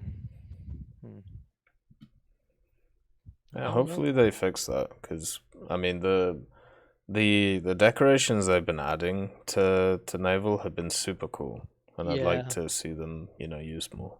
Yeah, I just wish I actually committed myself to the Naval one fully. I was like, I missed one challenge and I couldn't get the. Oh, the duck. Yeah, but I'm like, I'm not gonna spend the money on that. Yeah, that's fair. Yeah. I think I remember like last year at some point on the dev server they had those unique smokes for the aircraft. I saw that in was it one of the, pretty sure it was one of the other CCs did a YouTube video about like hidden features or useless features that you wouldn't know. And it was like one of the dev servers had all these custom smokes and then he's got rid of it. Yeah, so, we might see them this year, who knows. Hopefully. I mean, when I started playing is when the dog tag stuff was out, so I didn't want to put money into the game I wasn't too sure about. Oh, the Thunder League stuff? Yeah. Yeah. So I missed out on all that smoke that I would like. So. Yeah, the tricolor. Yeah. Yeah, it's nice that you're thinking more about customization and stuff than other things. Yeah. Because I don't think I really have a say in what could be added besides, well, the Terminator, BMP Terminator I really like. Yeah. Just DACA with the 30s on stuff. But I don't know how it would fare in top tier, because it only gets attackers, really. Yeah. So everything has all this chunky ERA. or just really good composite. Like maybe like Hey German, I 10-3, see you. 10-0 And would well be done, good. Rubble. Because it's not always facing highly resistant vehicles to heat. Yeah, like they could put something like that in. Yeah, I would love that. Yeah, so it's based on the T-72 chassis, right? Yeah. Oh. Was it? I don't know if this is true, but I saw some. I was doing research about it. I saw like they prototyped it on a T-64 chassis too. Oh, okay. That would have been interesting. Oh, that's the one with yeah. all the ERA and stuff, isn't it? Yeah. Yeah, I've seen that one before. Yeah. There's... But then again, that's another ultra modern vehicle. It's like 2006 Terminator came out. Yeah, we're really into that era now, at least when it comes to ground stuff. 2013 or 2012 was the Terminator 2. So, yeah. And then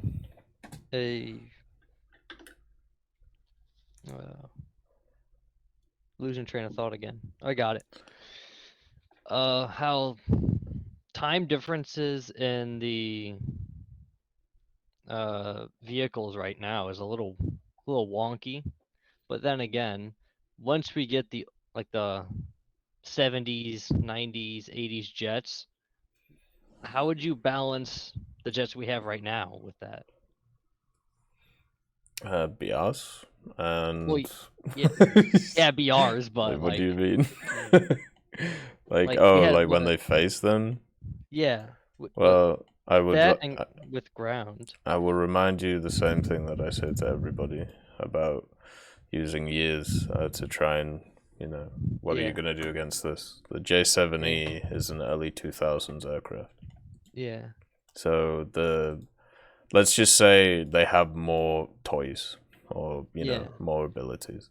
Like, would we see an F4 or like an F4 with all of its ground ordnance around the same tier as the A10 with all of its ground ordnance? Maybe, I don't know. The problem is like trying to compare apples to oranges, right? Because they're completely different vehicles.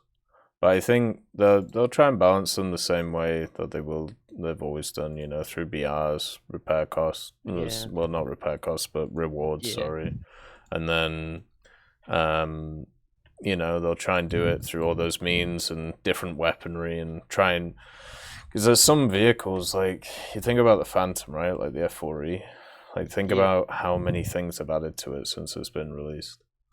A lot. It got Mavericks now. Well, semi-active radar homing missiles. You got Mavericks, flares, countermeasures. It didn't have them when it started.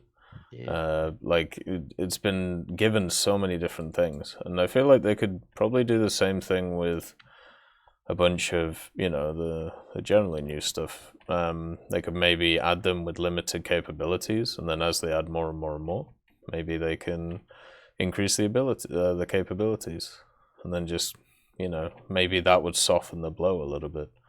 Maybe not fully, but they could maybe try. Then probably one or more two things. Right now, like high-end props, the repair cost is insane on some of them. Yeah, I would agree with you. I kind of wish that they would just decrease all of that stuff by half, so it's like a boundary, like a goal you set. So like if you're having a bad day, you can just return to high tier props where there's a lot of skill involved, but you won't get beaten down with repair cost. And then because there's not a lot of players who play high tier props compared to high tier jets. Like it's a very dead area of the game. Like that's the most, like 6 versus 6 happens more frequently on that compared to any other BR bracket. So I wish just them cutting down some of those repair costs would flood that or get some more people back into high tier props, because high tier props are really fun. you can just do so many maneuvers with those compared to early jets and then mid-war or mid and early war props. No, I agree with you. A lot of them are super fun. Maybe, well, the only way of lowering the repair costs is by increasing their BR, and then they face jets and getting them to those big matches. But people don't like that either. So you got to somehow promote the use of them. And I don't know how you do that. I'm tired of my 33,000 SL repair cost on my TA. Yeah, true. That thing is a monster there. Yeah, I took it in ground like a couple times just to mess around. Bonking T-34s with the 103. Yeah, I can't remember. I think it was during the last Build-A-Bear event. I spaded the TAR 152 because I was like, oh, people are gonna spawn in bombers. It's time to go kill them all, and that's all I did. I just hunted down B-17s and B-29s, and it was actually a lot of fun because they thought they were gonna get an easy game, but TAR 152 exists. But I also understand why those things have such crazy repair costs because they're really good vehicles. Like and the competition they go up against. Like if they get fully up-tiered, there's still something you can do against them, right? Like the lower tier jets. Then I think the last thing was, you asked me how the Type 10 was. Yes. Now I can actually tell you because I didn't think you saw my message or seen my message. Oh, I did, but go ahead. Explain it more in detail. With the Type 10 differs from the Type 90. It has an actual blowout ammo rack. Ooh. So I've survived more shots, or I've survived more deadly hits with the Type 10 than the Type 90. Obviously, because of, well, it's brand new. Nobody knows where to shoot, but yeah, the ammo rack actually has blowout panels that work. It has a turret basket which you can put decorations in, which I'm super happy about. That's awesome. I put my Maxim in there, and it actually goes with the turret. It doesn't just float there. Well, once the basket gets knocked off, it looks a little weird. We're just floating decorations, but that, and then with the suspension, you can actually lean from side to side, unlike the Type 90. So I don't even use the suspension to lean forward. I just lean it to the side because it's much faster and you get more gun depression out of it. So, yeah. Oh, and plus there's one glitched road wheel on it. Oh, is there? That bugs me. Was it the second from the last on the right side? And it messes with the traction a little bit because like the track wants to stick to it, but it can't. Right. So it will lead in. Like I couldn't get up a curb from like sideways on, just trying to traverse. I was angry that day. That seems weird. Yeah. So yeah, that's about it. That's all I could think of. Oh, that's fair enough. Well, it's nice having you on, man. Nice little chat. No problem. This is my only second time talking in Discord, so. Yeah, I'm you don't use it too much. I'm just antisocial in general, but I'm trying to work on it this year. Well, you sound perfectly fine to me, man. Okay, I'm just trying to talk more because, pandemic? I talked to no one online at all. Oh yeah, I know, man. So, I was just out of my element, so I'm trying to slowly get back into it. So. Well, you're doing a wonderful job. Keep it up. Oh, well, thank you. I hope your pillow is cool tonight. Alright, see you later, brother. See you later. Bye. Alright. Now, let's get Donnie on. Let's see what's happening with good old Don Boy. Hopefully everything is good. God, I need food. My pillow will be cold tonight because it's bloody freezing in here. Donny! There we go. I got it. Give me 2 seconds. Oh, by the way, guys, just to let you know, on Friday I have a chiropractic appointment, so the stream will be a little bit later on Friday. Tomorrow, on Thursday, we're going to be playing Battlefield 5. We're going to be doing the War Stories campaigns, and then after that, we'll be playing some Call to Arms with Freeman, and I will be trying not to kill him. So we'll see how that goes. I'm back. Welcome. How are we? Just got COVID tested, so my nose hurt like like I got in the pool with a bunch of chlorine in my nose. Oh, lovely. Yes. Apart from that, I'm doing amazing. Good. The first topic is about one of my problem I have right now. Since I've researched all of the US, Germany, and Russian tank, and they're adding new vehicle like at low tier, like the 2S3M, I wonder why can I get the XP that I make with my rank 7 equal to the research point I get for my artillery pieces. For example, I can do a 7k match, but only get 1k research point for my artillery because the BR, the rank difference. And I understand there's like a certain rank in between the max vehicle research. Yeah. But I've researched and spaded all of the tank around that BR lineup, so there's no point of playing them again. So I wonder if they're gonna do something about it. Like maybe if you have a rank above, just maybe do 50% of the XP you gain, and not like 1/10 of it. I think it's trying to force people to play different BRs even after they're past them, because it's kind of the same thing behind the repair cost thing again. So if you have, let's say you have certain vehicles which are really, really expensive at high tiers to run, and people can't, make enough SL to run them. That they go to mid tiers to low tiers to, make up that SL, and then also they fill out those BR brackets as well. Maybe the idea is the same thing with the way that the research system works. So if they add a new vehicle to the game, like you said, the artillery piece, maybe the idea is, this person hasn't played around this BR in a long time. Maybe now they can, and maybe they start enjoying it again, or maybe they realize why they spaded everything here. Like there's been, for me recently, the one that comes to mind is 7-7 Italy.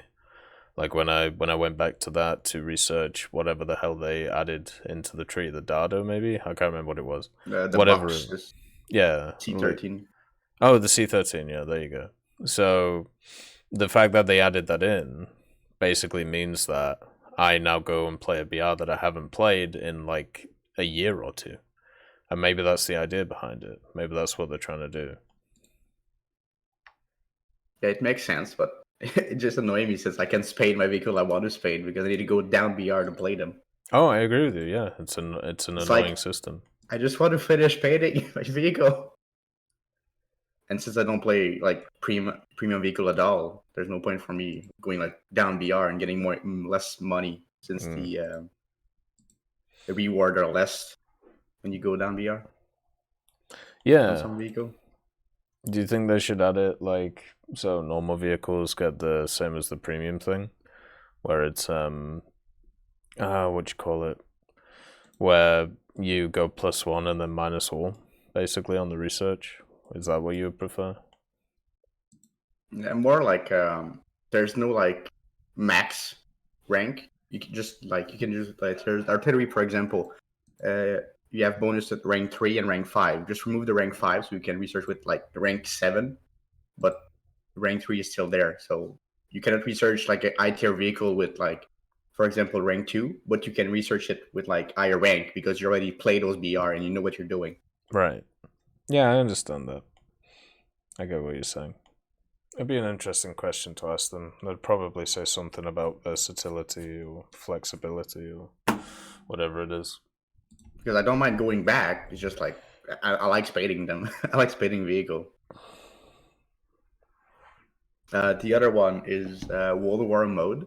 The last one, well, the last time they made them, some of my friends didn't play them because of the reward they were getting. Like they were getting no money, SL, or research win at all. So I've been thinking maybe like to get more people to play them and win battle in war mode. Maybe give them like a random box of booster each win, or each 1 or 2 win, to get people like to play them to get the booster. Didn't they do that for like the first game of the day? Like you play one and then you get a booster? Yeah, but most people play one and then they leave, you know? Oh, fair. So like just expanding that? Yeah, because they're based on squadron people. Like what squadron like can dominate another squadron because there are not enough people on the other squadron to play with them, you know? I'm probably gonna go to and a 7th since one. people want to like to get a sell and grind stuff, well, war mode is not for them. No. So maybe like give them a sale for it, a random like premium booster, or maybe even like if you win a campaign, like you get like some golden eagle, you know, like 100 or 200, you know, if you win the whole campaign.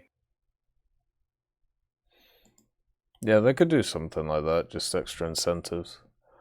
Like I think, I mean, we haven't seen World War mode in like what, a year or two, so they'll be working out all that stuff to do. I would be very surprised if we don't see one this this year. Yes. And we can see if they implement stuff like that. What did you play the Modern World War mode? Or the more modern? Which one did you prefer? Like which season did you like the most? The first one and the second one. The first one was, I think, the Bulge or something, and the other one was in the desert, I think. The first one was just like the standard one where they added a bunch of campaigns, like the 4 campaigns. It was like Tunisia. What were the other ones?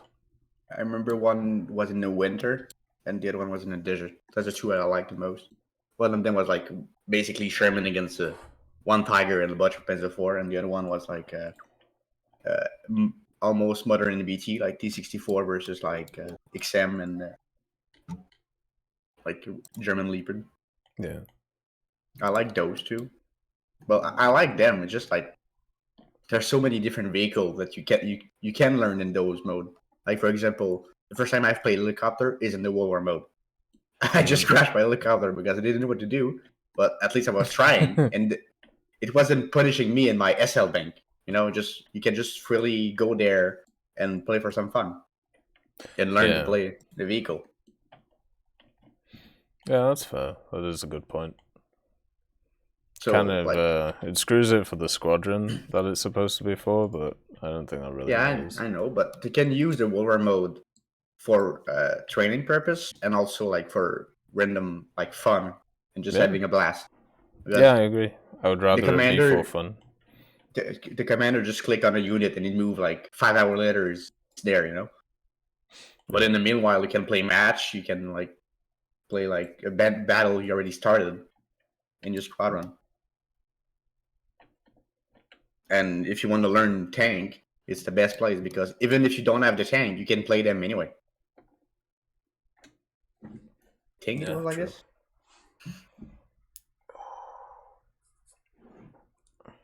I didn't do the event at all though.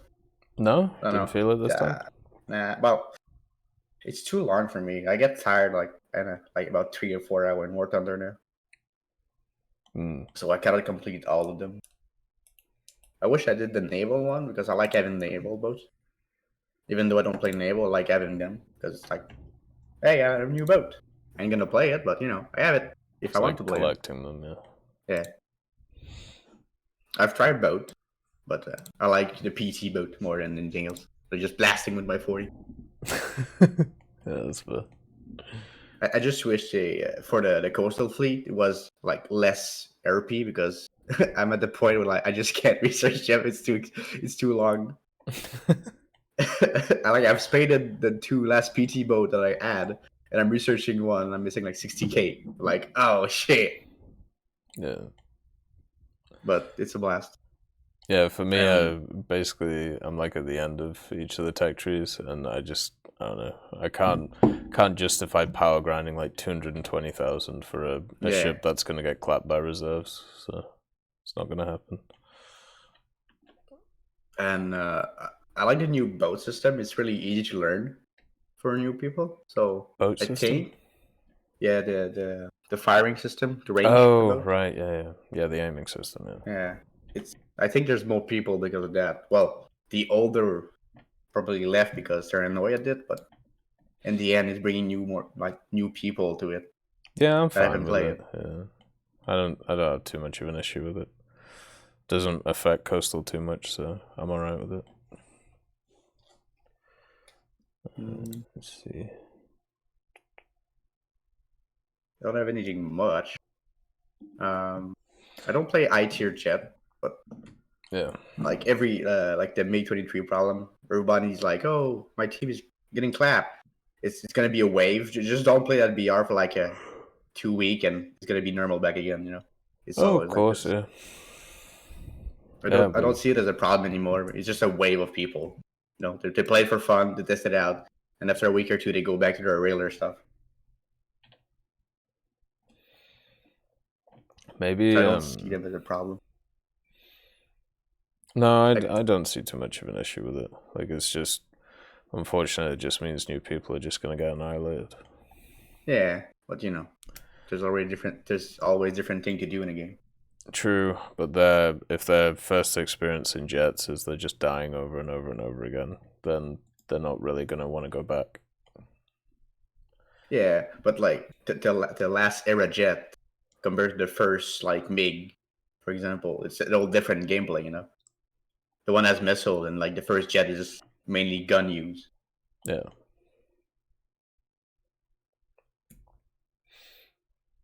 What are your hopes for 2022 then? What would you like to see? I don't know. Maybe something to attract more people and like the non-play nation, like maybe Japanese to Sweden, like Japanese, China, Italy, France, Sweden. I don't see a lot of people playing them, like at I tier or any other tier, basically. Yeah. Maybe do something about them, like be like, oh, play them. There's a new like thing for it, you know, a new system. I don't know. I don't really know, but it's just sad that people mostly play the 3 main nation. Sure, that they have the most recent stuff and new stuff, but it's just sad to see that the agent is adding more nation, but not really a large amount of players playing them. Yeah, I understand you. I struggle with it as well. Like, I've always tried my best to promote minor nations. I think that the funner ones to play in the game, but the more and more they add to the major nations, the less and less it becomes a feasible thing, unfortunately. Like, yeah, because like, go ahead. For comparison, like US and Russia can battle each other with Germany at like I tier, but all the minor like, oh, Japanese, we cannot any more tank, we're done. Like, oh,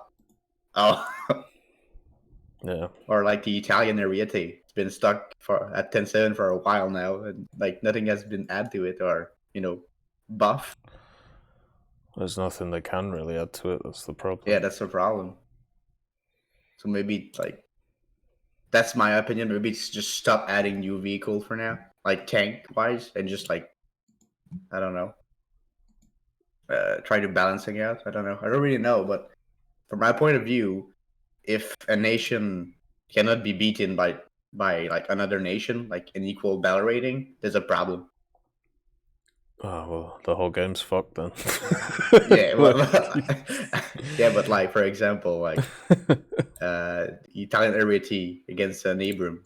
Like, Abram has an amazing round and like armor, but the Ariete is like, oh, well, I can pen you, but you can't pin me anywhere. Yeah.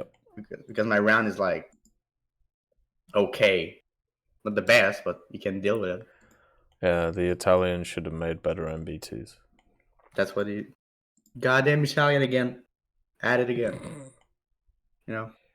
Just bring the Somovante at 11.0. Fix it. Maybe, I don't know, maybe they add the crazy Centauros. Maybe that helps them out a bit. Maybe. Add the Draco. Why not? There's a lot of like rank 7 tank. There's nothing to be added anymore. Like the French, they have the Leclerc 21. Sweden has the last PLSS. So I think they've reached like a big stop line, I think. And tank and plane, they can keep going, but what's the point of adding more plane that are busted against tank if you don't have a system to balancing out? Mm-hmm. Yeah, another topic. Like people saying that, for example, like plane are too OP in tank, and they, like some people are like remove plane. Like no, my opinion on it is just to lock certain weapon system or amount of loadout you can bring on tank compared to air. Mm. Like if you click on ground realistic battle, some of the loadout are blocked because they're like too powerful in tank compared in plane, where you can just bomb the shit out of a base, so you don't worry about it. Yeah, they could have done that. So maybe yeah, it's a possibility to bring new plane if they do that. Like an A10 War Dog. Woo! So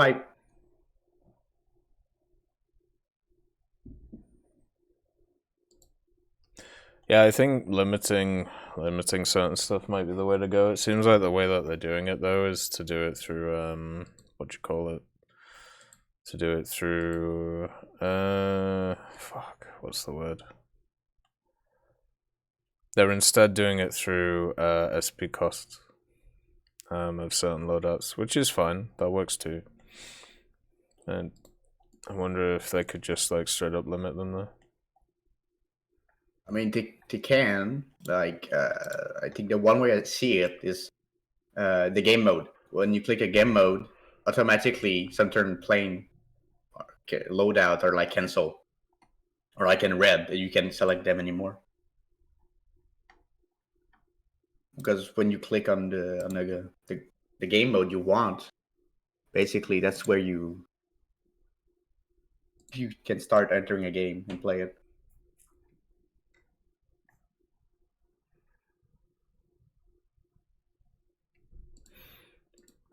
That's my idea to like maybe fix the issue of people having like problem with adding more recent plane and modern plane with even powerful weapon, or more powerful weapon than the rest.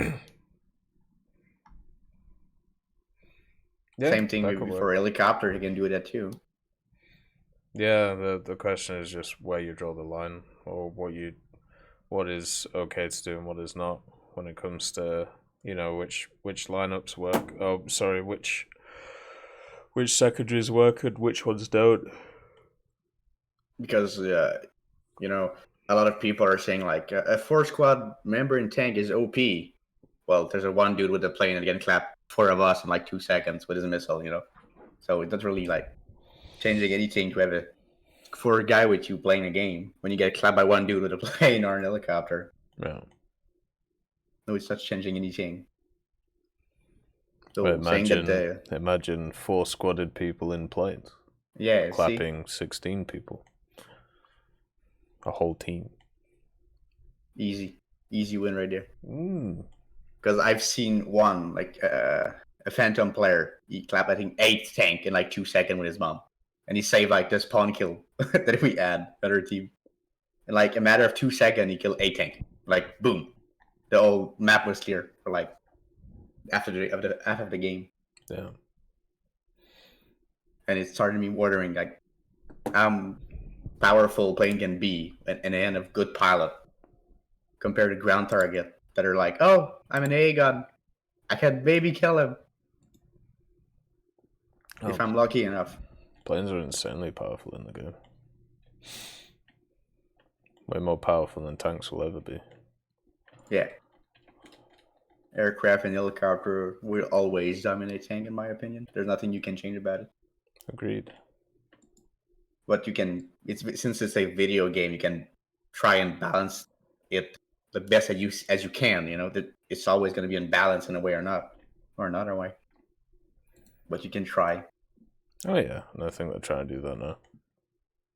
So maybe in 2022, just more balanced thing. I don't really know what they can do to add more. The game is already amazing as of now. I'm sure they could add a few more things. We'll see. Well, they can start by adding other nation naval, maybe. Yeah, and helicopters.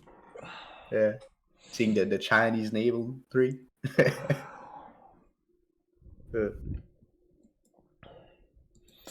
I don't really know if Israel has a navy on its own. No, not really. Not really? No. Looks like they've given up on the whole every nation has a navy. And also every nation has helicopters, because Sweden doesn't have any of them. Oh. Right, well, it's been a pleasure having you on, Donnie. It's always nice chatting. So I'll be lurking in the stream. Fair enough. Well, thank you for coming on. Thank you for having me. Okay. Right. I'm going to take a quick 5-minute break. So I will see you guys in a second. And then we will continue. Thank you for joining me so far. And it's been a pleasure. See you in a sec.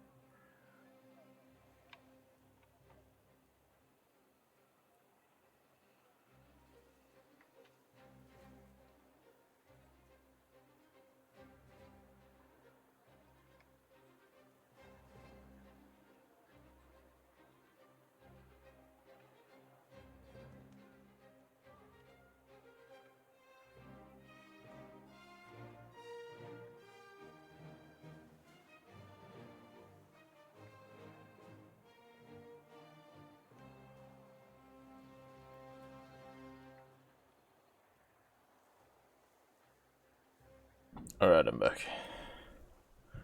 I'm just feeling awful right now. So, I put my sweater on, my hoodie. I got food, and also I have a beer. This is a wee angry Scotch ale, which is Canadian. So, I love it how they've called it that. But hopefully everything goes alright. So, alright, next we have Bulldog Chuck on. So let's see. Wait, no, YMCA was next. Sorry. There we go. Let's do that first. Hello. Hello. How are you? Good.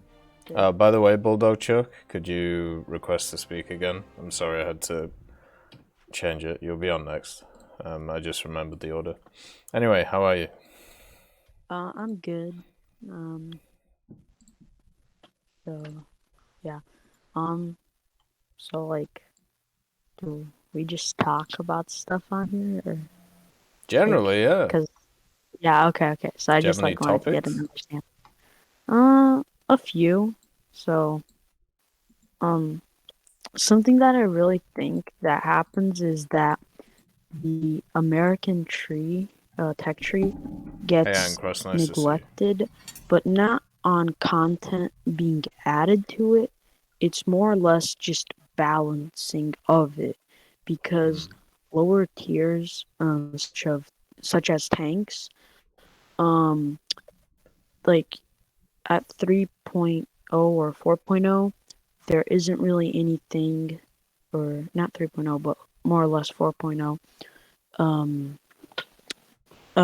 The United States doesn't have any really heavy tanks, and the next best Nice to see you thing too, is Ancross. the M4, or not the M4, I'm sorry, the M6 A1, which is, if I'm correct, at 5.0, and 4.7. And the problem with it being at 4.7 is that most of the time you'll get up tiered to 5.0 or higher. And and that's mainly what I mean by the American tech tree being neglected, because if you look at it, there are a lot of Hey, gaps. Jordy, nice to see you. You can't really make a solid just 4.0 lineup, because your best options are the M4A2 and the M19A1 and the M4. Right. And another thing is that they like add tanks without them really being necessary, such as the T-25. It's basically, or like it doesn't serve any real purpose. It's a lot like the T-26 and the M26. It's which is something that I really think they do, is just like add tanks just so then they can say that they are taking care of it and aren't just neglecting it. Right. I hope I'm making sense. No, I get you. Like the way that you see it is that there are problems in the game, and they do pseudo solutions to them, and they're not full solutions. Yeah, they don't. Enjoy your meal. Yeah, and another thing is the something that doesn't make sense also is that the M18 is at 5.7. Thank you for the subscription, Havoc. Thank you for continuing to support the channel. It's very much appreciated. Thank you very much. 36 is at rank 4.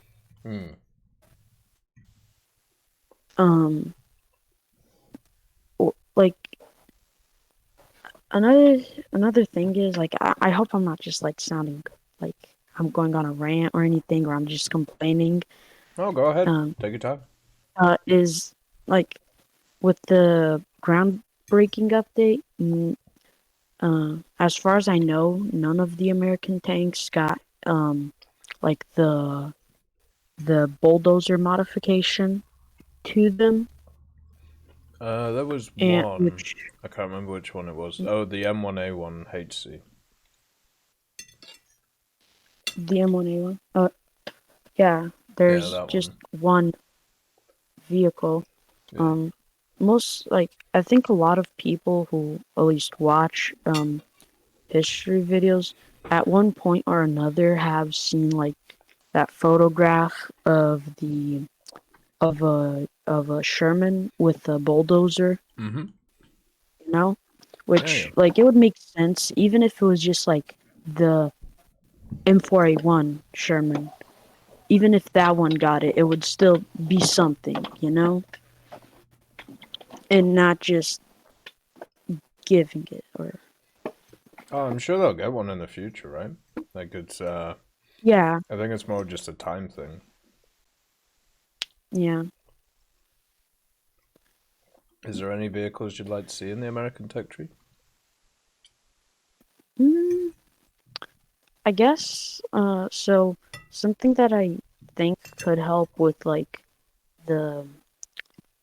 just for extra content that can actually be really enjoyable would be if they added the what is its name? The M7. Yeah, the M7 Priest. Yeah, the M7 the Priest. howitzer thing? Yeah. Yeah, that would be. I think if they added it to about placed it at maybe rank 3, 4.0, I think that would be a good placement for it since it's not something that doesn't go too fast. It doesn't have it. It's more or less limited, but on the right way. So it's not too overpowered, but it would still be a fun vehicle to play with.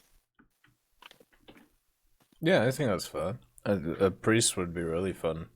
Do you like the idea of more howitzers in the game? Like maybe some of the other American howitzers too? Yeah, adding maybe a few more howitzers would be fun. Another thing is repair costs. Yeah. So something that I actually just noticed now is that they actually drop or decreased the repair cost for the A4E, which I play it oftenly, but before it used to be at 15K, and they also had just cut cut how much money you could make with it, which I believe at the time was just 185. But I guess they changed it, so now you can actually make more money with it. Oh, that's good. But yeah, but back to they needing to fix like the BR.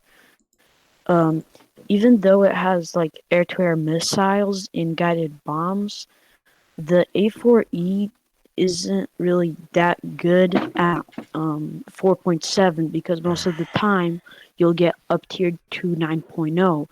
And half of the time I am flying against Harriers or other jets of the sorts, which I think is like something that keeps on happening is that the American tech tree, or not the tech tree, but like whenever you're playing with an American vehicle, like most of the time you get up tiered to like a BR higher than like you're really supposed to. Like if it happens like once or twice, it's okay, but like it happening every other battle, which kept on happening with me, even though I only had a lineup of 5.3 and that was it. Yeah. Yeah, the flight capabilities of the A4 aren't very good. But it's I think the reason it stays at the BR that it's at is because it's really good in ground forces. Like it's really, really strong. Something that they could do to fix that would be that I think this would help the game a lot would be for tank battles the A4E it could be at 8.7, but for air battles it could be at 8.3, just something like that. Which I think that could also fix a lot of vehicles. Because I know that some people think that certain aircraft should not be like, I forgot which one. And I can't remember the aircraft's name, but there are a few aircraft that are really annoying to deal with or in ground battles while you're playing them. Yeah. Such now I remembered the name of it. It's no, I forgot. I think This could be anything. It's the German plane that has the guided bomb. You know, the like that H177 rocket. Yeah. What does it look like? Just describe it to me. The plane. It's I can't remember. Is it a jet? It's no, it's not a jet. It's a prop, but it has a guided. It has the bomb that It has the PC bombs. I think it's the HE-117. The Fritz X, like that bomb, the guided bomb. Yeah, like So yeah.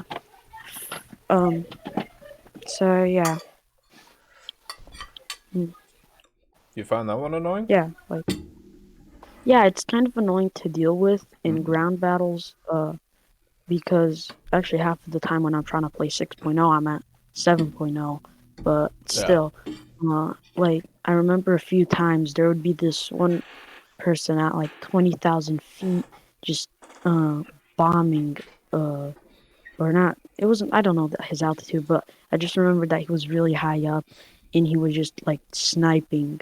Yeah. Basically, half of our team with the PC guided bombs. Jesus. Yeah. That doesn't sound very fun. It's not, and that's why I think having basically a sort of a separate BR for certain vehicles between ground and air battles makes sense. You know? Oh, I agree with you. Yeah, I would really like to see that in the game.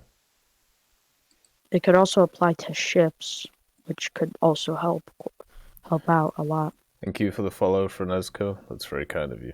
Yeah, I think when it comes to War Thunder, that would be one of the biggest changes. That would be nice to see in the game. Just different BRs between different types of game mode.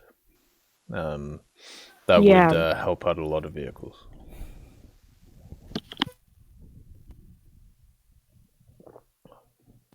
Ooh, this tastes quite nice. I sort of have to go have supper, so. Oh, it's all good. Yeah. What are you having? But it was some food that my mom made, but usually if she makes it, it's amazing. Oh, well, that's wonderful. Well, you go enjoy that. It smells really good. I can't wait to go and eat it. Good stuff. Yeah. Well, it was a pleasure having you on. Thank you for coming on. It was a pleasure talking to you too. All right, see you later.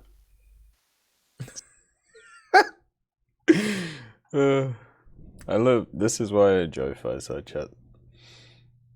Alright, now let's get Bulldog Chuck on, because they were next in line, but I had to dismiss them to get the other individual on. Let's see what Bulldog wants to talk about today. Are you there? Hey Tech, how's it going? Oh, it's going alright. Yourself? Well, I'm out of school for the day, so that's good. Oh, that's a positive, yeah. Get to relax. Yeah. High school in America is fun. Oh, I'm sure it is. It's not very fun anywhere, trust me.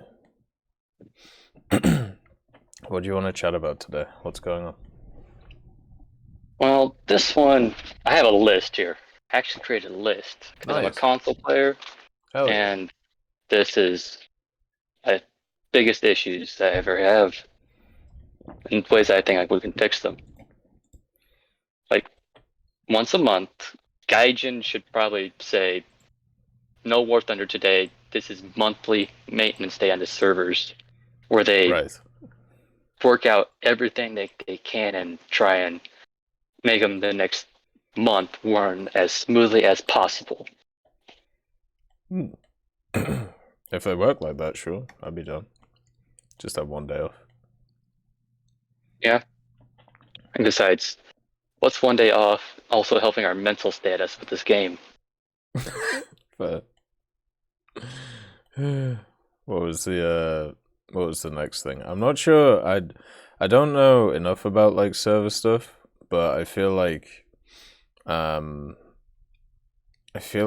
that was the case, basically you're taking away what, like let's call it a 30th of the time played and stuff overall. So that's quite a big chunk. So you'd have to try and make that up somewhere. Or do you think after like a few months or something that would have fixed the issues, then it goes back to normal? If they could guarantee that, do you think it would be worth it? Yes. I would gladly spend one day a month not being able to play War Thunder, losing that day of premium time that I do not have. I don't have any premium. Right. And the next few days, I get the best experience I can and make up that lost premium time that I don't have anyways. Yeah, fair enough.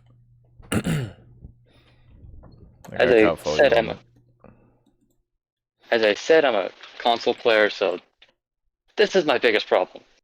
Okay. Gaijin Marketplace. True. I have seen all sorts of stuff up there that I wish I could dream of just test driving, but I cannot. Yeah, I don't know what's going on with that, because I know, so from like a business standpoint, when I think about it, right, it's obvious to me that Gaijin would want everybody to use the market. Like they would be fools to not want everybody to use it. So there must be a issue between, you know, them putting it on console and the providers of the consoles. And I've got a feeling it might be something to do with that. So it's got to be like it's got to be like Sony either wanting like a piece, or Microsoft wanting a piece, or maybe they want to run the thing. Like it's got to be something like that. Otherwise, it would have already been done already, you know? Yeah, and I'm a PlayStation user. Play. Yeah. Yeah, so Sony at the end of the day. Mm-hmm. So that's the only thing that I could think would be stopping it, because I don't think Gaijin themselves would be like, nah, we don't want to do that. I'm telling you, I would spend what money I have in high school on, say, throw something out. Premium time. I would spend money on that because I know it's more expensive on the PlayStation market than it is from the Gaijin itself. Yeah. By like an extra $10. Yeah, so they take a percentage. That's kind of crazy. Yeah. Yeah. And then if, let's say, you guys to get access to the market, then you could sell stuff from events, get some Gaijin coin, and then you could buy stuff through there. And also console exclusives. Oh, that as well, yeah. Forgot about them. There's not many of them, though, is there? Like, I'm on PlayStation, and I have the PlayStation Plus exclusive P36, the one that took off during Pearl Harbor and shot down, I believe, 3 zeros. I didn't even know that existed. Ranius's P36, I think. Ranius's? Rasmussen's? I think something like that. I don't remember the exact figure, but something like that, yeah. The P36A. That's pretty cool. Really, yeah, it's got his special camo on it. Nice. Pretty nice. Yeah, I don't really like exclusive stuff. I wish everybody could just get access to everything. That would be like the perfect world to me. Xbox One, Xbox One, XM1, Chrysler. The Chrysler, yeah. Yeah, exactly. It'd be nice to get access to both of them. Yeah. Have you ever thought about moving your account from PlayStation to PC? Is that a possibility for you? I have thought about it, but financially, I do not have the funds available for that. Yeah, that's fair, yeah. It's quite expensive nowadays to build a PC.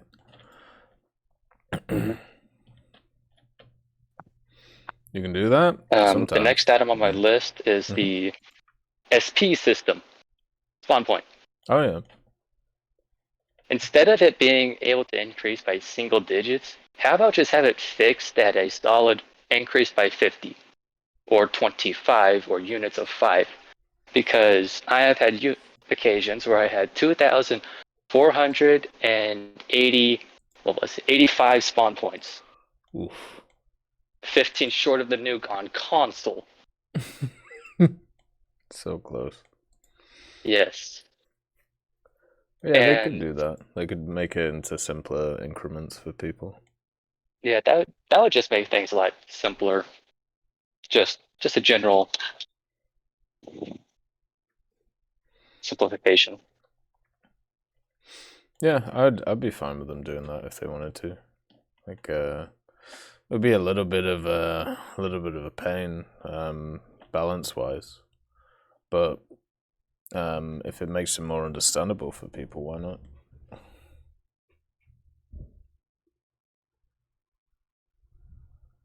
I'm gonna touch on what you said about the mode-based VR.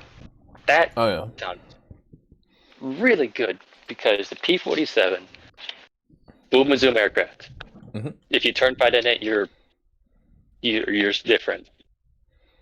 You take it into ground, 2,000-pound bombs, 512 rockets, 10 rockets. Yeah. What can you stop against it except for a whirlwind? Not much really. Not nowadays with how overpressure works.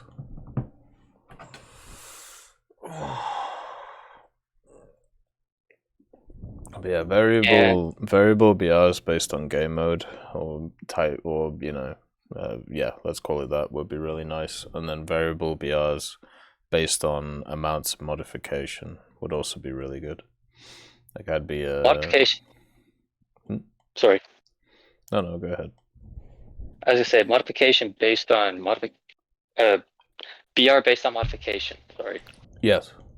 I had the F4E. Ground that out somehow with the free to play. That took forever. I ground that out. I basically had it spaded except for a few nice to see. maneuverability mods. And its stock versus its spaded is night and day. AIM-9Bs,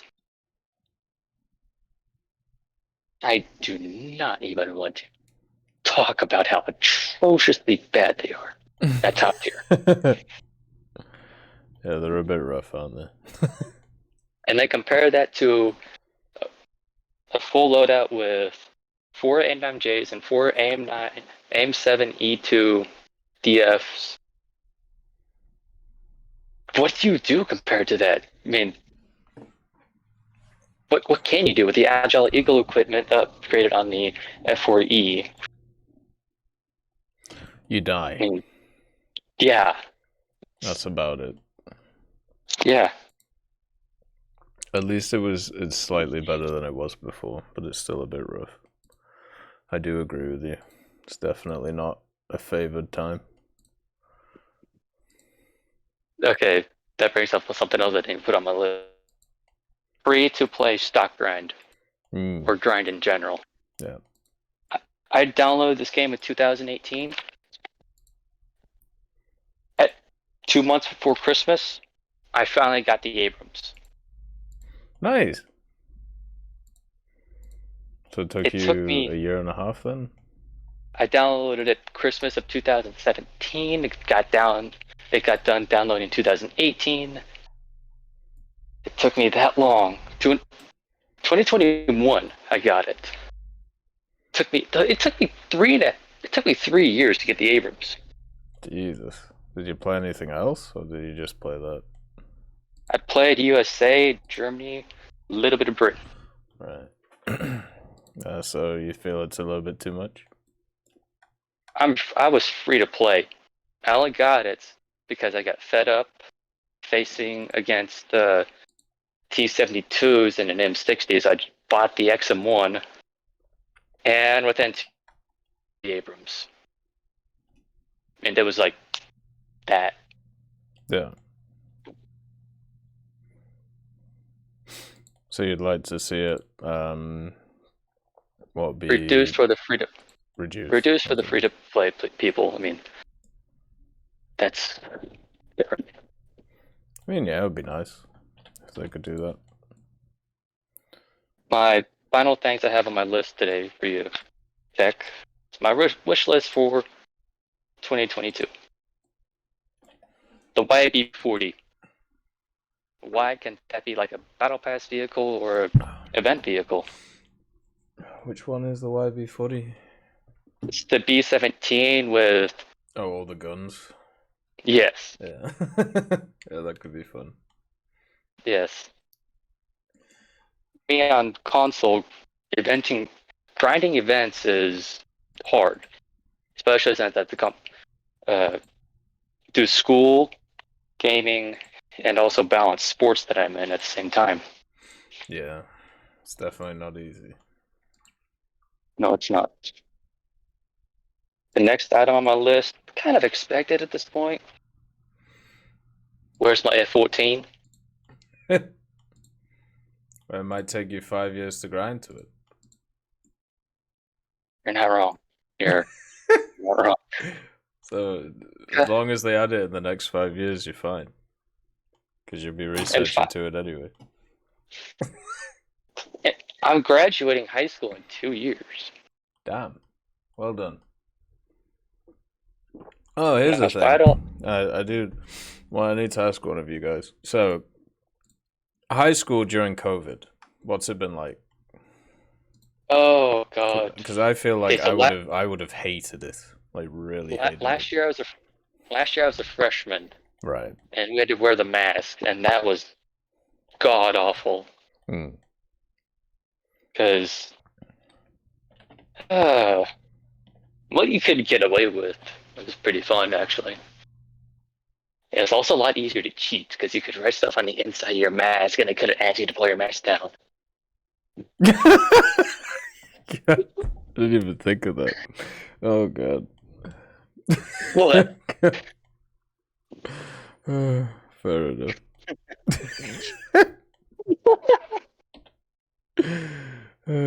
Wonderful. And then we had to do all sorts of stuff. We had to get lectured for the political differences where I live because people were getting into fights over political differences. It was stupid. What, you mean at school? We had a lecture by our superintendent to, quote, "To all you Republicans and Democrats out there, do not beat up the other people in your grade because of their political preferences. This is a free country. We are allowed to do that. And if you would do so based on political preferences, you'll be arrested and charged with," I forgot the crime exactly, but yeah, we were threatened with arrest if we beat up people with the other political views because of COVID. Oh my God, that's ridiculous. Oh, and by the way, this is in Missouri. We're politically neutral where I live. Yeah. Take that out to California or the East Coast or Texas. What a balmy place. The last item on my list is the F-16. Fair enough. It'd be pretty balanced since its early versions weren't equipped with long-range capabilities. But the only good side about it that it would have, other than fast speed, good maneuverability, good gun, as I believe it was equipped with AIM-9Ls. Before they start freaking out with each other. Trump 2024 and on an aircraft that has no long-range capabilities, I think that's a good way to introduce it with the aircraft that can only dogfight. Right. So kind of like the F5. Yeah. In the game, yeah. Thank you for the bits, KV2. That's very kind of you. And yes, it would be. You are right. So that's all I have for you today, Tech. Enjoy the rest of your day and sub to Tech. Oh, it was fantastic talking, man. Like, thanks for coming on. Very enlightening. Like, I didn't... Oh, I remember, like, a few years ago talking to a lot of console guys about some of the issues they run into. And I'm glad to say some of them are solved. Like the fact, access to simulator battles and also all the events and stuff, but still Simulator battles is its own problem. Yeah, Dude, yeah. Trying to fly an aircraft with a joystick is... Yeah. You basically break your thumb trying to take off the Phantom with a full bomb load. Yeah, definitely not the easiest thing. No. But thanks for coming on, man. It's been a pleasure. Alright, Tech. Who's up next? Panzer Soldat, I believe. I'll lead us in. See you later, man. Alright, so let's see what Panzer Soldat wants to talk about. I gotta get my men here some broads before they start freaking out with each other. At the European Canadian Unlinking solved everything for me. My life wishes have now been fulfilled. It's not a surprise. How you doing, Panzer Soldat? How's life, man? Could be better. Well, could be worse. Yeah, but when you sit in through a chemistry class and you just did 3 hours of just waiting for your teacher to get through significant figures, it's pretty grueling. I've been there, bud. Don't worry. But I'm going to talk about something that I know you felt recently because you've been playing it. ATGM helis. They're not fun to play against. No, not really. At all. People actually know how to use them now. And they're practically uncounterable. They definitely are pretty good. But I wouldn't say they're uncounterable. Like, I think that's why I said they're practically, like, you can, like, it's one of those things that if they play stupid, they'll get countered easily. Yeah. But the problem is, if they know what they're doing, it's no matter, even if you get a plane, they're practically you're almost unable to kill them. I think it's more down to, at least for me, it's more down to the what you call it. It's more down to the maps that they're on. That actually is part of it, because I'm gonna just say this now. HGM helis need to get a nerf. I'm sick of getting into practically the easiest grinding event ever. Basically, you just play the game. So Dreams Crazy Horse. And you get basically free stuff. Yeah. Having to actually try because a HGM heli, somebody gets like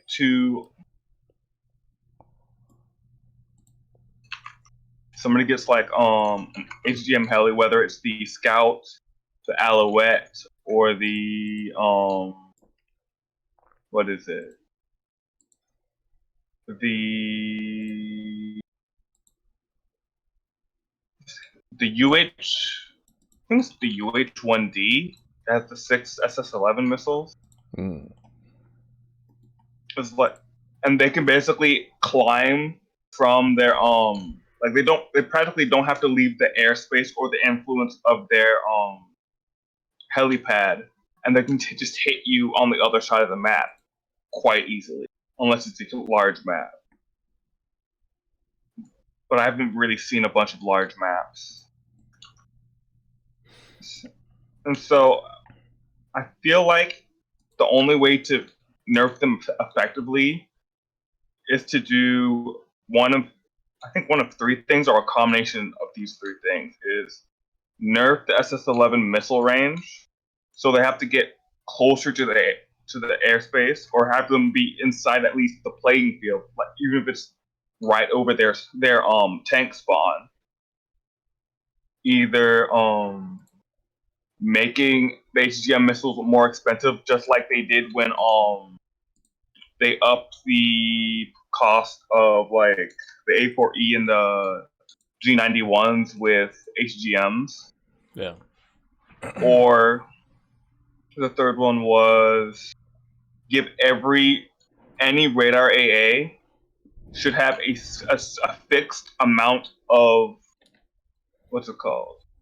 of VT. Like, you cannot reload them, but when you spawn in, you get a fixed amount. Because from what I've seen, the only things that can basically kill a UH-1D with 6 SS-11 missiles that have like a range of 3.5, but I have no idea if that's guidance range or just the amount it burns for. Like, I've gotten hit by an SS-11 missile at 4 kilometers. Yeah. And I think the longest SS-11 range is on the UH-1D, which is 3.5 kilometers. And you can't do anything. And you can literally just watch him rain missiles across the battlefield. And if you try to counter them with a plane, you're practically throwing away a plane if you don't bring ordnance to bomb. Even the cheapest plane at 83 is about 500. Yeah. So you're taking, and I don't even know. Have you've played HGM helis, right? Yeah, a little bit. What is the SL cost, the spawn cost for them? Oh, I have no idea. Because I feel like I've seen basically people who you usually see do PE8, who basically would go rush into BT5 and then get into PE8, just bomb the entire match. Do the same thing with HGM helis, and they just get like easily 10 kill games, because if you bring out a plane, you get it within the helipad distance. By the time you leave, whether you kill them or not, you're basically orange, probably leaking everything. And if you don't get back, they've technically won even though you killed them, they've won the engagement, just because them spawning HGM heli cost less than you spawning a plane with no ordnance or anything. Not even belts, depending on, because I know sometimes certain planes' belts cost extra. But it's really annoying when I'm almost getting, I'm on like a 5 kill game, and then the last guy's basically an Alouette sitting above his airfield, 4 kilometers away from spawn, and he can just rain SS-11 missiles, and we just can't counter him at all. Yeah, I could see that as a problem. Like, you've seen it. Like, you literally you've gotten hit by like 2 HGMs from the same match, from the same guy, hovering basically over his helipad. Like, the only way, and this funny thing is, there's only certain nations that counter them because they have VT, and now they counter them even better because certain nations' VT are now non-tracer. Yeah. So anything with a tracer, they literally just roll. They can roll for 1 second, and then basically, depending on if you're using 20 mils or like the 23s of the Shilka, 23s of the Shilka, they have to roll more because of the spread. But if you're using 20 mils like the Capard, the ZA-35, the Chieftain Marksman, they just roll for 1 second, and maybe you throw out 300 bullets at them, and that's it. All those bullets basically become useless because there's no way they're gonna hit. And you can literally see them coming across the map. The only problem is, sorry, I don't want the helicopters to be so expensive that they're impossible to come out, because sometimes it's really fun taking out a helicopter with Hash that's like 2 kilometers away because they just are just hovering. Yeah, true. That's all I'm gonna rant about that. Oh, that's fine. What would you do I've died way about too it? many times to helicopters. What? What would you do about it? So I would say the most fair one would be to up the HGM loadout cost, because those helicopters do have rocket loadouts. Yeah, I won't say are super effective, but as long as you go against the right targets and have good enough aim, you can really decimate at least 3 people if you're really good and the enemy team isn't paying attention. But I feel like if they get down tiered or at their tier, they should increase them. But if they get up tiered, they should leave it. Oh yeah, because when they get up tiered, they I think just get annihilated. The only ones I've really seen are Alouettes, Scouts, and MI4s. I actually no, I was playing Russia, so I didn't see MI4s, and the UHs. But I feel like it shouldn't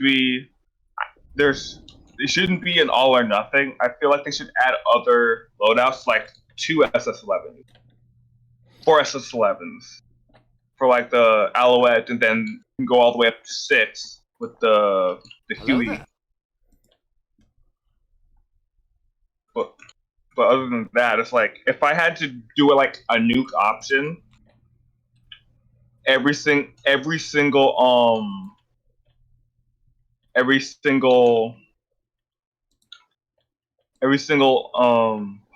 SPAAs at 7.7 and above should have, let's say, X amount of VT, regardless of cannon size. Like, let's say 40. I think I probably would change it for the Shilka, but then again, the sheer burst mass of the Shilka would almost make it, even 40 rounds might be OP, just because if each one, let's say, gets within however many meters, say 1 meter of the plane, it's going to shred the plane. Thank you for the follow, But things like, that's very kind of you. Things that have like really bright tracers, like one thing I know is ZA-35 has really bright tracers. Like the only time you really hit people is if they're not paying attention, overly focused on a ground target, or if you're on like a pure white snow map where it's basically impossible to see. I do like the idea of having like kind of just more choices when it comes to secondary loadouts. So then the ones which are being really troublesome, you can increase in price, right? And then just do the other one. Because I honestly have no problem with people first spawning like Apaches and stuff like that with rockets, and then just basically just using like 76 rockets to absolutely nuke my tank. I have no problem with that, because I should have been paying attention, and helis are really loud. If I didn't hear them, that's my fault. Yeah. So I just don't want to hit helis way too hard for people who are actually able to use them well, but people who are able to use them way too effectively, I feel should, or on the loadouts that are way too effective, should have some kind of hindrance. By the way, before you continue, guys, I just want to ask you a question, because I just want to check something. So somebody just spammed a bunch of stuff in the Twitch chat. Can you guys actually see that? Or did you see that or not? Because I just want to check how Twitch does its thing. Anyway, sorry, continue. I actually just remembered the 4th option, which was the only time they can shoot HGMs. It's when they're completely stationary hovering, but they can still guide them. Well, no, that doesn't work. But I guess a second nuke option would just be like world ending. Would be they can only guide HGMs when hovering. Right. Completely stationary. because so many times, like you get an Alouette who basically does goes up to like I guess like 2,000 meters up, basically pulls a 90-degree and just starts basically hovering completely sideways, and they're still guiding their HGM completely perfectly into your tank, while there's basically nothing you can do. Like even if SBA, you shoot at them, they see the tracers, they just roll the other way, and everything you've done is useless. And now they know you're there, so they're gonna focus you out. Yeah. Or I don't think. Do you think a nuke option is required though? No. If that's the thing, is like I've died a lot to A4Es and A4 and the G91s. No, it's all good, Hans. It's all good. I don't feel like they're with the bullpup chains. I feel like they've gotten worse because I can see it, right? The people who are good at them can still use them very effectively, so it doesn't need a nuke option. But for helis, no nuke options should be needed because of they're not specifically fast, but in the department of stationary and then maneuvering to basically get out of the range. Yeah, go ahead, Hans. Yeah, why not? Your SBA fire, they do a lot better than basically any plane other than probably biplanes and like I guess super props like the F2Gs, the Spitfires.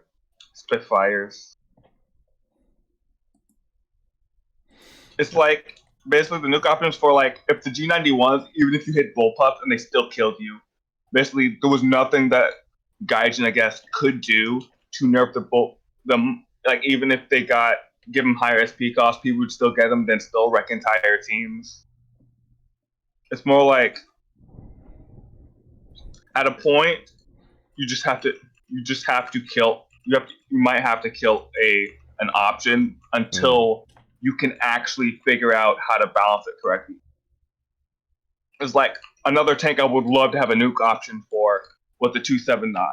I have never effectively killed a 279 with anything other than HGMs, even on the armor view. Even when I shoot places on the armor view where it says it should go through, I've never been able to kill one without it being an HGM or heat. But at the BR of the 279, if people bring heat, usually it's because they're stock or they just don't have their or they don't have their dart yet, or they don't come with the dart, which is not really seen because at 8.3 almost everything gets darts eventually. But like I've shot it with the Conqueror, I've shot it with the Super AMX, I've shot it with what else? Shot it with Cerbasset, shot it with Lorraine's. I've shot it with basically anything I've ever had that can face it. I've shot at it. I won't bother. It just doesn't do anything. I won't bother. Like you break the gun, you have to get to the back of their turret to basically pen them. If you don't have a chemical or dart round, I'll chat to them about it. Their turret turns fast. For most mediums that you see at that BR, the turret turns fast enough where you can't really circle them effectively. But you also can't get the turret ring. And if you could try to set them on fire, but depending on their crew skill, they could just have like a 20-second reload for a breach or a barrel. So the next thing I have to talk about is, what was it? And oh yeah, I ran so far away. The seemingly arbitrary use of things like having to research what's it called? artillery. Like basically the arbitrary use of secondary mechanics for certain tanks, while they're not given to other tanks. Like, what tank gets its stock? Oh well, just give me 2 seconds. Yeah, Dad, don't worry about it, man. Like, if it gets too serious, I'll chat to him myself. But yeah, it's the same dude's been doing it for about a year now. He just pops in and out, so he'll get bored after a week and stop doing it. It's all good. Alright, sorry, go ahead. And what I mean by arbitrary use or giving of things like spotting and stuff is the new Weasel, the 1A4, the SPAA, it gets spotting. Yes. Fair enough. It really doesn't have any other use except for SPA, the spotting it's given, and getting side shots. Yeah, unless, but it almost spits in the face of them taking away all the SPGs that are now mediums that basically just could have gotten a mechanic, and it wouldn't matter that they are SPGs. It's like the one I know off the top of the head was the, what was it? I literally just had it in my mind. The Avenger. It was fine at its BR and with everything around it. It was more useful as an SPG because things around it were cheaper, so you can bring it out more, even if it might not hit as hard as a Panzer IV in some people's eyes. But them changing it into a medium basically just says, and then adding the weasels, say, hey, you're an SPA, you get artillery and all this other stuff because you're basically useless. You're basically useless except for specific stuff that we give you. I feel like it doesn't match up with what they just did, making SPGs mediums when they were fine as SPGs. Yeah. Like give them they could have given them spotting. It's like the ASU 57 has spotting and artillery. Why can't other things get it until you give them a better mechanic? Because it's not like they specifically, it's like things like the UDES.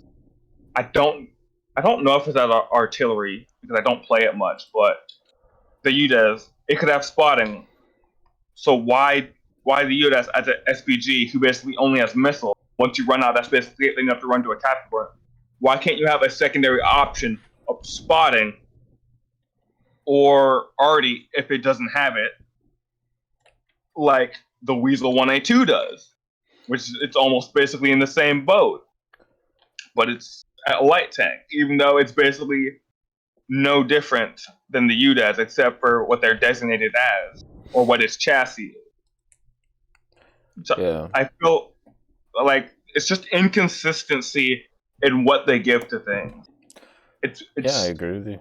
It's aggravating because I love getting into a match, spawn the adventure. I first one on my entire team to die. I just spawn another one. It's only 180. I die again. Okay, I can go to mediums now because I have enough SP. But now it's like they're mediums. They're not as comparing to other mediums. They're as effective with somebody of same skills or as effective, but if somebody of differing skill who basically relies on APHE to do damage. The hey RVND, nice to see you. Having let's say 200 SP for a Panzer IV and 200 SP for the Achilles, they'll go for the Panzer IV every time just because it's more forgiving. Yeah, even though in reality, with the pen, a fully spaded Avenger is basically a Panzer IV without filler, but it spawns really good. Like it almost spawns like it has APHE. But yeah, I'd like them to I mean, SPGs either need a unique mechanic to make them more useful, or they just need to add scouting to them. Like, especially stuff like the 80 gem launches. If you're gonna give it to the 1A2, just give it to stuff like the M113s. Like, what's the worst that can happen? Exactly. Right? I watched you suffer the M113. I was there for every game. I'm like, damn, I really don't want to go through that. Yeah, there's no point. And that's cool, RVND. It's one of those things. It's like fun. it's like double. They have double standards for tanks, but it's like give whatever. In my eyes, it's give what. It's first, especially for SPGs and SPGs. Give them whatever they need to. So if they have no ammo, they can be somewhat effective until you give them their own mechanics. Because at this point, like M113, like all you have, like no missiles, you have a 12.7. That's basically it. Anything else you face at that BR that can be penned by a 12.7, you won't do it. You will not do enough damage before they kill you. Well, if you're lucky, you will, but it's unlikely that you do enough damage for something that's a light tank at that BR to kill you. So I would love for the M113s, the UDAs, to get Arty if it doesn't already have it, and spotting. And also I don't understand why they have the spotting modification just so you can spot farther. That, like, I used to just put it by the wayside, but now that I actually think about it, it makes no sense. Like, oh, you can get a mechanic, but you have to research something to make the mechanic better, unlike mediums or some other stuff where you basically just get artillery. Yeah. It's just so weird that, like, some of them, like some mediums, you have to research artillery. Some of them, you have to research better spotting. Why can't just the given mechanic, I guess their given mechanic should be spotting. They should research artillery. I'm good. It's the contrast and mediums should just be given artillery. I'm doing all right though, and they'll be fine with it because they have. Thank you for asking. Some mediums either have mobility or somewhat usable armor. Yeah. But other than that, I don't think I have anything left because I just brainlessly grinded. I brainlessly basically abused the T55 AM1 and the IT1 through the entire event. And it was actually pretty easy. And it was fun. Yeah, the T55 is still in a good place, right? Yeah, the AM1 is honestly it's basically in the same spot as the Optic 120. It's not at a BR it should be at. Honestly, it should probably be 8.7. Yeah. Easily. Oh, I just remembered my last point. The WMA needs to go up in BR. It has to. It literally has to. Why? It has so much more usability than anything else it faces at its BR or comparable vehicles. Like the two most comparable vehicles to the WMA are literally the Big Light because it has NVDs, it has BT, it has missiles with the laser rangefinder, and the T55 AM1 which has darts, missiles, but doesn't have BT or NVDs. The WMA has literally everything you would want out of any tank, maybe except for armor. But that's a given for light tanks. But there's so many times that WMAs have gotten to spots which basically they get to a spot, we lose. Because they can basically just watch our entire team push up. And there's almost no mediums that can keep up with them at their BR. And their versatility is like you have BT, you can be an SPA, you can be a missile carrier, you can be a light tank with a dart, you have spotting, you have artillery, It has everything. It literally has everything you want. It might as well be a medium with no armor. Would you want the PTLO2 to go up too? I haven't. The only time I've seen a PTLO2, it's been on my team. Right. Or I've killed it. But I'm specifically, I don't want the PTLO2 to go up because you have to grind for it. Right. The WMA, you buy it and you instantly have 100% usability with everything you have. Wait, does the PTLO2 have VT? I don't think so. I could check. I don't think it does though. Does it have NVDs? That's thermals. Like, I'm completely fine with it having thermals because it has thermals to basically deal with all the other lights at 8083 that have thermals. Yeah, it has an insanely good APF SDS as well. What pen does it have? 381, 322, 220. Damn. Yeah, it's a really fun vehicle. But it has it doesn't have as much usability though. But it's at a lower PR. No, the main difference between the two is the WMA has a better gun. That's it. But it's actually the better gun has a worse APF SDS. Yeah. it's kind of ironic. Yeah, it's one of those things, just like when America was trying to decide between like the larger gun or the smaller gun for like the Abrams. Like, well, this one you get more muzzle velocity, but this one you just get higher pen. Yeah. But this, and then just finally decided on what the 120 or the 105, whatever. It's just one of those things that a bigger gun doesn't. It honestly almost doesn't mean anything. It's like the Roycat versus the Conqueror. You have AP PFSDS in the Conqueror. No, in the Roycat. We have APDS in the Conqueror. They get similar pens. Like, I think the Conqueror is like 362, while the the Roycat Mark 1D has like 311. They have completely different BRs.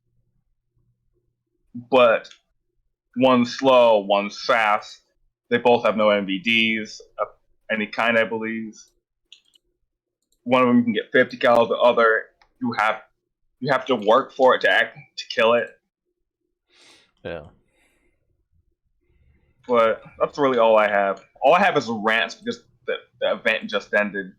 And I'm tired of seeing WMA. I'm tired of seeing well, let me rephrase this. I'm tired of not seeing WMAs plastered with bushes all over their face at the edge of the map, killing me from the other side of the map. That's what I hate seeing. And that's the funny thing is, after the event, at this point, I'm only playing to get the top rank of Warbond Shop so I can get my free P47. That's all I'm doing right now. It's a beer. I do my dailies and I'm done because I'm tired. I'm sick and tired of just seeing WMAs every match. And the worst part is, if you don't have the right shell, you have to choose between either disabling basically the breach or the turret, or disabling the mobility, which is within the WMA is not fun because it's so long. So you have to basically choose between either being able to get shot back at, or having them possibly getting away because of their speed. And you have to take that gamble almost every time with the WMA. Especially on the frontal profiles, you shoot the turret or you shoot the frontal plate. Yeah, I had a really good time with the PTLO too, so I'm sure the WMA. Yeah, it looks fun. Really fun as like well. I just near the end of the event, I got the T92 and the M56. APCR be damned, I'm having fun with it. I out-sniped a Centurion 2 kilometers away with APCR on Sands of Sinai. Nice. The greatest feeling ever. That's all I got. Oh, well, fair enough, man. It's always nice. It's always nice hearing you. Like. Oh yeah, it's always nice being able to talk with you. Oh, of course. Oh, another thing. This is the last thing. It's not even directed at you. Hans Liegen, I am sorry that I had to tear you apart in your RCB with my shield. It was nothing personal. I just saw a pixel that looked wrong. It's all good. Literally, I saw one pixel that was blue against a sea of green. I gotta go. See you later, brother. Thanks for coming on. See you later, Tech. Alright. Right, so before I move on to the next one, I just have to quickly do this. So, it's not a bottle of wine. It's a bottle of beer, and it's this one. So it's a wee angry Scotch ale made in BC, because of course, you know, we can't just say it's Canadian. It has to be somebody else. So 6.5%. It's made by Russell Brewing Company, and it won first place in British Columbia 2019 Beer Awards. So there you go. Giving it a go today. It's alright. Not very strong, but it's okay. Tastes good. Alright, back to reality. No, I'm not sponsored by an alcohol company. Alright, now let's get DePhoenix on, see how DePhoenix is doing today.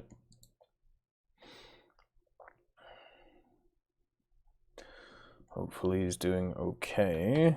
If he finds the button. E6. This is not going to be fun. I'm gonna run straight into them. DePhoenix! Oh. There you are. Yeah, hey. Now it didn't show up at first. Oh, fair enough. Good evening. How are you? Don't yell at me so hard. So hard. I could be a lot louder if you want me to be. I got a little bit offended, to be honest. Offended? I'll be Was quiet, you're yeah, German. yeah. It's all good. Verdammt. Nur weil wir immer schreien. Anyway, how was your New Year? Did you have a good one? Oh, pretty good. I started to work yesterday, and well, today I finished my second stream, and we played a little bit of Mario Kart. Even my controller is dying right now. It's I don't know what happened. Well, it's the original Nintendo GameCube controller, and it gets right now a little drift, I would say. Back to the topic. I wanted to talk with you about Mario Kart. The thing is, to use emulators is legal everywhere, as far as I know. Just to provide people with them is not really legal. Right. When we get to the games, the ROMs, this is I highly recommend everybody don't download this stuff. It's very illegal. So as long as you don't own the game, don't download it. If Nintendo gets the site where you downloaded the ROM, you have to provide a bill. If you can't provide the original game, you have to provide the bill with where you bought it and stuff like this. And don't know, something else. Well, it can be pretty expensive to get sued by Nintendo for this. Yeah. I'm pretty lucky. I still have my old Nintendo, my old school stuff at my mom's basement. And so I think I'm pretty free to use certain stuff, especially some of the games are backups from the original games I had. So should be legal for me.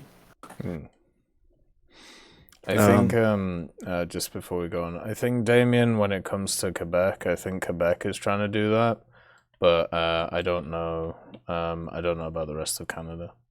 But I know it hasn't passed the parliament yet, but they've talked about doing it. Sorry, go ahead. Yeah. What was the point I was standing? Right. I wanted to roll one. So, if I have something, if I smoke something and it's not a joint, it has to be a blunt. So, well, so if you want to play legal ROM, that's the point I wanted to tell you. Right. When I hit the certain amount of followers, but well. So it seems like when it comes to the emulator stuff, owning an emulator is fine. Playing stuff on it is not. Right? Playing downloaded stuff is not. So it's kind of like the VPN shit, where it's like having one is okay, but bypassing stuff is not. It's not. Yeah. Classic. Well, everywhere I read about this, they mentioned to download this stuff is legal, but Nintendo never mentioned anything about backups from your original games. Right. And Nintendo's quite heavy-handed when it comes to that stuff as well. I can understand it. If you take a look about, it's not just Nintendo, it's every single console or game. I promise you, if you hit a game from your childhood and you think, yeah, that was on PS1. Oh, it was with, I don't know, I had back in the days, we had this pirate game. I forgot about the name, and it was pretty funny. Yeah. If I take 1 hour time, I will find this game, even I don't know this stupid name. So, but it's okay. Nintendo is, in my opinion, it's a pretty family-friendly company. Most of their stuff are, you can afford them, especially if it's the handhelds. Oh, true. Like, you get the Nintendo Switch Lite. I don't know about the Canadian prices and if there are taxes included in your country or not. But in Germany, you pay like for the normal Nintendo Switch, you pay for the OLED version, you pay like 300 euros. God, no way. And for the Lite version, I don't know what my brother paid. I think 180. So close to the half of the price. I don't think it's that bad in Canada. I would have to check, but yeah, it's generally the same as pretty much the rest of the world. You fucking kidding me, man? I'll have a look. Yeah, and for every console player that claims like it's Sony, like $380 over here, which ain't that bad. Oh, it's okay. The OLED version, huh? For the original version, yeah. Yeah, I'll be back in 2 seconds. I just have to take a piss, so entertain people. Okay. Oh, alright, I can entertain the stream. Please stream, talk to me, I will talk to you back.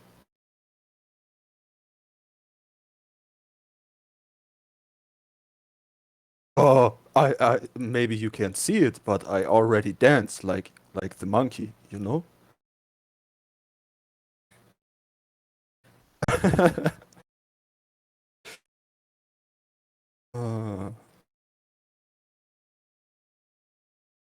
Of cake still in the chat. Please, Abby, show yourself.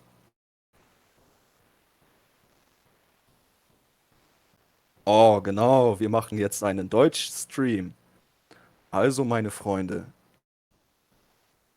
red sun in the sky. I don't think so.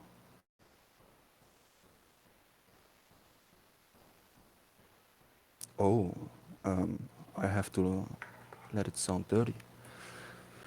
Also, wenn ich ganz ehrlich zu euch bin, Jungs, oder Mädchen, je nachdem, wer da gerade zuschaut, wenn ich abends im Bett liege und versaute Dinge denke, dann... Alright, I'm back.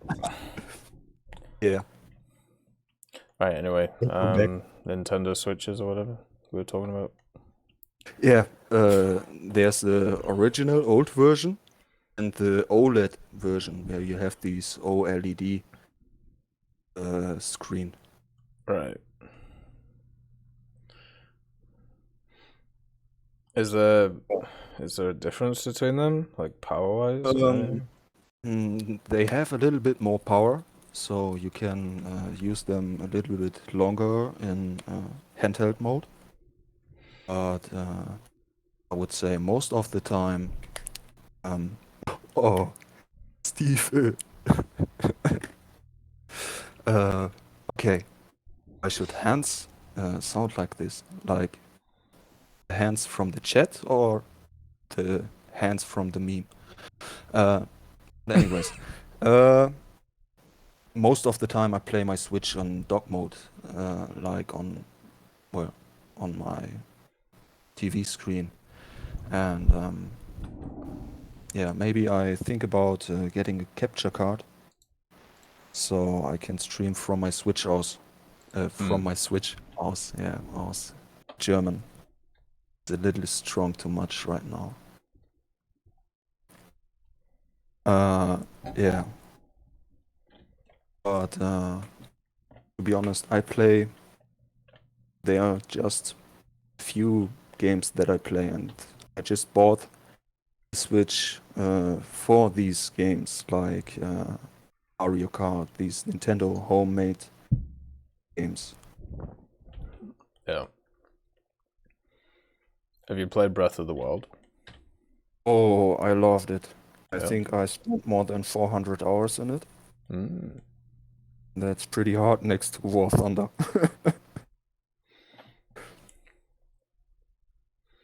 I highly recommend you, if you ever buy yourself this Switch, get it in bundle with Breath of the Wild, or I wouldn't recommend the Pokemon remakes. Diamond and Pearl, they didn't made it so good. The problem is I don't know when I would play a Switch. It's more like, do you drive to your work by car, or do you get it with... Okay. What are your break times, like for At lunch? work? Yeah. Oh, I don't... Well, technically 20 minutes, but I don't take it. So I have stuff to do. Yeah, I know this. I smoke most of the time. Yeah. Yeah, I used to take breaks to smoke, but since I quit, like, yeah, I don't know, I just continue to just do work. It seems to, I don't know, keeps my mind off stuff. While doing exercise, well, yeah, I could do it while I'm on the bike, but I watch TV shows. But that could work, yeah, could do that. Also a good idea. Yeah. Or sometimes my wife plays before she goes to bed. She says, now I have to work on my island on the Animal Crossing. And I'm just like, oh, this game still exists. Holy fuck. I was just like the first month, after its release, I paid all of my debts on Nook. And I got everything I should needed, and terraforming and all this stuff, and I thought I was done with the game. And then she said about this update, and I was like, oh, it still exists. Shit. Yeah. I think this game is also now more than 2 years old. Yeah, before bed I read, so like I've been reading Spitfire Girl recently, again, obviously, and I'm up to 2 chapters a night now. But last night was just 1 chapter because it was like 15 pages long. And she's in like a crossroads in her life because she's engaged to a guy called Reg, who is in India for 2 years. And she's met another fella called John, who is at home, but he's more of like a weird individual. So like He's at home or at home in India? Well, no, he's in England, she's in England, but Reg is in India. Okay. And it's all about like this weird love triangle and how if she's by herself, she's a completely different person when she's with John, then she's a completely different person when she's with Reg. So if you are honest to yourself, this is just Twilight for War Thunder. Sure. Let's go with that. Yeah. My wife used to be also to read some books before she went to bed, and God damn it. Now she plays Nintendo Switch instead. Oh, there you go. And I recently read it also. A couple of books. But I don't think I can translate their title. Let me take a look. What's the English version is called? Well, I've decided that just before bed, what I do is I do sit-ups, and then I read I read a chapter of a book. So once we're done with Spitfire Girl, we'll move on to the Airfield ones, which will be fun. Okay. Just give me a second. It's like it begins with the title. It's The Way in the Shadows. The Way in the Shadows? Yeah, and it's from Is it tag Brent Weeks. It's the name of the guy who's written this book. And wait a second, there's the English title. Where is it? Yeah, The Way of Shadows, Shadow's Edge, and Beyond the Shadows. It's like the Shadow Trilogy, and then there are also 5 by Brent Weeks, you said? For the light side. Yeah, by Brent Weeks. Way of Shadows, and then Shadow's Edge, and stuff like this. Looks interesting. I'll have to have a look. I just sucked it in, but it's more like assassin stuff and fantasy woman, I would say. That sounds pretty fun.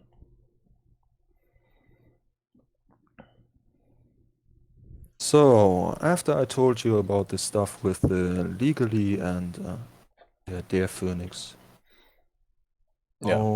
Phoenix is more like I have a little issue with some kind of letters, like E, O, E, I in German and stuff like this. And school was pretty hard for me, but I learned enough and tried enough, and now I can write properly. Yeah, you got through it.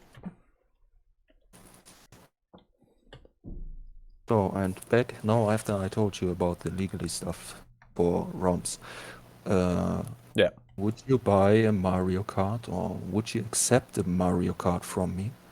No. God damn it. Why not? Because I'm not interested in Nintendo getting up my ass, and then I'm also not interested in Twitch getting up my ass, and then I'm also not interested in YouTube getting up my ass. And then my own lawyer getting up my ass. Yeah. That's a pretty fair point. Yeah. I'm sure we can find out something else to do. Like what I'll... At least when you have a Switch, we can play some Mario Kart. Oh, true. As I said, there's all those funny knockoffs that we could... Like, I could literally just buy a 4-pack and just throw it at people. And then we can just... could have a few games of that. But no, I'm not... After reading, like, so much about Nintendo, and how they've treated not just CCs but anybody who makes like any type of content around the game. I am not interested in touching anything like that with like a 10-foot pole. Understandable reasons. Pretty much. Yeah, as long as I know I'm a little bit on the safe side. I don't care. Oh, yeah. I wouldn't smoke weed. I wouldn't do stuff I do, or stuff I did. So. Sweet dreams, Fluffles. Well. Have a nice rest. I'm just a small one. No one cares for me. That's, I think, my little bonus I have. I used to think that, and then I started getting knocks on doors. So, well, not knocks on doors, but emails. So yeah, it just is how it is. Why the fuck would Germans report your stream to the German fucking government just because you? It's Why? funny, isn't it? I know. People get annoyed. Maybe they can't understand your language properly and just hear, oh, there's Erica. Maybe he's a American Nazi. Let's report him. I know. No, it's because I can't remember what it was on that day. I think I was going on about something about the EU, like the European Union and Merkel, and somebody probably took offense to it. I can't remember what it was. Like, it was a long time ago. It was funny. And now we have in Germany the Netzdurchsuchungsgesetz. It's called.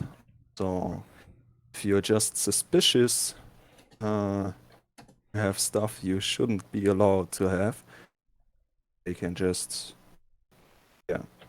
watch everything. I don't know how to say it. If they have suspicion of you doing wrongdoing, they can go through all your shit. Yeah. Yeah. Like, why? But they shouldn't be interested in my child porn. Or my what it's called, Sophia stuff. God damn it! Or maybe they are looking especially for stuff like this because they have kinks like this, and just try to get them for free. Now we get them. I'm sure that's the exact reason.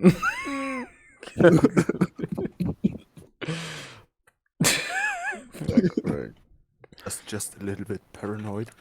But no, we have the same stuff in England and also Canada.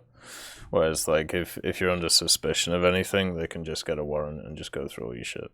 So it's fun. Even they dropped out of the EU. You still have this? Of course, yeah. This was in before, like late 1990s. Don't know why. So they get double fucked. Well, yeah.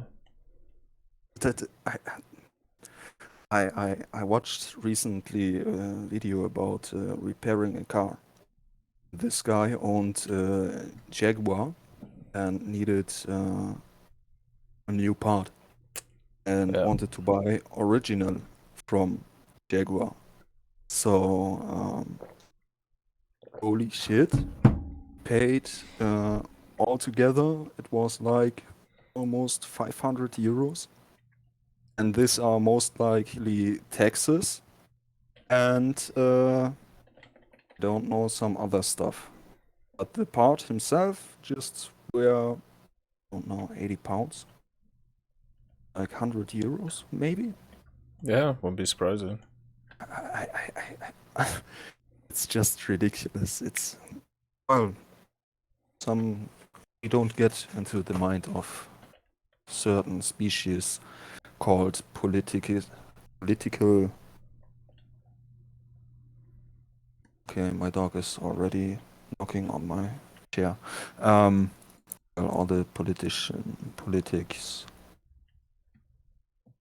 Well, let's don't talk about this. Yeah, it's all good. My English is not good enough for some politicians' talk, so I should stay with listen to stuff and just maybe making funny comments. Yeah, it's all good, Pinoy. Don't worry about it, man. I'm too slow.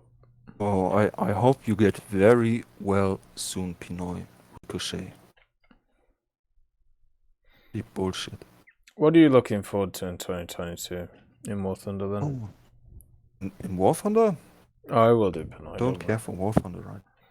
Don't know. The last well, event, whatever then. What do you want from took 2022 in all life? my breath. In life? Yeah, what do you want overall? What would your perfect 2022 look like? Hey, Jet Cream, nice to see you. Impregnating my wife? Pardon? Maybe everyone presses his thumbs so it works. Or maybe we stream it just on what was it called? Pornhub. So everyone can participate with us in live stream. Just kidding. Oh, maybe I hit 50 followers on Twitch, and I don't know. The last couple of days, my stream was pretty empty. Oh, thank you very much. It's like these dad jokes on Instagram, where this guy goes to the press on the football game and just presses on his back, just because they stand to press. Very funny. Sweet dreams, KV2. Good night, KV2 Strong. Well, 50 followers. This is all for my year. Maybe getting well again with my stomach, and I hope my dog makes it through this year also, and maybe we can celebrate his 16th birthday. Yeah, that's all my wishes for 2022. Yeah, pretty easy then. Shit, the internet never forgets. I think you could get them. Shouldn't be too hard. Yeah. Most of it should be possible. I like to thank you for all the entertaining, also the last whole year, even if I said it in the last Fireside chat last year. Just another question. I see you are killing AI planes. Yep. I think killing AI planes still raises your plane kills in your statistics. Yes, it does. Not in-game, but I was pretty overwhelmed as I realized it. I was like, holy shit, why did I fight other planes when I just can kill the AI planes to get good statistics? Man, I'm so stupid. Because you get more RP killing players, and that's all. And it's funnier to get the salt. Alter Salz. Tasty. Pretty much, yeah. Thank you for having me. And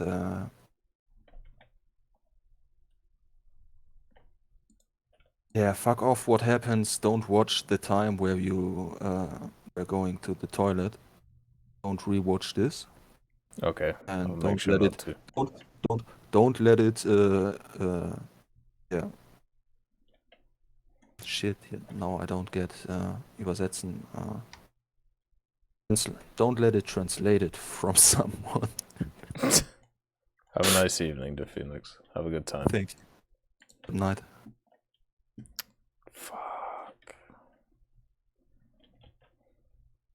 Alright, so now we have Palau on. So let's see what Palau wants to chat about. This thing is the same BR as the Sabres. Hello? Hello. Hey, how are you? Damn.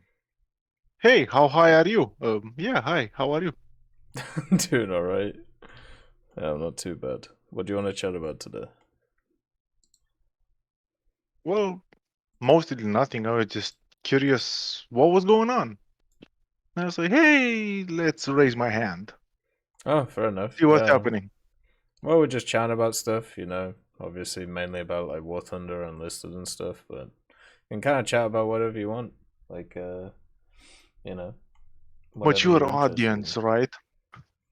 Huh? Mature audience, right? Yes.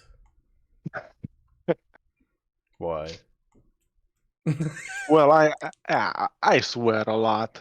Oh, fair enough. Yeah, don't worry about that. Oh, great. So no trouble with Twitch or anything like that. No, just keep it within bounds, please. Okay, I'll give it my best. Good stuff. Well, first of all, I'm honored to be talking to you. Oh, you shouldn't be. I'm honored talking to you. Anybody tell you you're too polite? No, normally it's the opposite, actually. Really? Because I yeah. haven't heard one bad word coming from your mouth this whole time. No, well, I try not to, but generally, what's the word? How do you put it? Well, usually inside. Things that are said about a person are not usually what actually they are. Does that make sense? I don't know how else Oddly, to put it. yes. Yeah. But no, I try, especially on the Fireside chat, right? Like the Fireside chat, the whole point of it is to, have people on and talk about stuff and, whatever they feel like. I feel like badgering them or going after them, even if I disagree with stuff.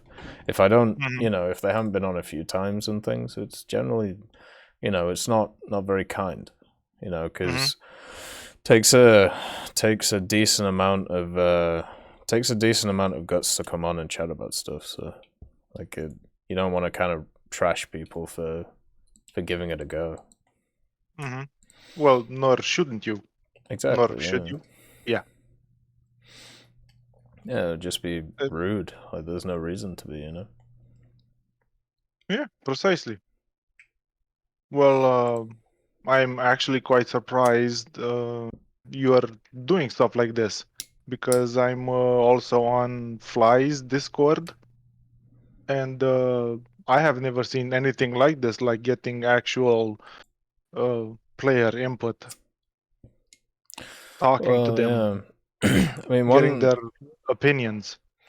Well, one thing that I saw, like, might have been like, it was about 3 years ago at this point. So I saw a lot of people going on about, like, how do we talk to Gaijin? Or, like, we use all the thought forums and stuff, and we don't think they listen to us, and we don't feel like we've got a platform to do things. So I was like, well, fuck it. I'll just make one. Like, and people can come on and just chat about stuff. And yeah, that's basically what we do, right?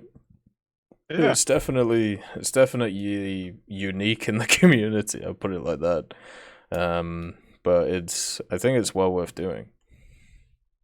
I think so too, because there are a lot of problems with the game, and I'm just curious, how are you putting up with all of the negative things getting said at you, towards you, because of the game? I've been dealing And from with what I know, you're just the only one doing with this. I mean, is anybody supporting you doing this? Well, I mean, yeah, technically. I mean, the thing is, you've got you've obviously got like the admins and the mods and stuff like that, but I'm kind of the face of the stuff, so I do most of the things. But you've also got, I've got my mates, like people like Alex and Rocker, and we talk about stuff, and you've got people like Freeman and Dog, and so there is people to talk stuff through with. But also at the same time, I think one of the things that I've realized, so I've been doing like, content creation in War Thunder for like 8 years now. So all of the conversations that I've heard today, or I've heard like, over the last year, they're very similar to what I've heard before. So like my answers or my thoughts, they're not set in stone about them, but they're like really, really similar to like what they were before, right? So I think if you'd asked me that question like 5 years ago, I'd probably be like, yeah, it gets to me, and it doesn't feel great. But nowadays it's like, well, shit, man, like it's just the same thing I've heard for like 5 years. I'm just used to it at this point. It seems like people's issues don't change too much, apart from, you'll have like 1 or 2 or 3 which bring along some new stuff, which is kind of interesting. Hey Alex, nice to see you. But I don't know. I don't think I need a support network for talking to people. I feel like I don't know.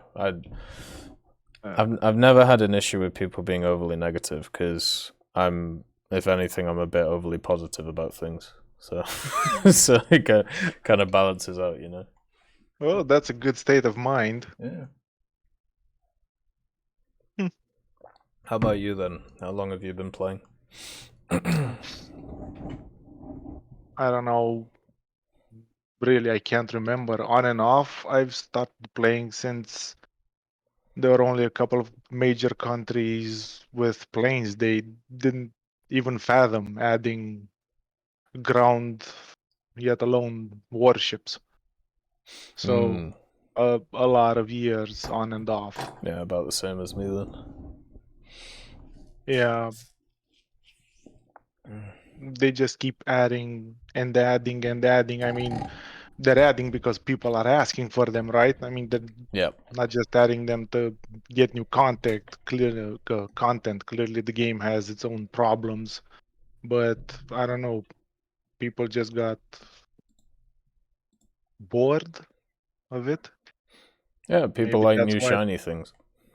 Yeah, new shiny things. So they just ignore basically all the problems in the game. One of the things I've liked that they've done over this last year is they started the It's Fixed series on their website, because one of the problems I had explaining to people for the longest time is that they actually do fix bugs, because for some reason there's this idea that they just never fix bugs, and it's because nobody clicked on the changelog tab. But with the It's Fixed series, it's basically forced people to look at it, so that's been kind of nice. Yeah, you're right. I also noticed that, and hey, Ozzy, nice to see you. I'm actually praying for It's Fixed traction control, which it's not ever. For ground vehicles, Yeah, for ground vehicles, they what was it, a year ago or something like that? A couple of months back, they just ruined it. You know, tanks would just climb all these steep slopes, 50, 60 degrees, which for some would be true, especially if they had speed. But now, come on, you can barely climb a 30 degrees if you don't have upgrades. Yeah, they definitely have issues nowadays. I think I hope they go back to it. And also the other one is the regenerative steering, I think is the one, which isn't in game. Would be nice to see. That would be cool. Yeah, but do you actually have the possibility of making things like this happen? For me personally, no, I don't think so. But it would just be nice to see. You have just a sway with Gaijin. Like, hey guys, what about this? I don't even think so. I mean, my opinion on all these things has always been I have the same power as your average person. I think it's just, it's the only difference is we have different avenues where we can contact different people, right? And ask them, like, what's happening. At the end of the day, the decisions are down to the game designers. And that would be a question I'd like to ask, like, why are they thinking about adding stuff like that, or is there a reason why they haven't? Like, is there something stopping them, Well, they clearly removed a lot of the things from maps because people were complaining. A couple of maps here and there that they would just climb high or find little sneaky spots to pick them off. Yeah, there's definitely issues in there. I will agree with that. Balancing issues. What was it? Last month they modified a couple of maps that surprised me because they removed a couple of sniping spots, like completely removed, inaccessible. Like, okay, yeah, sure. Nobody would be sniping from there. They'll just find a different spot. Are you gonna remove that too? Exactly. Heck, remove all the fucking maps. Why don't you? Like they did back in the day. Oh, these maps are outdated. We're not gonna do anything to them. We'll remove them. A couple of years later, hey, they're back. Oh yeah, they brought back Voloclamps, didn't they? Yeah, that was a great addition. Oh, and mind you, if I'm not mistaken, even larger. I think it was smaller back in the day. I think it's probably the same size, but it's just, goddamn, like it takes so they what they've done is it seems like they've decreased, or they've either increased the amount of tickets on that map, or they've decreased the ticket bleed. So that map takes ages to finish, and yeah, I just cannot stand the map. Like it's just a rough one, man. Yo, when I first saw that map back in action, I was like, "Ooh, yeah, awesome! I like this map." I started playing. Wait a minute, I don't. And you realize that was a lie. Yeah. Yeah, I had the Fire Arc on ban. Yeah, I removed Fire Arc and banned that one. Yeah, it was funny because I go ahead, sorry. I can't. I just can't play on it. Yeah. You were saying it's funny? It's funny because a lot of people who I knew who were quite new to the game, like the last few years, they were talking about how they were really happy that they could play the map, right? Because they hadn't played it before. And after playing it, they're like, yeah, I'm just going to put it on the ban list or the dislike list. Like, it's just, I understand why you didn't like it before. It's the same reasons. They haven't fixed it. It's still not a fun map to play. Yeah, clearly the balancing is an issue, and they're just not giving a shit about it because new shiny toys would get players into the game. But what about keeping your old player base that are actually supporting you and buying your battle pass and your premium and your vehicles and everything? What about them? What do you think about the new maps? Have you played any of them?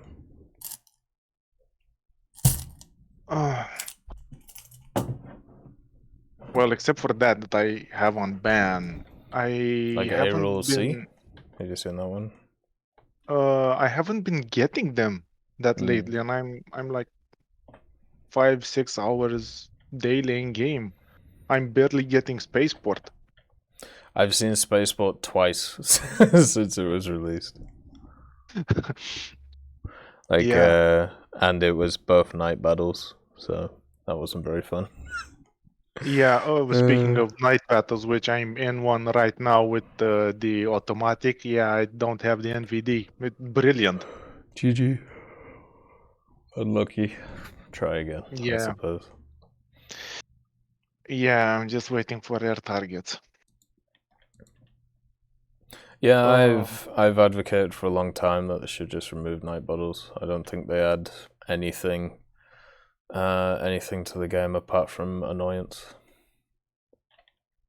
Well, annoyance and long period of waiting time for players to come up into your scopes because you're too afraid to move. Yeah, or just people changing their filter settings or graphic settings so they can see. Oh, you had to go there, didn't you? Oh yeah. You had to go to graphic settings. Well, I know. Well, not even graphic settings. It's more like filters. So, like, a lot of graphics cards nowadays, like NVIDIA, right? NVIDIA has a filter system, and you can just straight up make it so in the night it's just day. Like so yeah, you don't have to ever worry about not being able to see at night. It's just, it's just unfortunately something that's built into the graphics card now, which sucks, but at the same time, c'est la vie. People are gonna use the, as many advantages as they can find if they want to. Oh, of course. Yeah. Of course. Especially the ultra low graphics with all video card support that basically removes everything from the game. I feel like UOQ's got less exploitative though. I still think it is exploitative, but it's not as bad as it used to be. Why would you say that? Well, they did a few changes over last year. Like they made it so bushes are a bit more fuller on it, and stuff doesn't disappear as much at range compared to before. So I'd say it's a little bit better. It's still bad, but you still get an advantage, but it's not as bad. But it's like an inbuilt cheat. Yeah, it can be. It's one that's available for everybody if they want to use it. Like, I don't know, I don't want my game to look like mud, so so I don't like using it. But shit, it's like oh, what's the word? How do you put it? Oh Jesus, it's like a oh fuck, I can't remember the way that you put it. A something necessity, whatever it is. Well, I'll remember in a sec. But so when it comes to URQ and stuff, I don't think it gives too much of an advantage nowadays. It still does, but it's not as bad as it used to be. Well, mostly now players are more cautious. They have thermals. They actually use their eyes. That's true. Apparently. Yeah. Oh, that's another one that kind of got nerfed as well. Thermals. Are you sure? Yeah, because they added the dead tanks in, right? And they have a huge red bloom on them. Yeah, but you can't actually nerf thermals without removing them. And okay, if you're adding 7.0 Weasel with Gen 2 thermals and you're leaving Leopard 2K at 9.7 with nothing, it's called innovation. Well, fuck me, I want some of that. Yeah, at least they what's the word? At least they gave it DM23 finally. That was quite nice for it. Oh yeah, and they gave it what was it? 2 kilometers max speed. Oh yeah, that's gonna really make a difference. Do you like the 2K? Have you played it? No, actually, I avoided that tank just because of the poor shell and no thermals at 9.7. Because every time I play the Germans, and believe me, I like German vehicles. Yeah. Airplanes not so much because low diversity and P-51 is faster than me. So yeah, no. Yeah, that's fair. I avoided it just because of that, and +1 BR almost always. I mean, there's a certain point where you just gotta say, no, stop. Just stop. Yeah. I don't mind, Russians having that advantage, armor, caliber, whatnot, but I don't want to be at a disadvantage completely. No, furthermore, the traction problems. Well, they don't. Soviets don't get thermals until 10.0, right? Apart from the premiums. Well, actually, no. They got it on the IFEs and stuff like that. Yeah, exactly. Yeah, they don't, but they still have their stupid armor. Yeah, the armor can be fun. I really enjoy I remember when I played the T-72B and the T-64B when they're the same BR. That was super fun. That was a really nice lineup. Well, I was grinding them, and I said yeah, I'm kind of bored of Russians. I'll just take out the Automatico and chill while I talk with you. Oh, I don't blame you. That thing's really fun. Have you played the Arietes yet? No. I didn't grind the Italians just because of the diversity.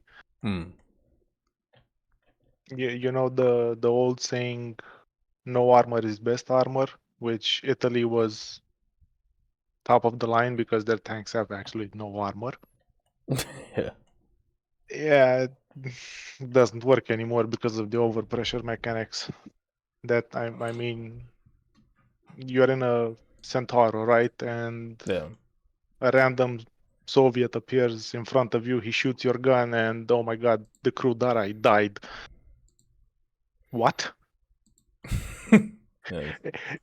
Excuse me? It's a bit of a rough Say one. that again. Or barely nicking the side of your tank or anything, overpressure. I know it was a problem back in the day. I was shooting a BMP from the back. I could only see like one of its doors, and I would just keep shooting it and shooting it and shooting it. Nothing would happen except track. Thank you for the follow, Storm Apollo. That's looking very back kind now, of you. Maybe a bit masochistic. I think that would have been fun. Yeah. Well, that's how you would have made XP back then. Yeah. The hit counter. The more hits, the more XP, the more money. Not kills, not caps, not anything. And yeah, they people would changed that just last year, didn't they? Oh, they keep changing it. Yeah, true. For worse, because buy this, buy that. Come on, give us some money. You know you want this. Especially the K50s. I mean, they're 50% off. I was actually watching your video on YouTube for the Christmas sales. Oh yeah. And I was contemplating about the Patton American and the K50. Yeah. I got the Patton, by the way, because Hellfires, why not? Yeah, it'd be a bit of fun.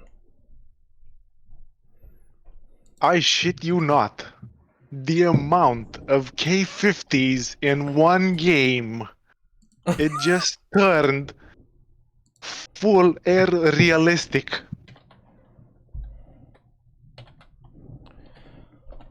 Yeah, normally for me, like when it comes to sales, I give top tier a wide berth for about a week. Oh boy. So I don't like just I don't know, it just always feels awful. Like playing that area. Yeah, I kind of found that out. I have never seen that in War Thunder. Never. What after a premium sale? Yeah, after a premium K50 sale. Yeah, after a premium sale, and after also the other one you gotta watch for is after an event which we just had, like with the MiG-23 going on right now. Yeah. I actually tried it. I got the ASG and the MiG. I grinded both of them, and I never took it out in a realistic arcade. And why wouldn't I? Come on, how bad can it be? Well, it's bad. Yeah. It's brokenly bad. So yeah, a wide berth is probably best. Oh, definitely, yeah. You don't want to touch that area at all. Yeah. Also, what I wanted to ask you, we were on the subject of adding maps and traction. What do you think of wheeled vehicle tractions? I know Gaijin likes to ride the bicycles and walk on sidewalks, but most of humankind likes to drive cars that have four-wheel traction and two-wheel traction that actually work, especially in game. When you give me eight-wheel traction that can't climb a fucking slope, I mean, something must be wrong there, right? Yeah, I think so. The traction stuff is interesting because I don't know. There's obviously issues with it, right? Like when it comes to how it's modeled and everything, and I wonder if that's on purpose or if I wonder if it's like a workaround for something. Like, is it designed in a way that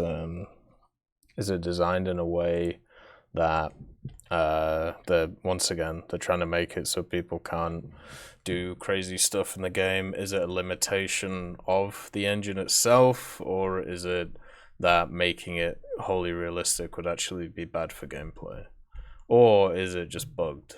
Like it could really be anything. But I just remember back in the day, like obviously as you said, you played for a long time. I played for a long time. I remember the traction being like 20 times worse back in the day, where to the point where you would be sliding along pavement because one track was higher than the other, and your tank got confused, or then sometimes it would get stuck in areas and you would ping off into the distance. Like there was a ton of weird stuff. So yeah. So I'm just wondering. Another question that would be nice to ask to the devs, like, how do they feel about traction? What are their thoughts on it? Are they trying to model it realistically, or are they trying to look at it from a different point of view? Because one of the things that was really cool when they did that Q&A last year with BVD and also the other Russian dude, and they talked about BVD talked about how they were trying to implement missiles and what they were trying to do from that point of view. I thought it would be super cool if they did something like that, but for other topics as well, like for traction and, you know, other stuff that are more contentious, I suppose, from a player-based point of view. So I hope they do. I really do. Yeah, that's what sadly we can all do, is just hope. Yeah, exactly. If I fear that it's getting to a point that if it doesn't bring them money, it's just not worth it to them. I'm sure some things, definitely. I mean, what would you like to see in War Thunder in 2022 then? What are the things that you are interested in seeing? Well, less vehicles, that's for sure. Right. And a lot more bug fixes. I mean, a couple of that we talked about, map balancing and tractions, some ghost shells that, you know, they said it's fixed. Yeah. It's not. It may be fixed for a couple of vehicles or nations, but it's not fixed. Did they say they fixed it? Yeah, a couple of months back. Oh, that one, yeah. Oh, yeah. I know, I read about it. That Yeah, it's fixed ghost shells. Oh, yes, it's fixed finally. Wait a minute. Where'd he go? I don't think they're ever actually going to fix ghost shells. I don't think it's possible. Well, now we just learn from experience that if they fix something, they break something else. Yeah, most of the time. I'd love to get one of the coders on and just have a chat and see, because I know a bit about how Enlisted was built, and from like the ground up. It'd be really interesting to get somebody who was involved in like the War Thunder project from day one, and kind of get their like views and opinions on what's happening today. Like what was it built on, and why was it built like it was, and all that stuff. Well, but is that actually something possible that you I could don't do? see why not. Like, surely there must be people out there who are, you know, who'd want to talk about it. Want to talk about it? Yeah. Who can talk about it? I don't think so. Well, that's another thing, but obviously we can't know that until we try. Hello there. Well, count me up for an audience if you actually manage to do something like this. I mean, I would really be very interested to see what kind of lies he can tell us. I like your optimism. See you later, Hans. Have a good time. Well, it's been a pleasure chatting, man. Like, thanks for coming on. And you're more than welcome to come on next time if you want to. Yeah, sure. Thanks for having me. Anytime, Pala. Thanks for the chat. You too. Stay safe. Oh, I will do. Alright, guys. I'm just going to take another 5-minute break really quick, and then we will continue. See you guys in a sec.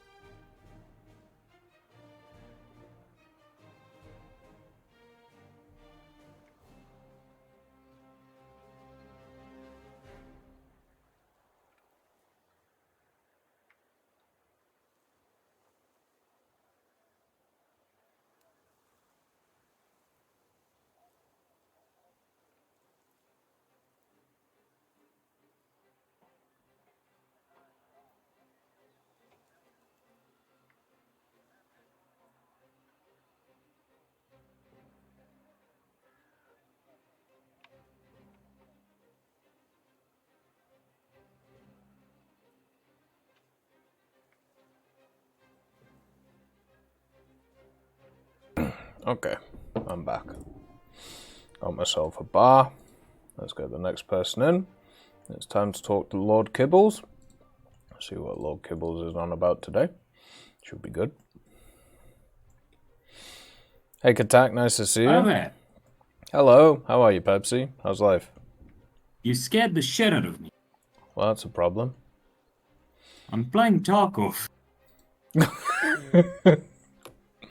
How is Tarkov nowadays? You got a box of English I've only breakfast run tea? into That's one awesome, cheater, Katak. but so far, good. It's just like Johannesburg. Oh, perfect. Yeah. You're playing it after the wipe, right? Do you normally play it after the wipe, or do you just play it all the time? I know it. I'm brand new to the game. Oh, fair. But yeah, there was a wipe. Don't know when, but you don't have a lot of people running around with, expensive stuff. But yeah. So how's it been, man? Oh, it's been okay.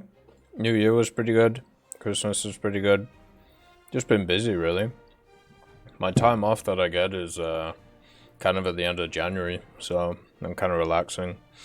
I'm trying to get to there and then relax for a bit, because my brain's a little bit scrambled right now, but it's not too bad. I'm definitely seeing fatigue setting, so definitely need to relax. How about you? You have a good New Year? It's been, I wouldn't call it good, but eventful. Oh. 3 days into the new year, wakes up 2 a.m. in the morning. The fuck is that sound? Oh, automatic gunfire 2 blocks down. Wow. Okay. Yeah. I've heard South Africa's been having a few issues recently. Do you think it will get better? It's getting better. Oh, that's good. But I would say it's a quite eventful year, especially with the with me getting kicked out of the squadron. Why did you get kicked out of the squadron? Mainly because I got irritated because Ratel repeatedly joined the chat while we were playing in a squad, and he would mute me. Well, not just mute me, but server mute me, so I can't really communicate with the people. And I've told him before that's not a good idea. That's abusive use of his position. And looks like he threw a hissy fit last time when I told him it's irritating me and I don't want him to do it every time he joins the chat, even if I'm new people, because I like bringing people into the GOA squadron. It's a new squadron. I want to grow it. Yeah, it makes sense. As soon as I'm telling him to not bother me, doop, not in the squadron, not on the Discord. It's quite funny. It's literally like, oh, okay, let's see how long this is lasting. Sometimes you got to be careful with some individuals. Yeah, it's just like, wow. I don't even understand because I've talked to him again. It's like he just threw a hissy fit or something. I understand he's a great guy, but sometimes he's just childish. Yeah, is how it is, man. Yeah. Probably had a bad day. Won't blame him. Generally for me, when like decisions have to be made, I always take at least a day to think through it and stuff. So I don't make snap decisions. Normally snap decisions lead to the worst decisions, so it's much better just to take time, you know. Yeah. But yeah. Hopefully he doesn't ban me off the SATTP, because then I have to find another Discord where we can watch cricket. Oh, I doubt it. Have you been keeping up with the Ashes? Well, I've been trying. Just a bit kind of ticked off because they decided not to release the results on last year's, studies. So I've got to wait until the 21st before I can apply for a job. Wait, they decided... Do you mean like exams? Yes. They just decided not to release them? Yes. Because of the, I think it's the Poppy Act. I don't know what that is. It's essentially withholding people's personal information, like they cannot distribute. Oh, okay. Even if you want it to be distributed? I guess I can contact them directly to say I don't really care if it's personal information. Yeah,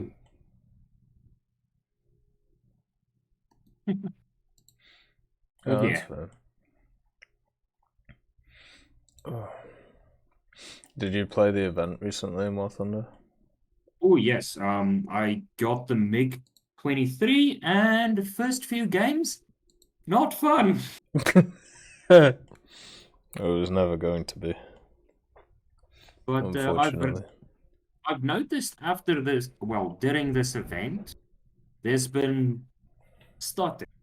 Like I'm playing on, I can play on high graphics settings.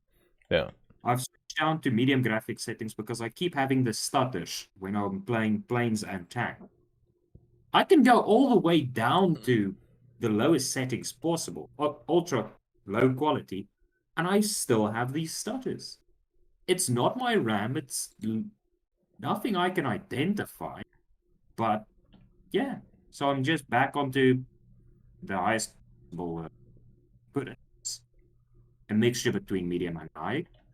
And I can't identify why I'm having the stutters on the frame. It just drops to like 7 and then it's back to 90. Does it happen for like a split second?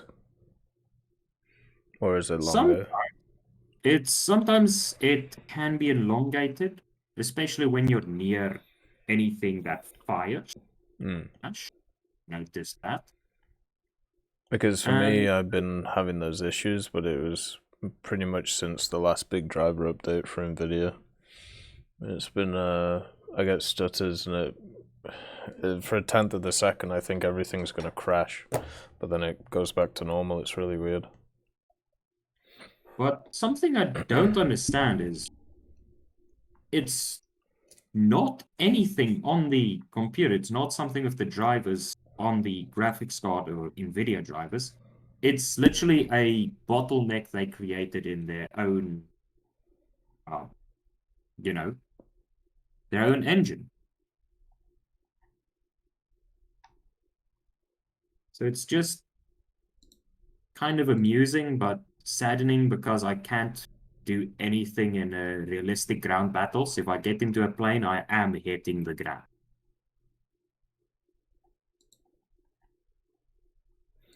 I wonder if it's something in the game then itself. Probably, but it's probably something they fixed and broke at the same time. Yeah, it could be. But I've noticed the clouds themselves have quite a large impact on FPS.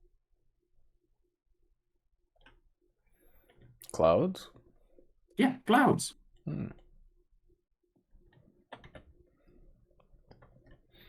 That seems weird. Is this more of a recent thing for you?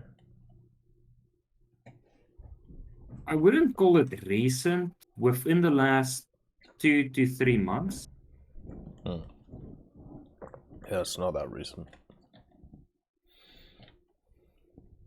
It's just odd because I don't know if other people are having the same problem or if it's just NVIDIA cards having this problem. I haven't had any issues with clouds. The main as I said, the main thing I've been having issues with is micro stutters, and then also the other thing is when basically somebody just bombs a fuck ton, it just like nukes the game for me. It's mainly because it's rendering high quality effects multiple times, and it's the same with clouds. If there's a map that has large amount of clouds, you'll see a small dip in FPS. And if there's also someone bombing at that time with a large amount of clouds in the area, it tends to drag from a micro stutter to, I hope I don't crash. Yeah. Well, hopefully this year we get a few performance updates.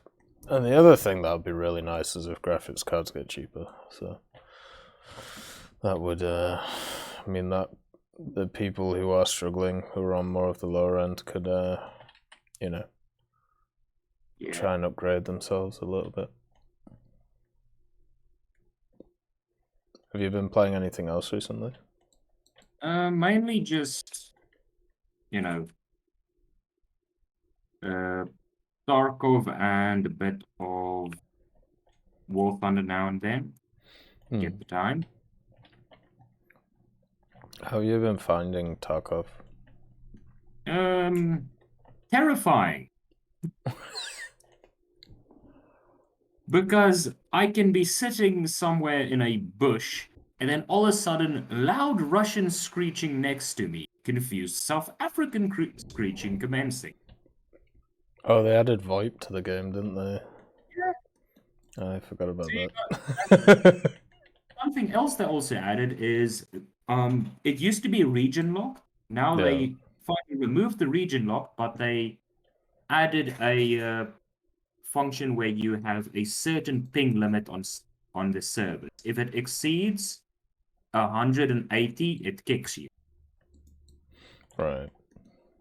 So there is a Joburg server. I can't connect to any other server. Only the Joburg server. Yeah. South Africans tend to be very aggressive. So you'll walk up to a guy and be like, "Hey man, how's it going?" Him being scared shitless and immediately, you know, trying to shoot you because you don't really have that. You don't go up to someone and say hi.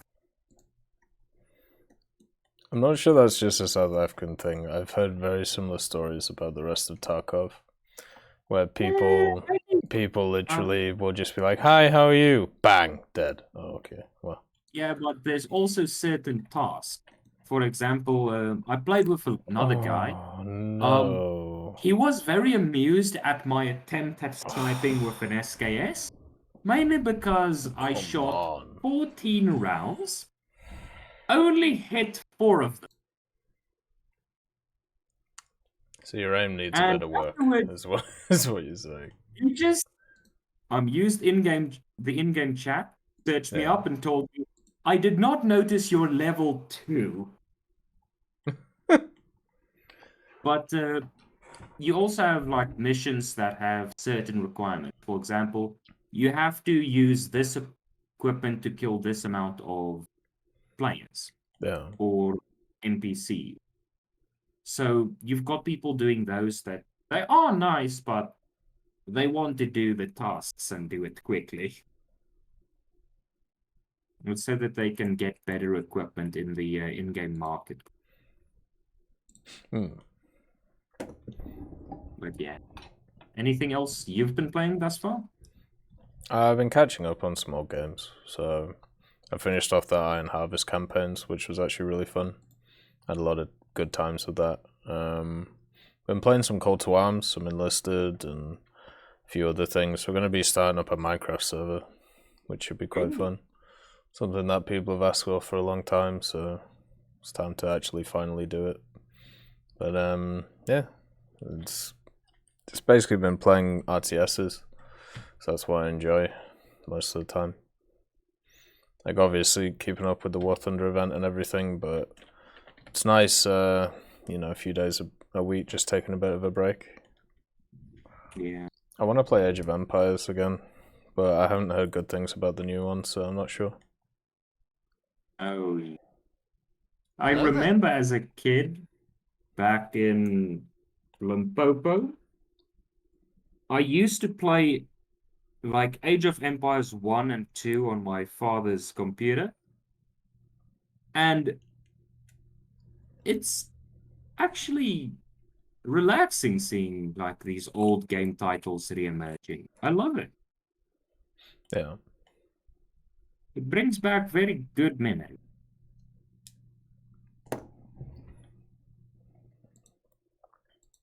Thank you for the follow, JP Jones. That's We very should actually kind. check if we can get a few people together to play like Age of Empires 3 or something. Yeah, I'd be down. I need to play through the definitive edition of 2 again. But I think with the new Age of Empires 4, they're going back to like Age of Empires 2, where you don't really have any firearms, more like, you know, spears, crossbows, catapults, that type of thing. So it's going to be interesting because you've got a lot of rush tactics that don't really work with Age of Empires 3, but would work on Age of Empires 2. So yeah, it is going to be very interesting. Yeah, probably. It just took so long for Age of Empires 4 to come out. Yeah. Bloody hell. Yeah, the other gaming news I was being told about the other day is that BioShock, they're making another one, which Serious? yeah, which I'm happy about. I really like the BioShock series. Really enjoyed 1 and 2. I haven't played through Infinite though. I should do that. I have played 1 and 2, but Infinite, I didn't really get around playing the game completely, mainly just I forgot that I, you know, had an illegal copy and, yeah. Oh dear. Not such big of a deal, mainly because, what can I do? At that point of time, I don't think I really wanted to go outside, mainly because everything was either being set on fire or was already on fire. Yeah, basically for me, when it comes to the BioShocks, I remember back in the day, like they did like, I don't know, a trilogy bundle or something, and I must have picked it up. And then I've had them ever since, because I played the original BioShock on Xbox 360, and I really enjoyed it. Yeah, I've played StarCraft Bidrick. I really like it. Played it for many years. Remember when I played the BioShock 1 for the first time? It was when I was, I think, I was 14 at the time, and I was visiting my friend. Yeah. But it's kind of nice remembering good old days. Oh, of course, yeah.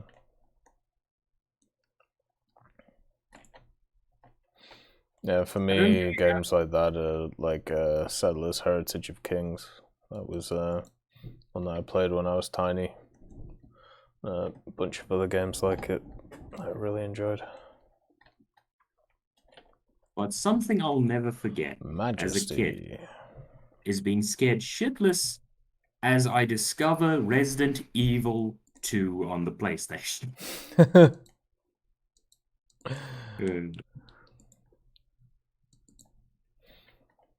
Yeah, I don't really have anything else to talk about. Oh, that's fair. Did you play Resident Evil Village? No, I'm actually trying to. I'm actually wanting to get Village on the laptop. I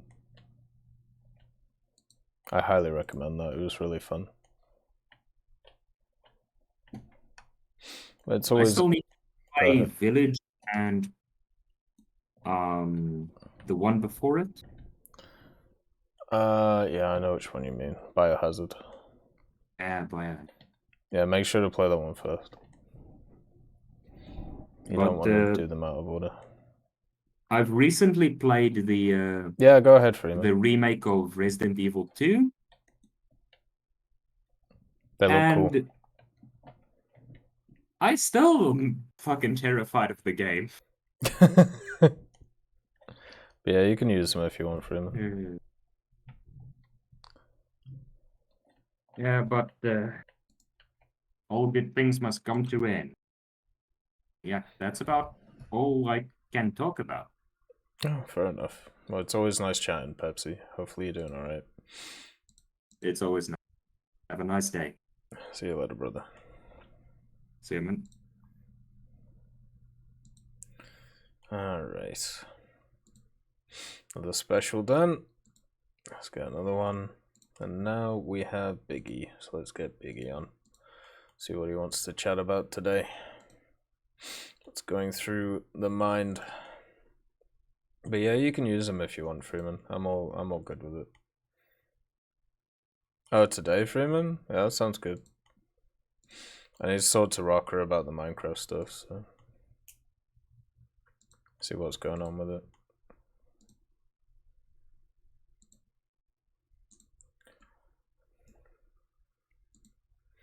Let's change this. So don't. That one's good. Ah, fuck! I barely noticed that little tiny notification at the top there. Hello to you too. Hello, dude. How are you? Yeah, I started to speak a good fucking 20 seconds ago. I was like, why isn't he responding to me? He must hate me. Oh, well, I don't know what it looks like from your end. There's a little green bar at the top that says you have been accepted to speak, and I just heard you talking to me, so I was like, "Oh, I'm probably already speaking." Fucking, I already gave you my life story in like 10 seconds. Oh, you have to fucking like click. You have to click accept, which is probably a good thing. All things considered, you could be having sex or something. Not that I would know anything about that. I love the idea that you go onto Discord and you're like, okay, I want to request to speak on this thing. Oh, wait, I quickly have to have sex before I go onto this fucking thing. Be honest, Zach. I requested to speak about 2 hours ago, Yeah, thinking, that oh is yeah, fair, yeah. I'm probably gonna be able to speak in like 15 hours, you know. And then a lifetime goes, and you know, my 2-year-old fucking turns 18, and I'm like, did I forget anything? No. I'm gonna have sex now. And then fucking Tech ignites me to speak. I'm like, oh, fuck. Yeah, that's fair. Yeah, I don't know how else to do it though. Like, unless I limit people to like 5 minutes. No, there's nothing wrong with this. It's fine. It's fine. Alright, what do you want to talk about today? What's going on? Everything. Life. Oh hell. And love and what? You want me to complain about a game I had on War Thunder where I got killed and I got annoyed, and then I wanted his vehicle to be nerfed? I would rather you talk about anything else, if that's okay. Exactly. Right. So, I mean, my day was actually fairly eventful. My daughter turned 2 today. Oh, happy birthday. Thank you. Thank you. And my wife got into a car crash. Oh dear. It was nothing major, but swings and roundabouts. Pretty much, yeah. Well, she's okay, which is the only thing that's important. Yeah, that's positive. Yeah, the bumper needs to be replaced and all that. But there is one thing. I've been playing Italy, low tier. Right. Try and get up this magical rank 3 lineup that you posted. I was like, wow, that looks like fun. Yeah. And then I thought to myself, can orphans eat at a family restaurant?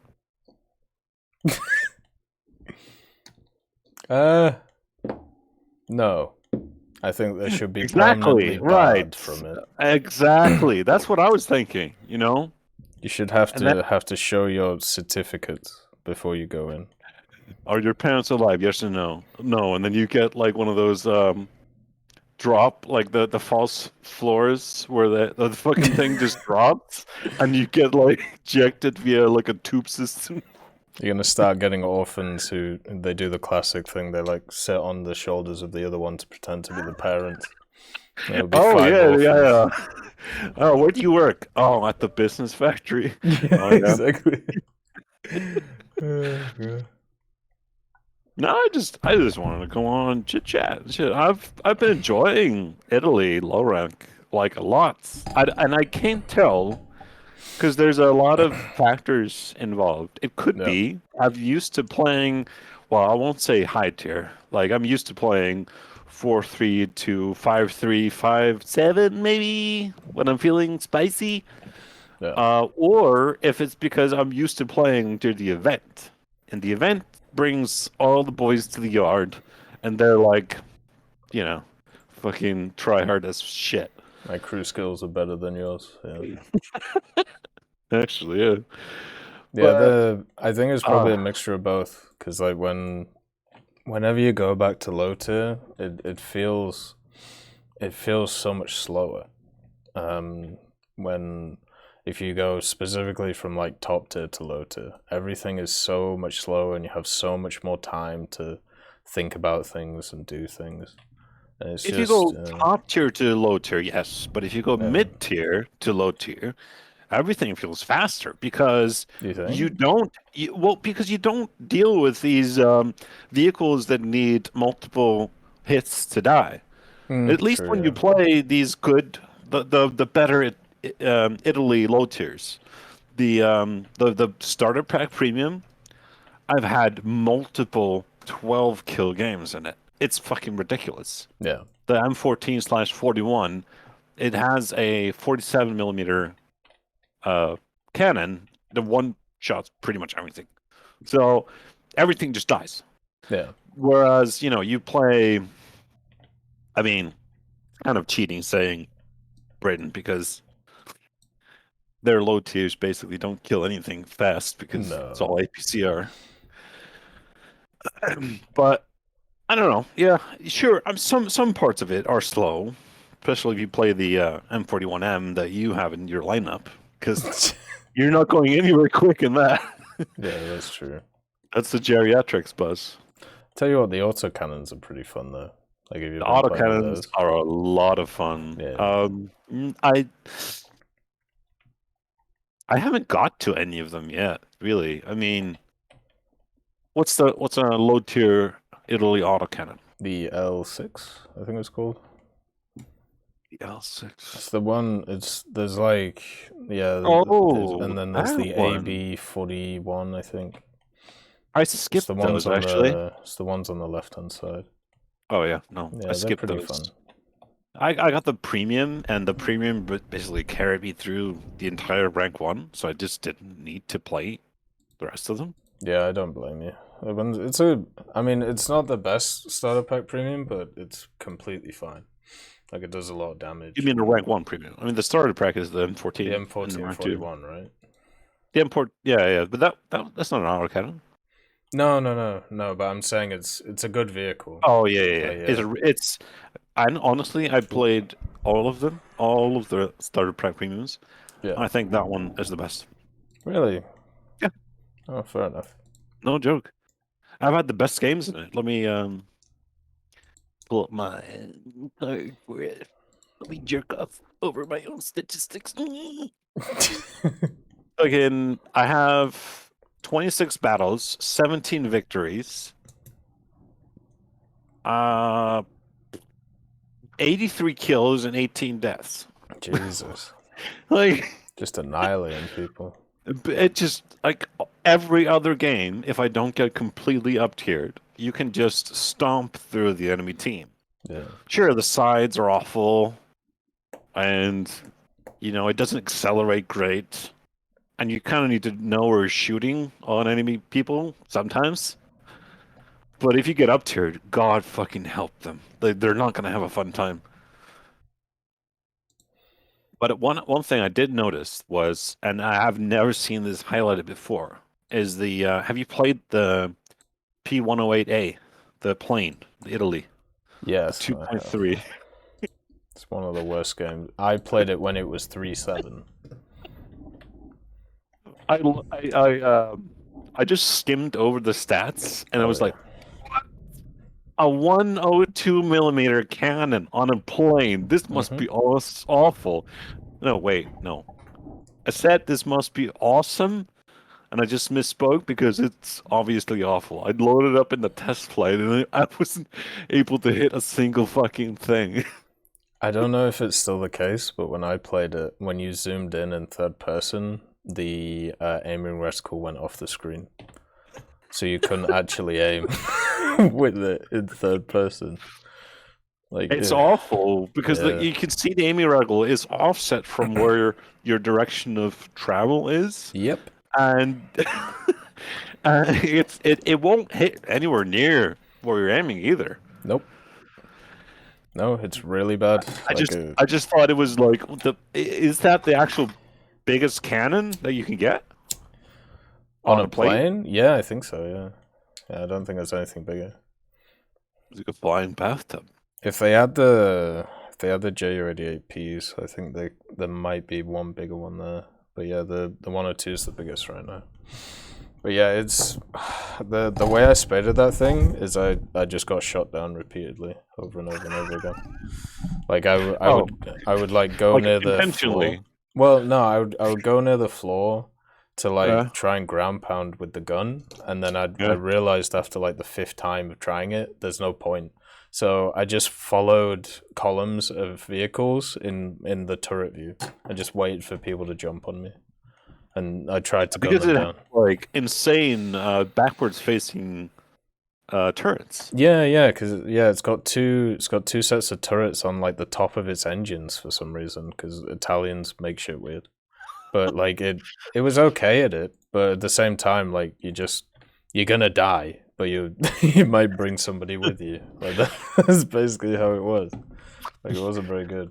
But why didn't you put the flying duck into the lineup instead of the SM91 or the RE 2001? I mean, the duck isn't a bad pick. I just really don't like it because its engine power is really, really low. So you get like 1 or 2 good turns, and then you're at a crazy low speed. So you get shot by AAs, you get shot by planes. That's me in every plane. I don't know what you're talking about. Every time I look at videos like from Oxy or whatever, it's always in a game where there's no opposition. I was like, yeah, that looks great. Every time I load up a plane, I'm shot instantly by like 3 people. Like, wow, thanks, nice.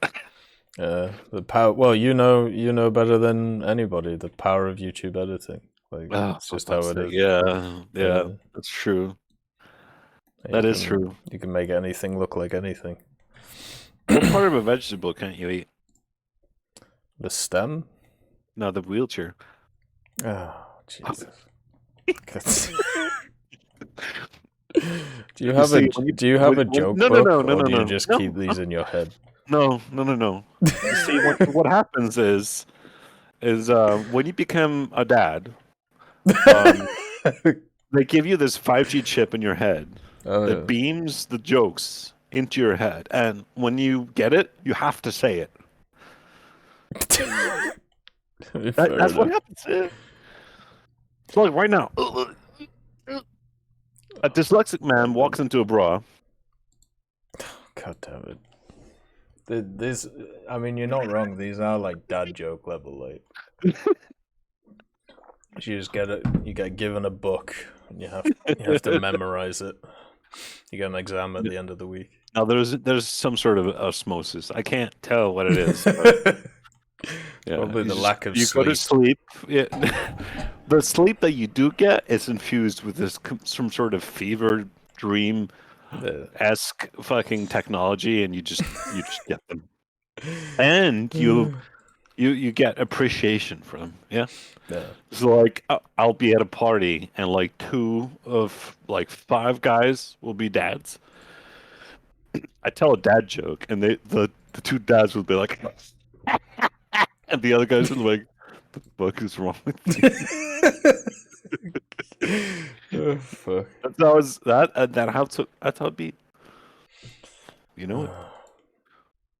God, I'm so scared of that whole world. Babies.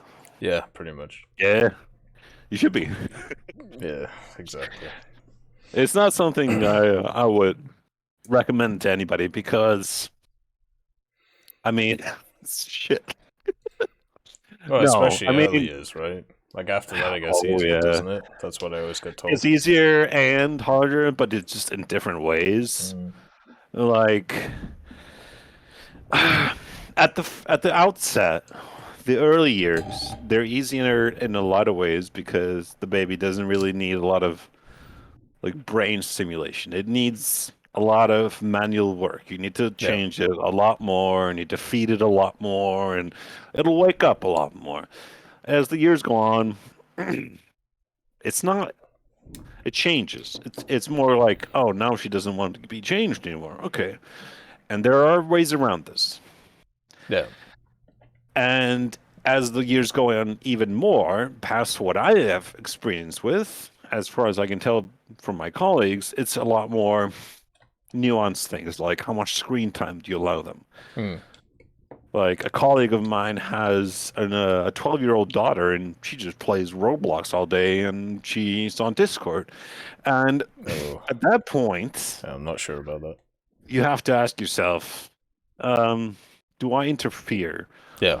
Do I try to make sure everybody she plays with is a real life friend or someone she only knows off Discord? And that makes me fucking so glad that I'm still dealing with diapers instead of fucking Discord perverts. Yeah, you know? that's fair. So it's trade-offs all the way down. But overall, be prepared to sacrifice at least half your free time, if not more. Yeah, and well, the problem is I have no free time, so something will get sacrificed. So I recommend pulling out. Fair enough.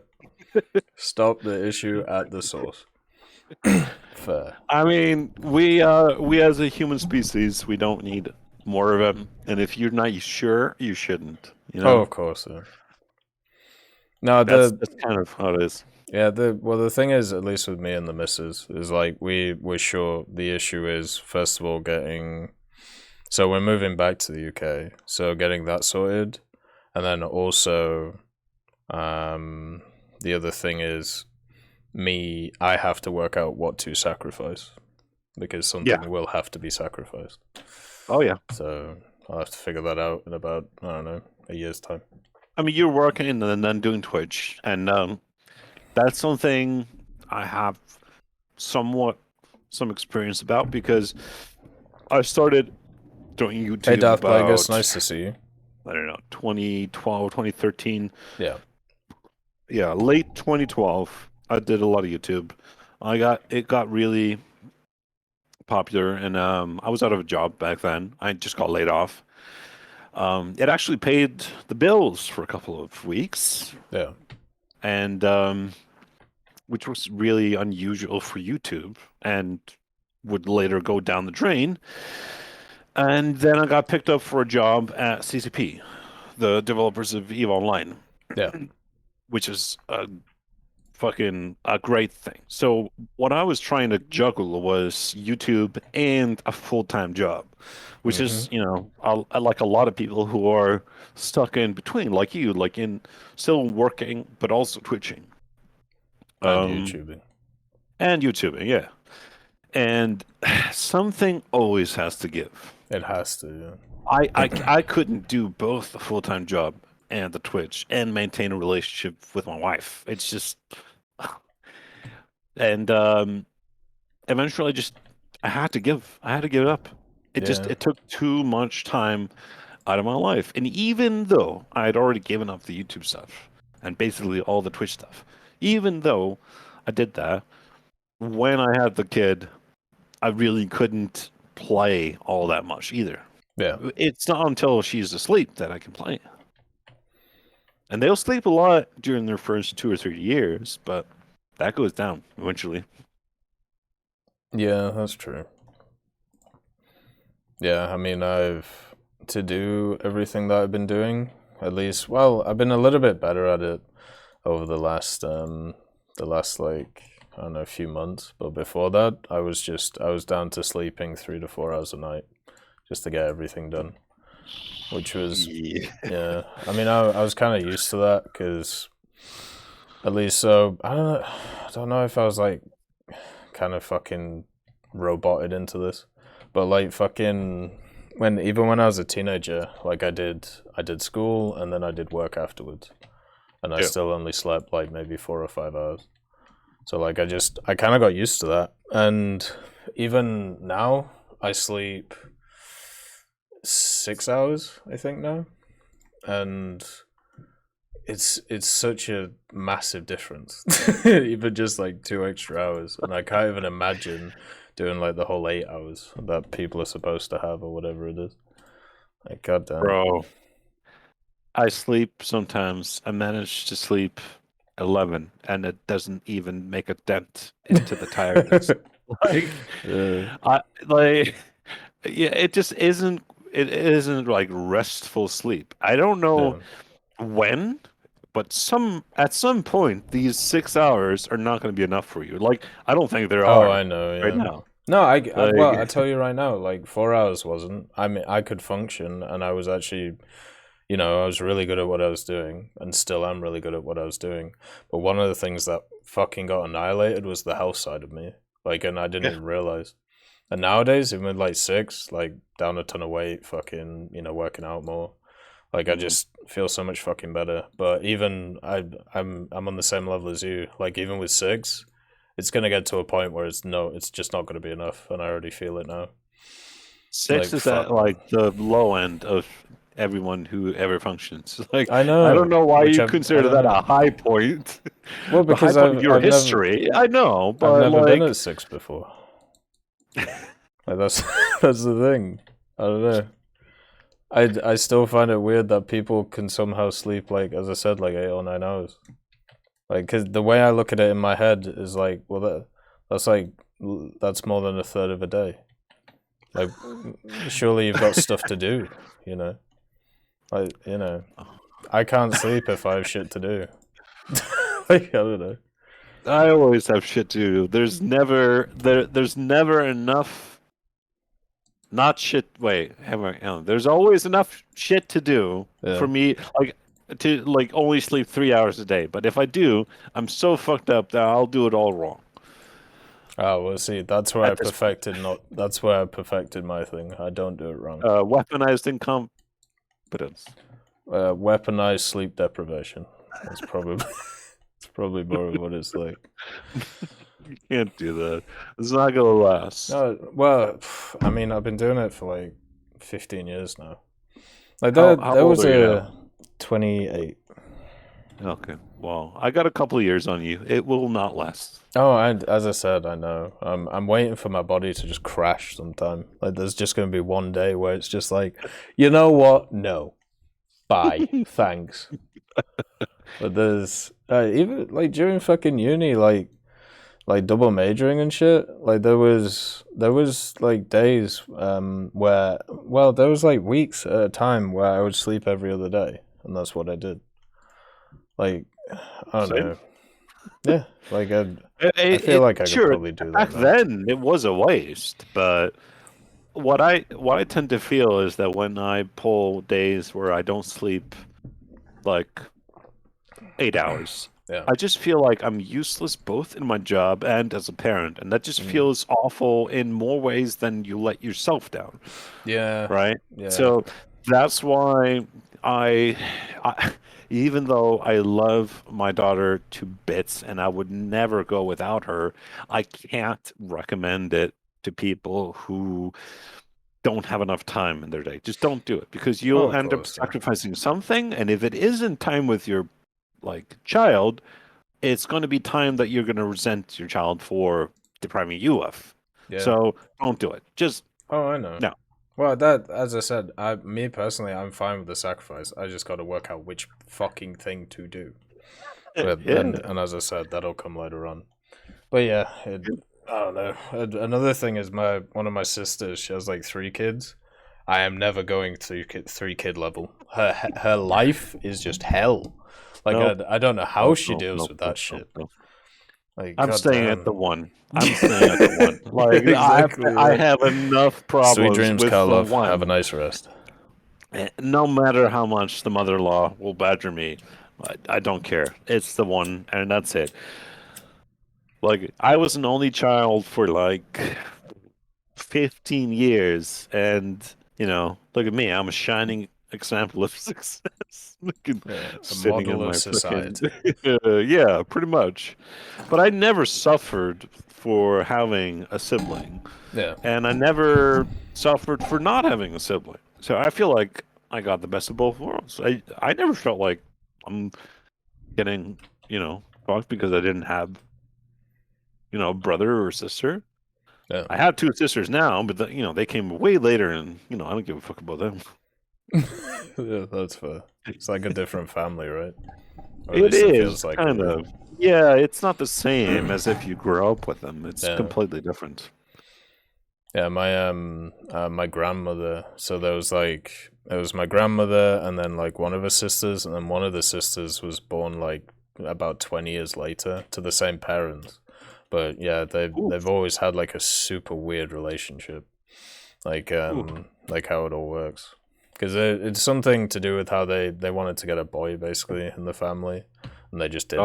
They just got another sister. Yeah, so yeah, I should get That my. always ends up poorly.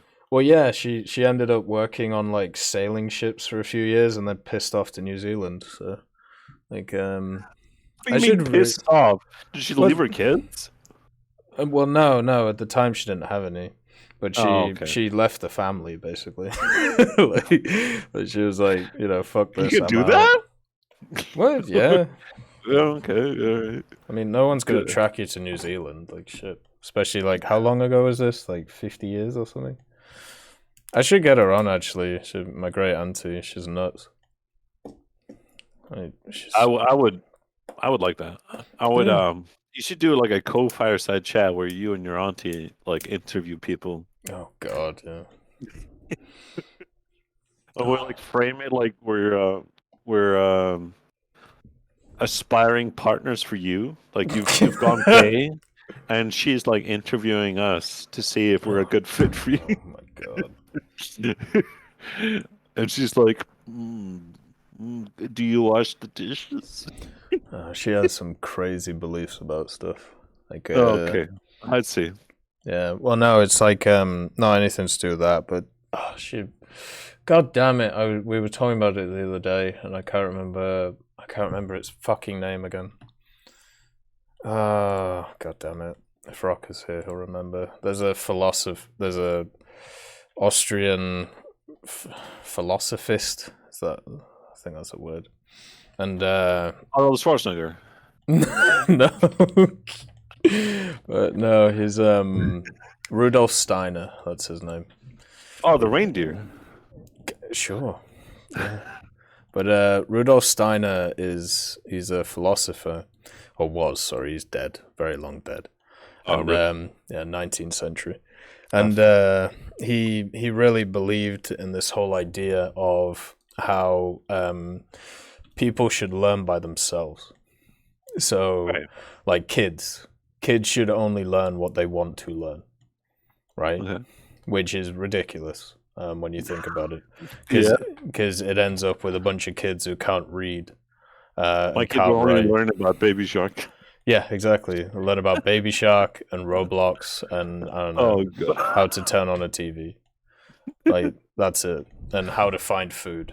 Like, so yeah, and she actually works at a school out there which is based around these ideas, and they regularly have kids who like leave when they're like 16 or 18 and they just can't fucking read or they can't write. And yeah, seriously. One of my fucking oh my God, what would it be? Cousins once removed. Like they can't write. Like, it's so fucking weird, man. Like that's the whole child abuse, honestly. Yeah, that's what I would say. But it's fucking New Zealand. Oh my God. Okay. Weird I place, thought man. New Zealand was all like really cool, COVID stuff, and then the Lord of the Rings stuff. But no.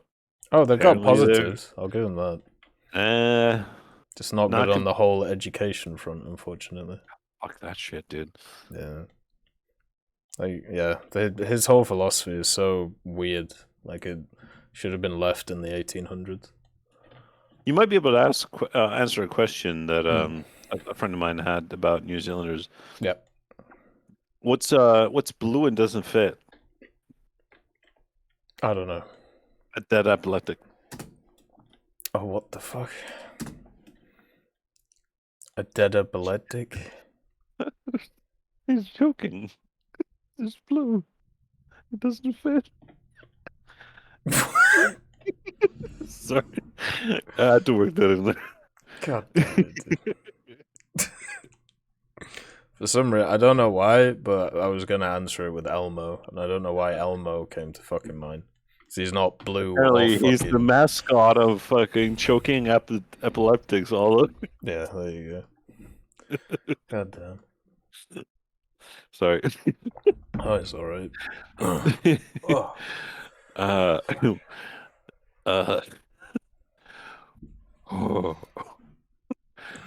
I bet my friend $5 that he would drown in a lake. It's a bittersweet victory. God damn. What do you call a cheap circumcision? I don't know. A complete ripoff. Yeah, I have heard that one before, definitely. Yeah, I know. You should fucking get some of those Darwin Awards books. You'd love them. Holy Probably, shit.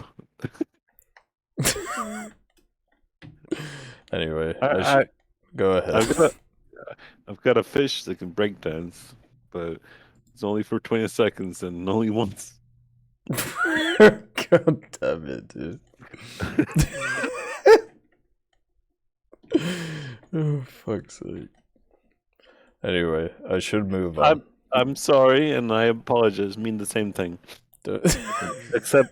except at a funeral. Oh my god. It's been wonderful talking to you. I'll leave you to it. Taking up enough of your time.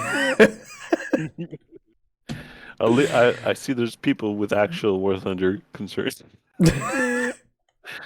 Okay. All right. Bye. See you later, Biggie. Thanks for coming on. It's always fun with Biggie. God damn. Right. I'll just land this first. Okay, so we have Pompous on next. Let's see what Pompous wants to chat about. See what is going on in 2022. Hello. How are you? How are you doing? Can you hear me? Yes. There we go. Okay, what's up, man? I'm doing alright. Just kind of relaxing, you know. Yeah, I'm doing the same. I'm just playing with one of my boys, so. Oh, that's fun. What are you playing? Just mixing around. Mainly just 10-3 America and like 10-3 America, 9-7 Germany, and 10-0 Britain. Oh, fair enough. Did you do the event? No, I'm in the military. I don't have a lot of time. I only have like an hour, maybe every other day to play. So, unfortunately, I haven't been able to play the last like 2 events. So. Oh, that's fair. That kind of sucks. The work always comes first. Absolutely, defending the country comes first, always. Yeah, I have a few friends who are in like the National Guard and stuff. Yeah. Their time is very kind of all over the place. Like, I feel kind of bad for them.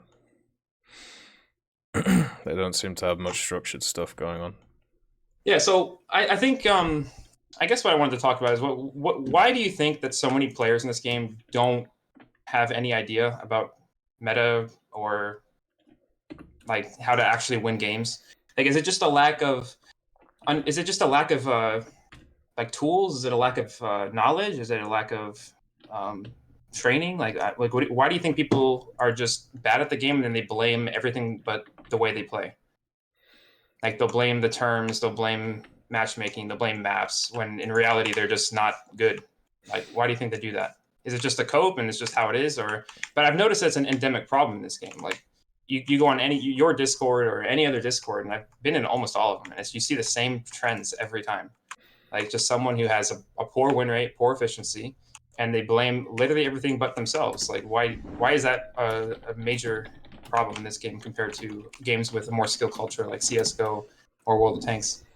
You don't think it happens in those games? Oh, no, it does, but not to the degree that I've seen in this game. Oh. Why do you think this game in particular is like that? Because there's no real competitive scene in War Thunder, so there's nothing to really look up to and be like, oh, that's this is what it really does look like to see skilled players.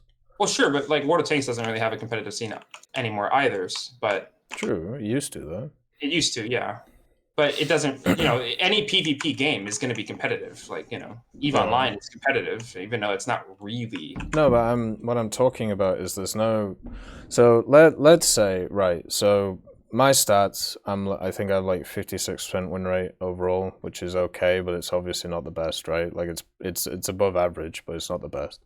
Right, but who do I compare myself to be like, okay, like... they're really good. Like, people like Copsy or Akula or, people like that. So Akula, how would I ever learn about Akula? That's true. Or Copsy.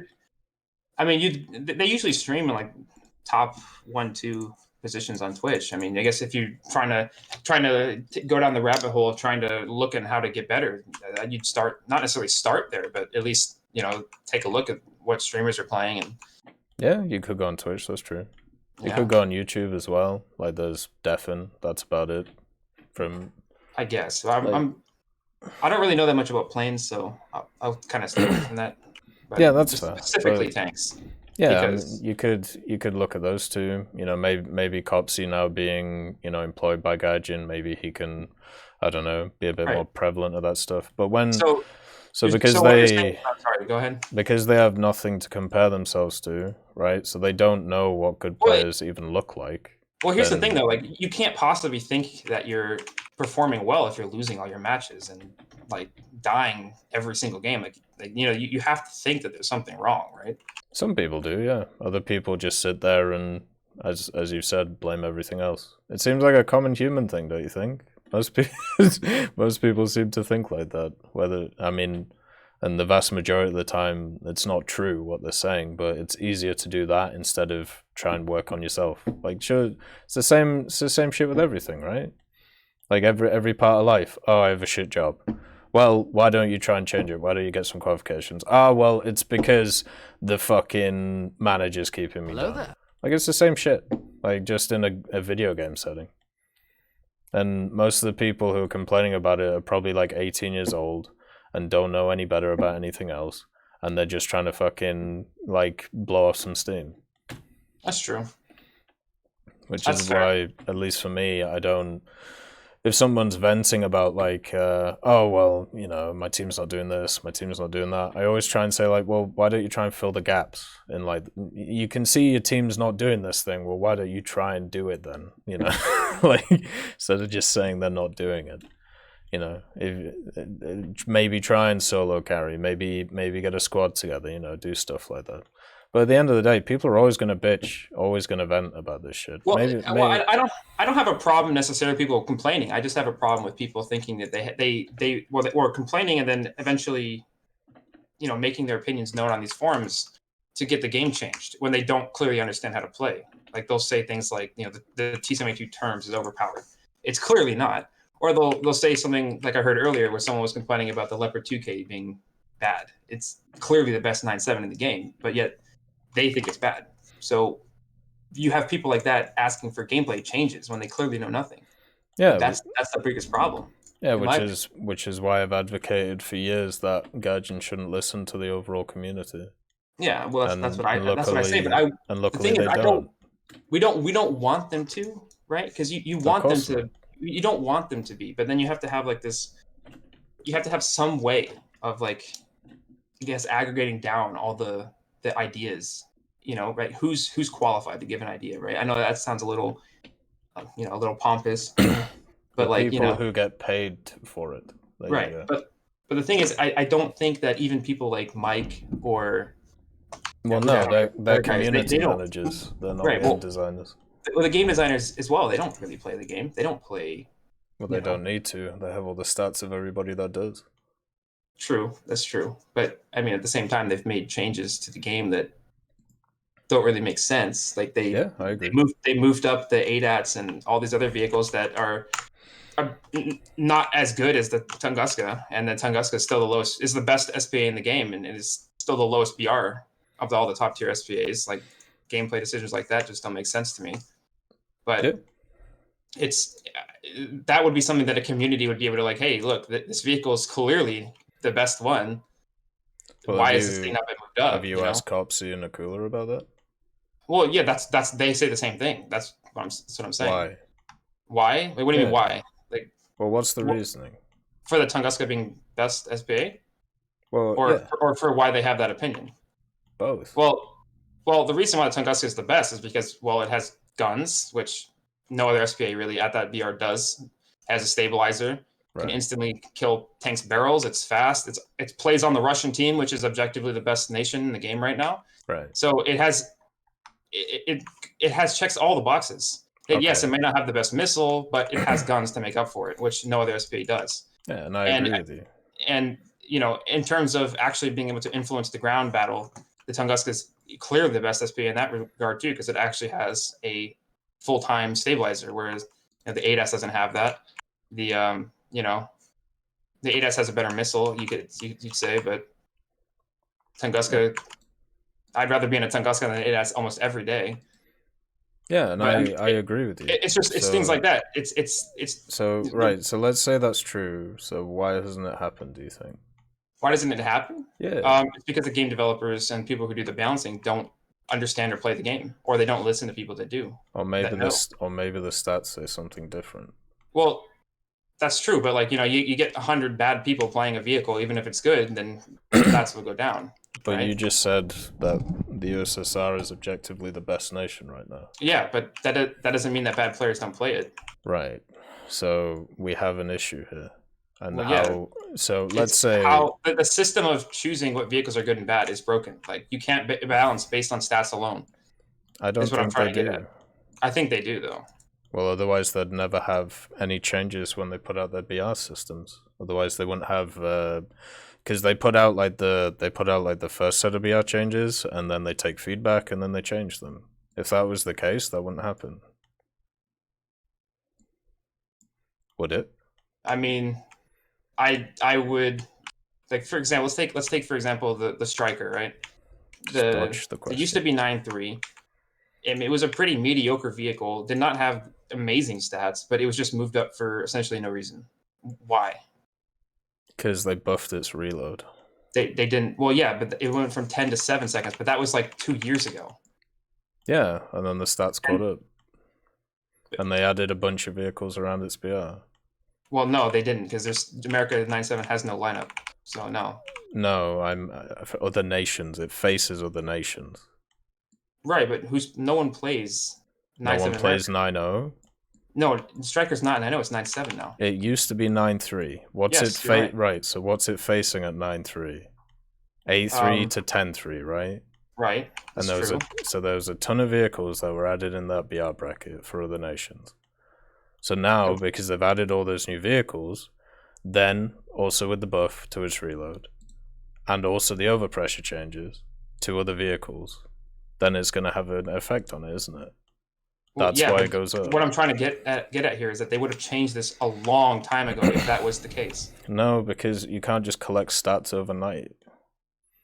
Yeah, I know, but like we're talking about years that it was 9.3. We're talking about at least 8-9 months. And how many vehicles were added in that area, right? I mean, but that doesn't. I mean, look for and for also, example, when was its reload buffed? Like about a month after it came out. No, it wasn't. Are you sure? It was way after that. I don't know. Pretty sure it was like a month after. But the main thing is I remember I watched there's a video that Circumflexes did with the World of Tanks, was it creative director or something like that? And they asked him, like, how long does it take to fully balance a vehicle after its release, right? And the guy said, at best, 6 months after release of a vehicle, which was, like, nuts to me, you know? And if I look at that, and then I also think about, like, all the additions they do over a 6-month period, I don't think taking that long to move the striker in BR is, like, you know, that egregious. The thing is, though, we're not just talking about individual vehicles, though. Like, we're talking about, like, the whole, like, the BR of just certain vehicles in general. Like, you're saying, I don't think that stats purely can really determine if a vehicle is. Yeah, really, and I already said, and you dodged it when I said it, was, well, once they put out BRs, then they ask for feedback, they take the feedback, and then adjust them. Why do you think they do that if they only base things on stats? Well, I think the thing is, I think they only they balance on stats only. Right. I will. Right. I'll just say, I'll keep saying these 2 sentences until you have an answer for it. When they put out the BR changes, they take feedback for a few days to a week, then they adjust them. Then they have another section of, like, maybe, I don't know, a few days, then they adjust them again, and then those are normally the ones which are finalized. Why would you need that process if they're not taking any feedback and they're basing everything on stats? What's the answer? Because you've dodged it twice now. So... I don't really understand what you're trying to say. Like, it doesn't make really any sense. Like, what? Look, I don't understand what you're saying. Okay, so they release their intended BR changes, okay? And then they ask for feedback. They gather feedback from CCs, from general community, from everybody over a 3 to 5, maybe a week's period. Then they release an updated list with different BRs for certain vehicles, mainly ones which have been discussed and people are not happy with, right? Then, after that, after further discussions, they release another list of BR changes with these vehicles, and then normally that gets implemented. Why would they do those 3 steps if they base everything on stats? Because, well, like, look, they're taking the stats of the vehicle in that time period, though. No, like, they're not. How do you know they're not? Because they're saying that they're using the feedback. Oh, so you trust that? Yeah, but the feed, like, you really think they're? You just said you're glad they don't listen to community. They're not. They're looking at the stats of the vehicle in that period. Over the 3-day period. Yes. When instead they're using 3 to 6 to 9 to 12 months to work out. Look, I don't know what Gaijin's system is, but I guarantee you that they're not listening to the community based on what their opinions are. They're just looking at the individual stat data from when it comes out, and they're making decisions based on that. That's the only reason is it a perfect system? No. But the only reason you would believe that is to try and stick to your narrative that they don't listen to people. Well, I want them to not listen to people. That is a ridiculous assertion. Yeah, but those people include people like Akula. That's fine. That's fine. I don't think they should listen to me or them either. So who do they listen to then? I don't know. They listen to whatever the devs think. And the point I'm trying to ask is that okay? I don't know. Are you okay with it? Am I okay with it? I don't know. I don't think so. I think there's I'm asking you that, aren't I? I think there's a general what the system should be. I am completely fine with the system they do now. So just absolutely zero interference from the community is what you think is fine. They don't have zero interference. I've just laid out to you how that isn't the case. Yeah, but like that doesn't. I don't think that they do that. That's fine. I can show you it if you want. Can you show like a dev post of them saying like, yes, we listen to the community's opinions rather than the stats? Yeah, I'll go through it for you because I've made videos on it in the past. Yeah, I'll find it. Because basically after every single like BR thing they do nowadays, what they do is they do an updated post which has like, hey, we looked at this comment and we're like, okay, this looks interesting. And then from there, they go on to the next one. Yeah, I'll find it. Then we have a bunch of... Oh, fuck. Why do I have to go through this?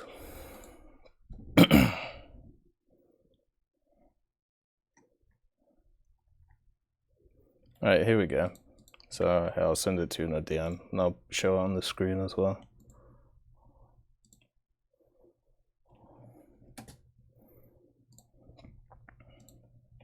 So this was from November 2021.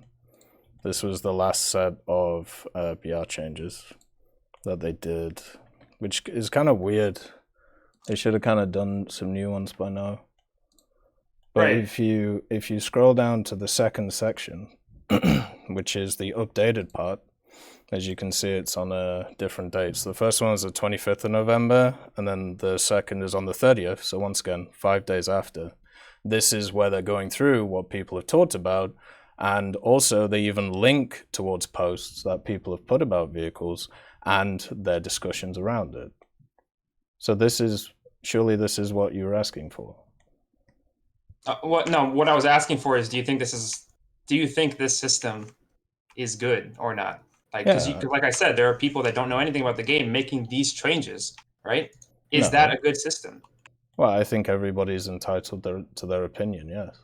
Okay, so you think that they should make changes from ignorance or from not understanding the game, and then they make changes that affect the game for everyone? No, because they're not the ones making the decisions. Well, they're influencing the decisions. It's the same thing, really. No, it isn't. How is influencing a decision and making it the same thing?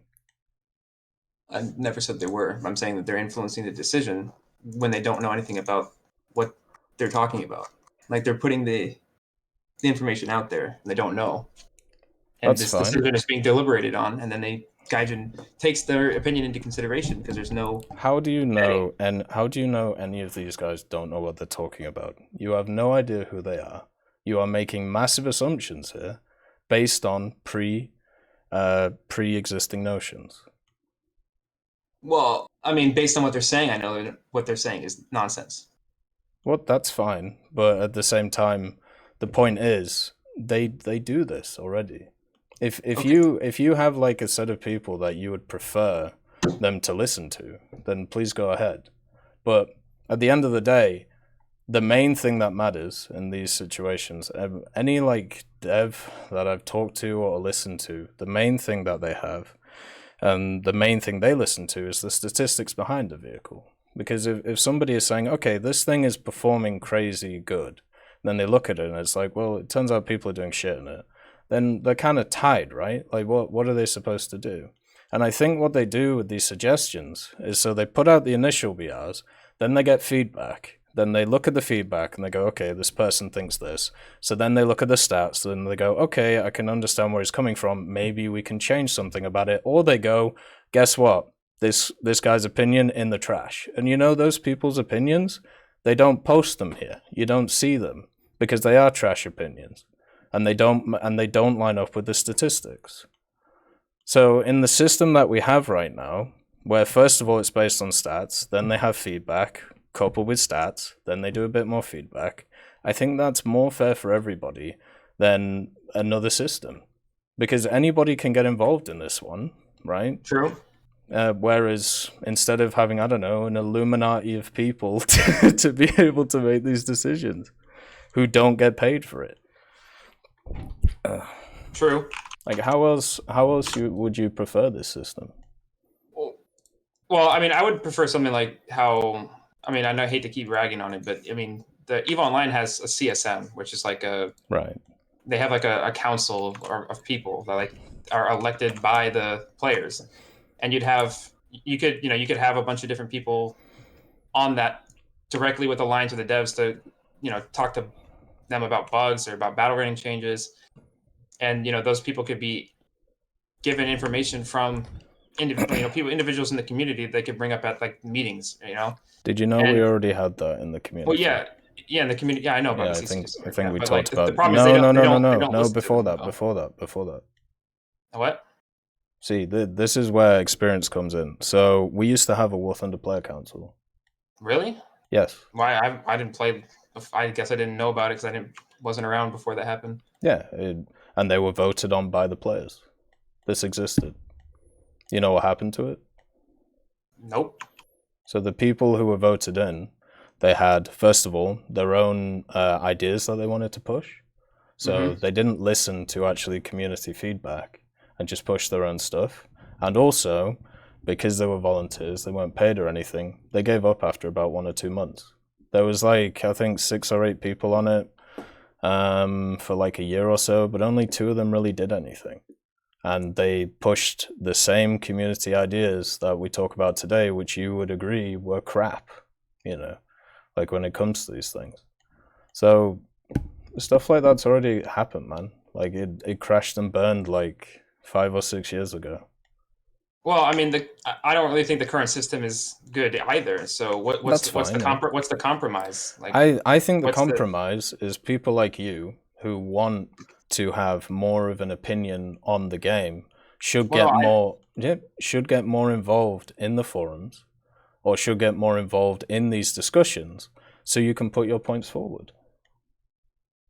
Wouldn't that be the way to do it? I mean, I don't know. The thing is that if you look at, I guess I looked at some of these these things that they asked, but it's like most of these like posts that they're referencing are just like highly, in-depth research, and like this post is like 4 pages long. It's like, I don't have time to write some shit like that. And Gaijin is going to write, they're going to take into consideration whatever they want to that fits, maybe even what fits their narrative, right? Yeah, you don't know. maybe. I don't know. So it's never going to be a perfect system, but I mean. Well, what's the opposite? You just bitch about it instead of trying to change it? Well, I mean, how can you change it though? That's what I'm asking. Just like anything in life, you get involved in it within, and then you change it from the top. That's how literally anything's done. Like shit. Like you want a business to change, become a manager, right? And then go from there. You want I don't know, parts of a game to change, start make videos, start making media, start making, posts, all that stuff, just like everybody else does. Like, I don't know why it should be different, especially for people who are supposedly skilled at the game. And also, we haven't even gone on to the next topic, which is it healthy for a game to be balanced around the 1% compared to everybody else? But that's a whole other discussion. I mean, there are games that are like that. Like, yeah, that's true, and there are many games that, kind of, but there's also many games that aren't. True. Which also work very well, and War Thunder is one of them. Well, I don't know. It's just interesting seeing a lot of the positions that people take on different things, but. What my point was, I guess, initially, is why do you think that people have such a low understanding of the game? That was what my entire purpose of this conversation was. Like, why is it? I think generally it's because like War Thunder's about fun and not competition. So people play it to enjoy it, and not everybody gets just enjoyment out of winning. Some people like to play custom battles. Some people like to play their favorite World War II vehicle. There's a ton of different reasons why people play the game. Well, I'm not debating that, but I'm saying is like these people then go on to make gameplay or make statements about the game, right? So some of them, and yeah, maybe. Majority of them are, well, like I said, mostly wrong. So yeah, maybe. If they were truly playing for fun, they wouldn't start bitching about things, right? Because they would. Why not? They're just playing for fun. I play for fun, and I still bitch about some things. Because I like the game to run better sometimes. At the end of the day, it's just people's opinions on the internet. Like shit. True. You can just cast them away. I'm sure Gaijin casts away 50,000 a day. Just like you're asking them to do. Yeah. Oh. I wouldn't worry about it too much. Like, the way I think the main thing to focus on would be to actually have, if you want certain people to have more impact in decisions, like you should, push them. I think they already do, but I'm not saying that some people should have more rights than others. I'm just saying I'm literally asking is why do you actually? I know I did. Not necessarily. Yes, you did. You said you said this council thing that would automatically give that people was just more rights. I didn't say how it should work or who should be on it. Well, it doesn't matter. The fact is, you're putting certain people on a precipice and not others. Well, I mean, isn't that what they're doing already with like this? The CCs are the only people who really have a line to the devs, really, other than the forums, and most of the time the forums aren't really paid attention to. So yeah, so it's open to everybody, and they are paid attention to, as I just showed you by the link I just sent you. Come on, keep up. Not necessarily all the time. Like this is just like when they ask for it. Like there's probably thousands of posts on there that aren't in these big threads that are just ignored. CCs have access to community managers, and then community. They're the only ones who do, though. No, the community managers are also on the forums, such as Esmond and Scarpa and people like that, and they're also on Reddit, actually. Oh God. Yeah, I know. So like, they are there. I don't know. I just don't know how Gaijin takes that information and like extrapolates into making changes to the game. Yeah, neither do I. And, it'd be nice if they were a bit more transparent about it, but I'm guessing it's kind of the same as anything, right? Like how, let's say in your job, how do you take feedback? Or do you? Oh, just gets told. You just get told. You just get told to fix it, and that's just how it is. Right, so you're not in a managerial position then? Well, I mean, no. Okay. Not really. Right, fair enough. But yeah, well, if you're in a managerial position, you gotta... you kind of got to work stuff out, right? Like, you take in all the feedback from the people under you, from the people over you, from people you're working for, and then you try and find a middle ground for everything. True. Right? And unfortunately, Gaijin has a situation where, like, shit, they've got to keep the competitive guys happy, they've got to keep the historian guys happy, the realistic guys happy. Like, it's a fucking mess. Like, goddamn. I would fucking hate to have that job. It must be a pain. Yeah, for sure. Yeah. Wouldn't be too fun. No, I don't think so. No. Oh God. Yeah, I think them being more transparent about feedback would be nice. Yeah, I think that's really what I was trying to get as an answer from you. Is just that you think that there should be more transparency, and I don't think anyone would disagree with that. Yeah, I've said it for years, so I don't know why I'd change now. Oh shit! Well, thanks for coming on, man. It's always a pleasure. Mm-hmm. Have a good evening, man. You too. All right, let's get Rizor on. Let's see what Rizor wants to say today. What is going on for him or her? How are you? Hello. How's life? Kind of busy because I'm a college student. Oh, fair, yeah, I know. Don't worry. Like, when I was at university, I was just busy all the time. What are you studying? Computers, programming. Oh, nice. That's cool. Yeah, doing the virtual machine. Oh shit. Yeah, the only programming I did was in my first year because I went into engineering, right? And I had one course on Python, of all bloody things. God, man, that really put me off programming. Python, yeah, it's my first language too. I've learned since maybe what's that called? The next school after elementary school. Like secondary school, kind of. Yeah, middle school. Yeah, it's a hobby of mine. Yeah.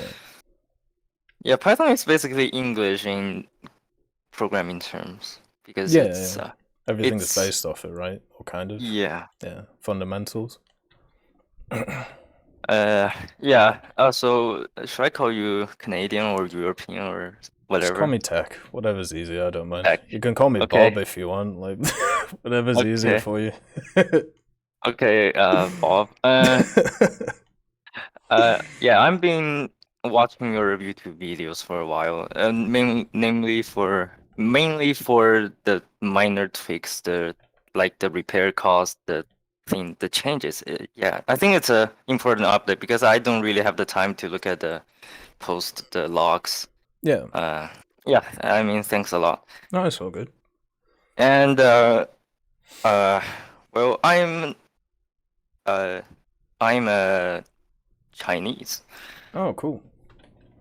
And I have some special bonding with Chinese tech tree as a result. Oh, that's all good. Yeah, I enjoy it quite a lot too. Yeah. I started to play at 2017, I think. It was started as basically I spent a summer holiday on War Thunder alone. Right. It was I played America first, but then I switched to German. Hello there. But when the Chinese came out, I saw, oh, this is such a short text tree. I can grind out this quite quickly. So I switched to it, and since it's my home country, I feel kind of psychologically buffed. Yeah, I get you. Yeah. I'm playing it. Yeah, a bit of pride, or you just you kind of, I don't know if growing up with the vehicles or the history of them and stuff. Like, is that the kind of thing? Yeah, there are stories of them. Yeah. Yeah, I think the Chinese tech tree because I played German as a starter. Actually, I played to MBT 70 to that point. Yeah. So it's quite a journey, and I already get the feeling of what is it called, sub-top tier. Yeah. So when I look at the Chinese tech tree, I first see the before 5.7 or before the Cold War era. It's basically all copy and paste.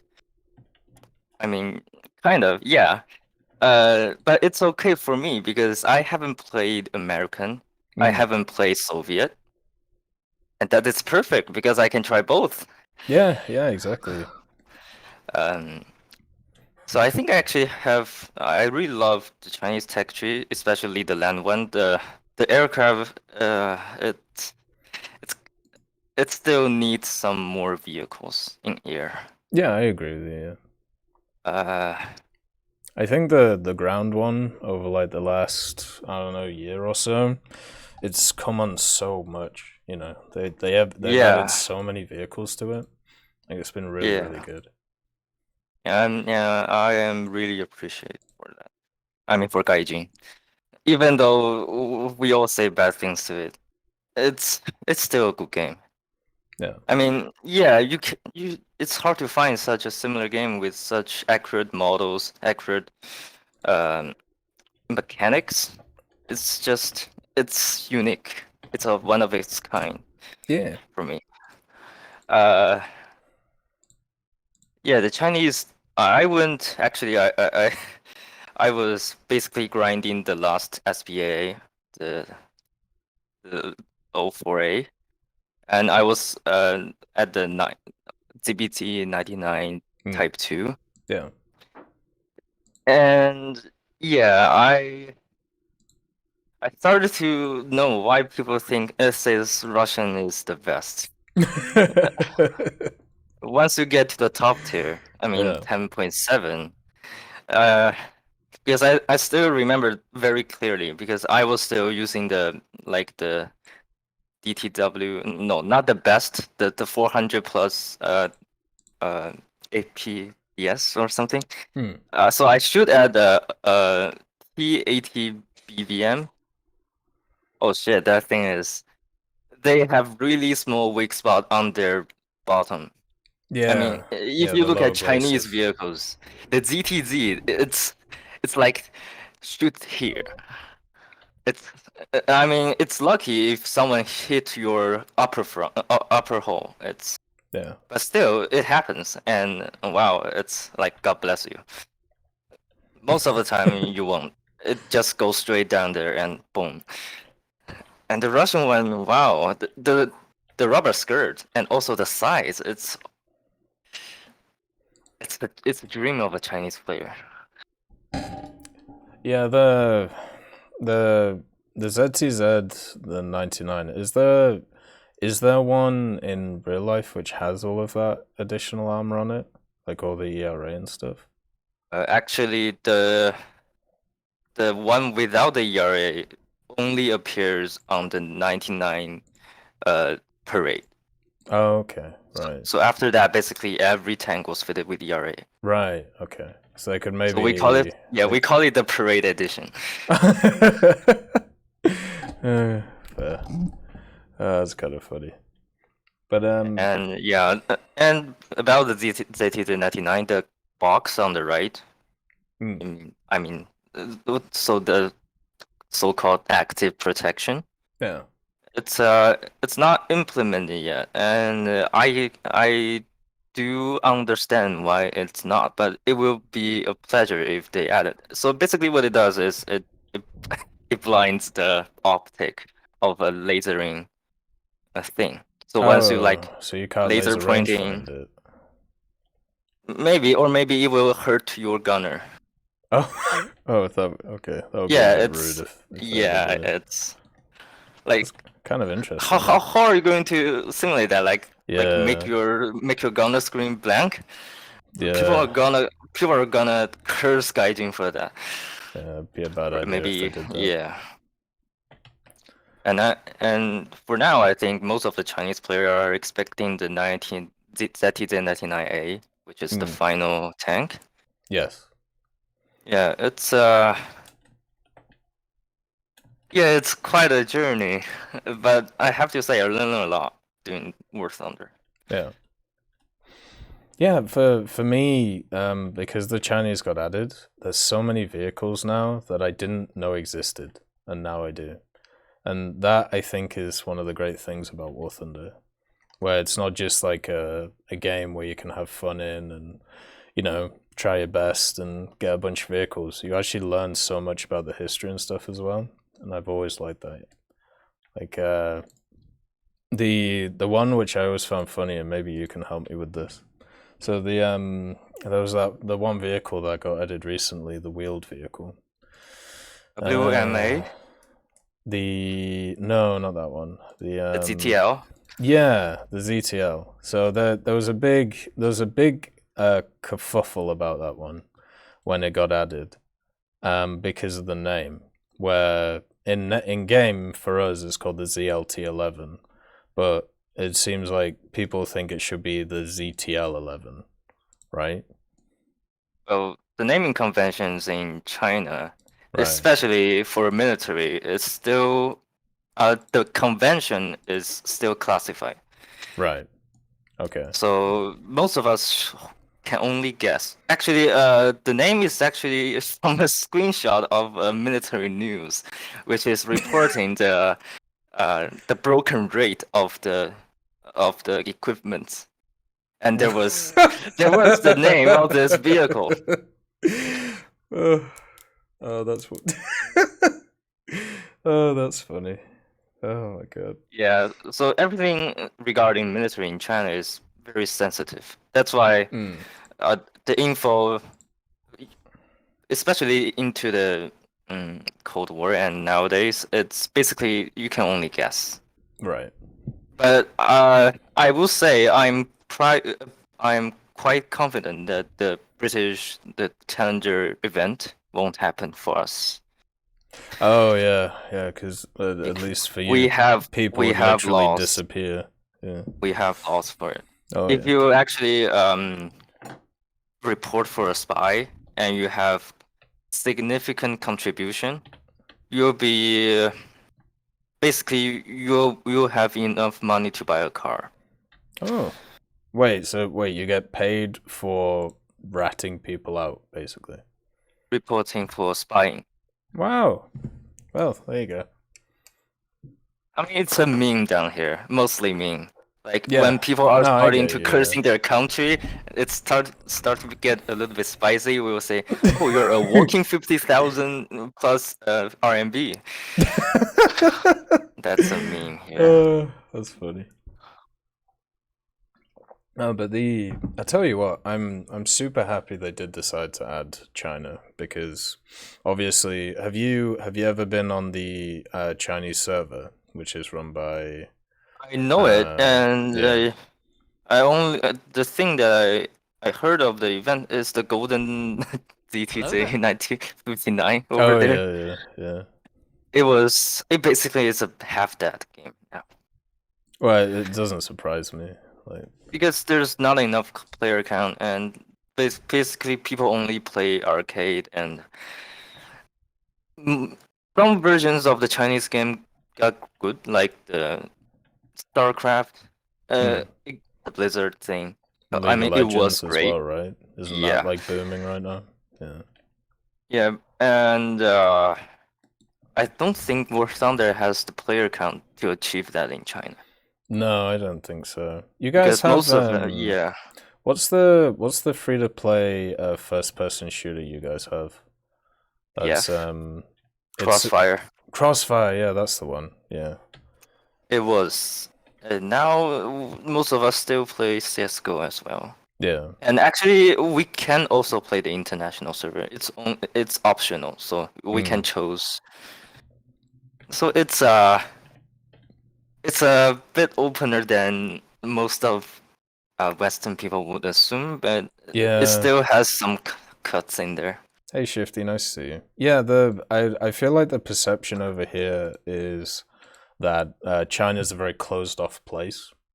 Like there's there's not, like, information is, it's kind of like, so how like Russia has their own, not Russia, sorry, North Korea has their own, that's how we saw North Korea. Yeah, exactly, yeah. But the more people I actually talk to from China, and the more people I've generally who have either been in Canada or have family in China, and it just seems like that's not the case. Like, obviously there are differences when it comes to the laws and stuff and what you're able to do, and I remember there was that big thing a few months ago about how kids were not allowed to play video games anymore, or they could only play like 1 hour a week or something.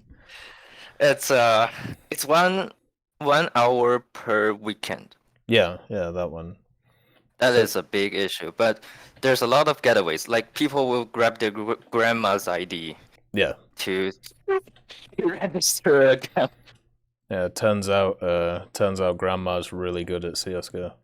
It's basically just the country's position towards parents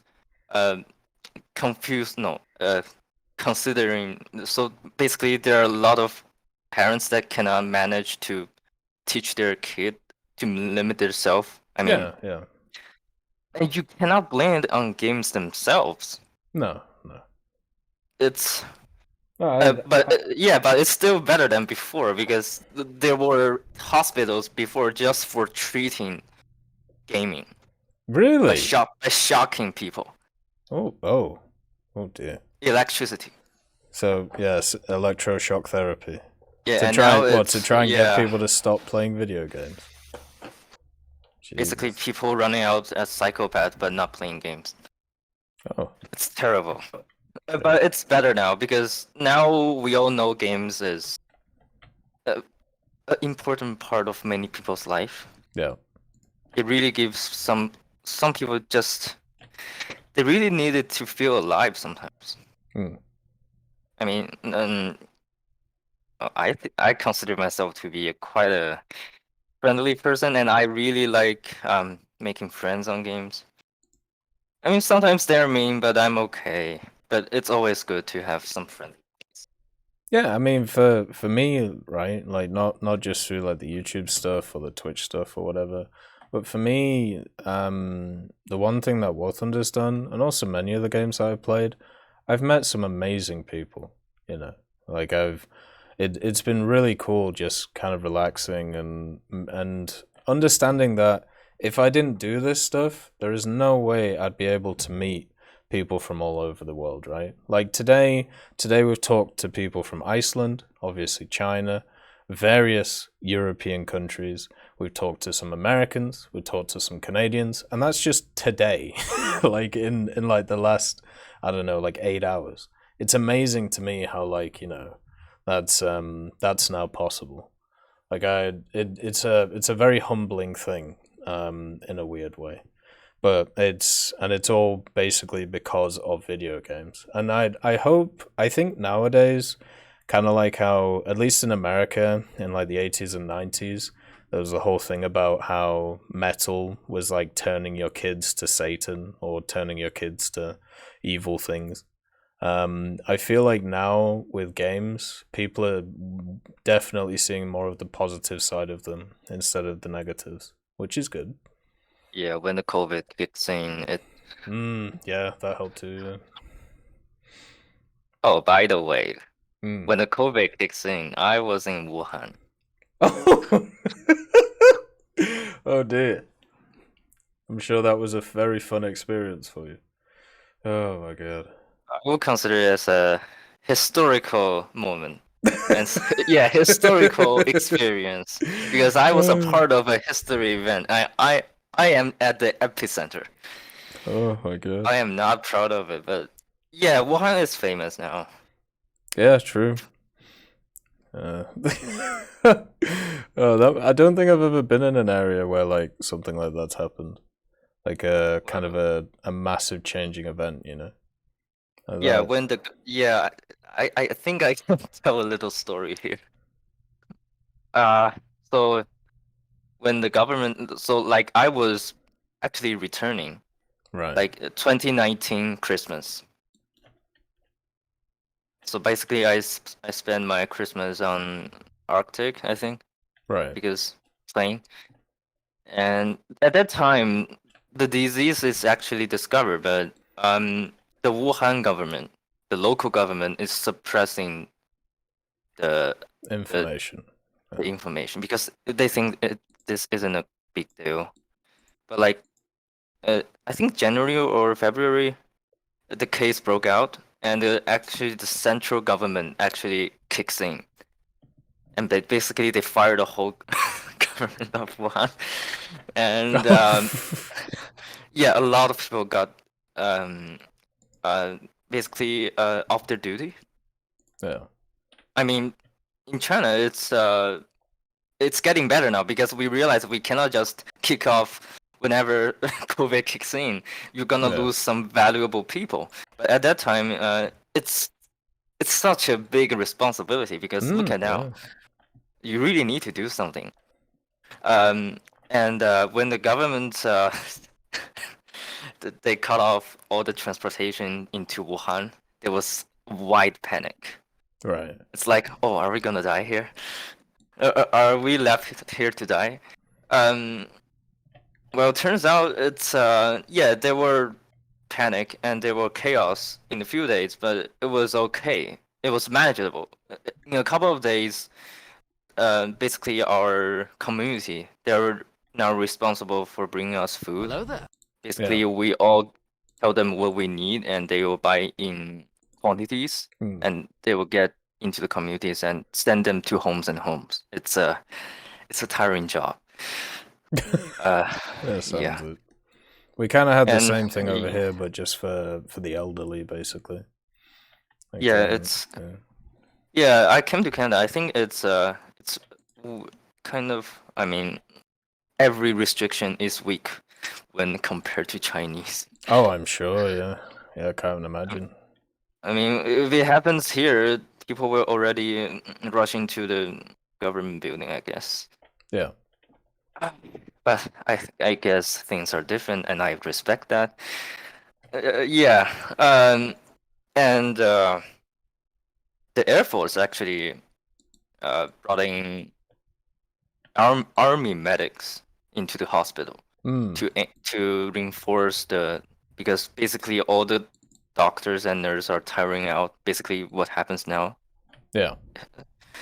And so the military actually took over the hospitals, and they basically let those doctors have a rest, and they set off quarantine sites and makeshift hospitals, like 2 or 3 months. During that time, I switched from real cigarette to e-cigarette because I cannot buy them. Yeah.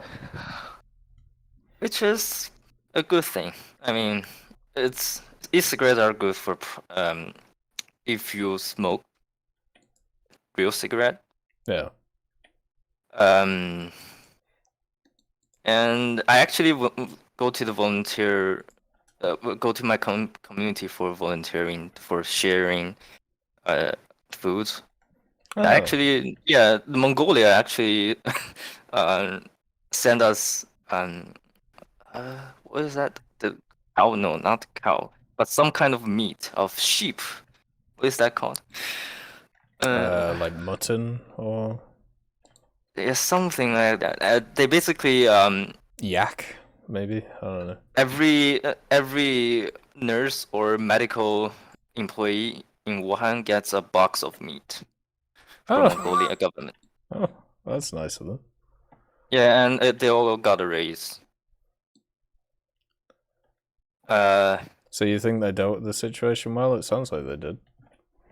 Yeah, it's sure is. I mean, the cost of doing such a strict restriction is very high. Of course, yeah. If it works, I think it's okay. Fair enough. Because China has the force. I mean, good or bad. Yeah. To do it. And by the way, I mean, the trade war, it really kind of. I can see a lot of rumors. No, the opinion shift of public in both sides, basically Canada, US, and China. It's really hostile. You think? In US and in China. Yes, unfortunately, yes. I mean, generally, everything that I've seen just indicates the same as it's always been. Like countries economically are going against each other, and they all have their best interests at hand. I don't think anything's gonna get aggressive or anything. Hey, Futchin, I see you. Like, why do you think it's more than that? Like, do you think is your news areas talking about, I don't know, more aggression going on? Seems alright from my side of things. Yeah, basically, my Chinese news platform, basically, they always pick bad things on Western countries. But I mean, you guys did the same.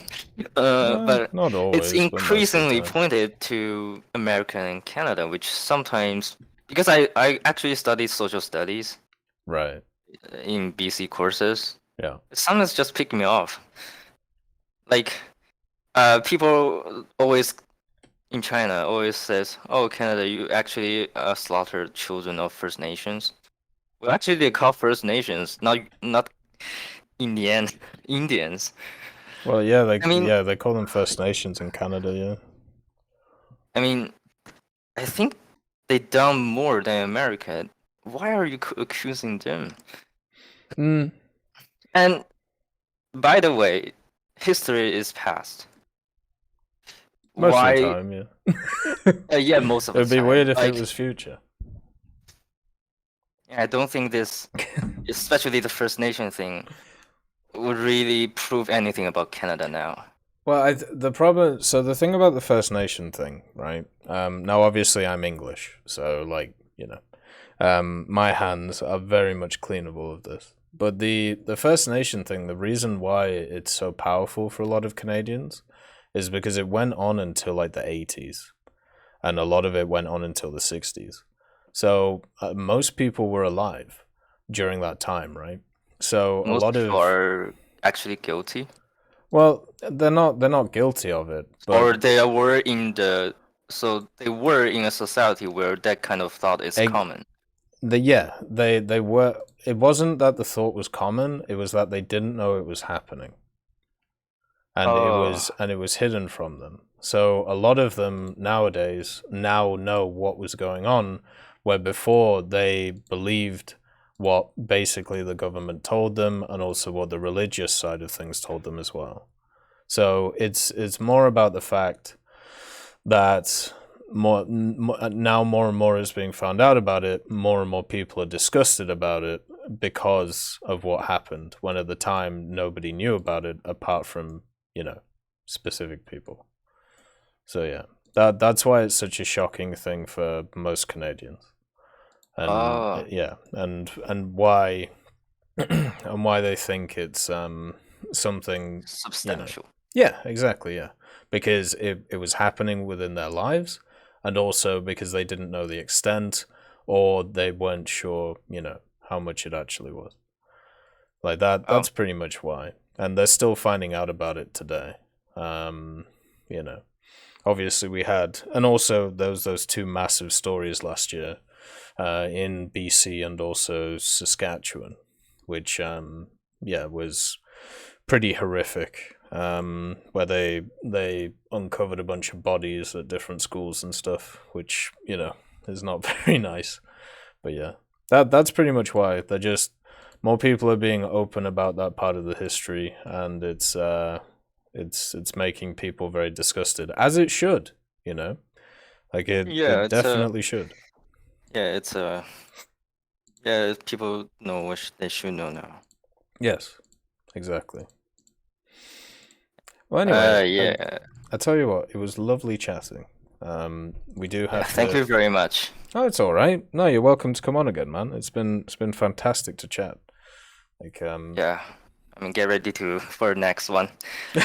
Yeah, it'll be in about a fortnight. I think they would try and do them every other Wednesday. But yeah, thanks, man, for coming on, Rizor. Is it Rizor or Rizor? What would you prefer? Rizor. Okay, let's do that. But yeah, I'll talk to you next time. And yeah, it was a good chat. I like this one a lot. Thank you very much. Thank you. Have a good day. I will do, you too. Right, so just give me 2 seconds, guys. I'm just going to take a 5-minute break, and then we will be back. 2 seconds, and then we will continue.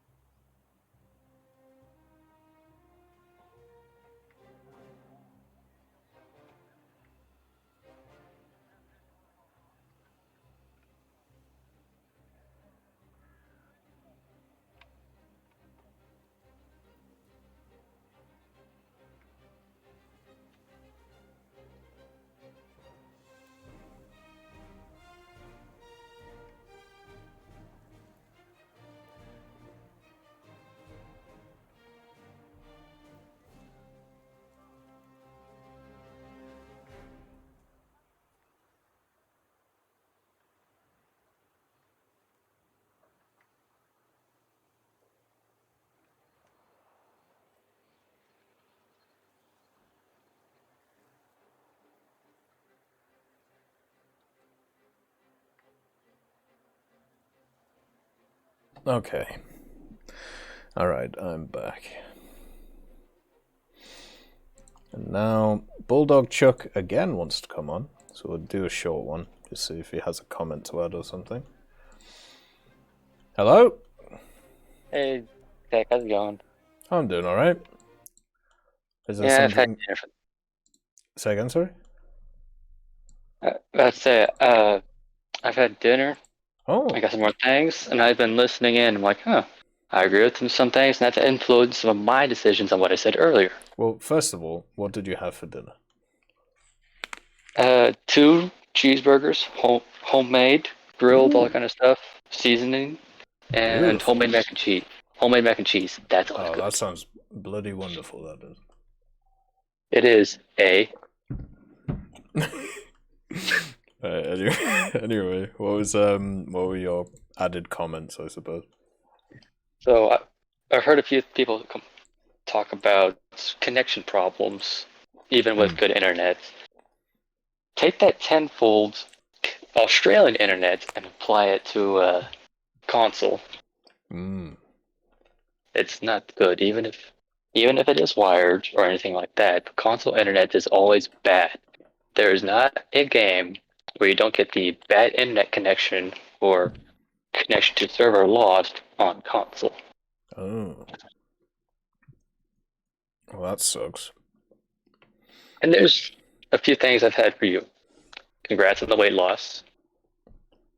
Oh, thank you. It's very kind of you. We will continue. And I also tuned in and I heard you talking about you and having a wife and kids. I don't have kids, but I do have a wife. Okay. Biggie has a kid. That's why we were talking about it. We were talking about general parenting. Well, it's amazing thing, this Fireside chats. You talk about everything. You know how it is. Yeah. Besides, this is the first one I ever tuned into. Oh, well, you're in for a treat. So there you go. You've heard, I'm always everything. I'm always at school when you have them. But if you do have a kid and you get two boys, good luck, because I'm the oldest and my younger brother is the pain in the ass. Well, I grew up with two sisters. One was older and one was younger. So. Oh, you're the middle kid. Yeah. No offense, but middle kids are always so weird, man. You have met me now, so you know I am a little weird. Like, so there you go. your ideas. What more could be nerdy about us? Yeah, exactly. I'm definitely not what you'd call standard. A.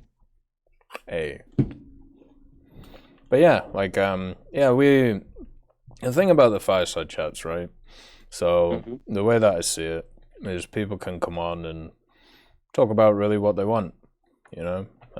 Obviously it's nice if it's War Thunder unenlisted related, but if they want to just talk about random crap, like, you know, they can do. Talk about oil prices, talk about, I don't know. As long as it doesn't go too heavy on things, I don't really mind. It's just nice hearing different stuff, you know? How's your mental status? Mine? Yes. I'd say it's pretty good. You know, I had a really good December.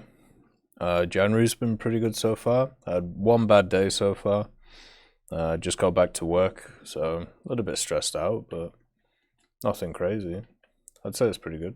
Why? I also heard you guys talking about loss of sleep when it comes to parenting and loss of sleep in general. Well, yeah, I don't sleep that much. I never have.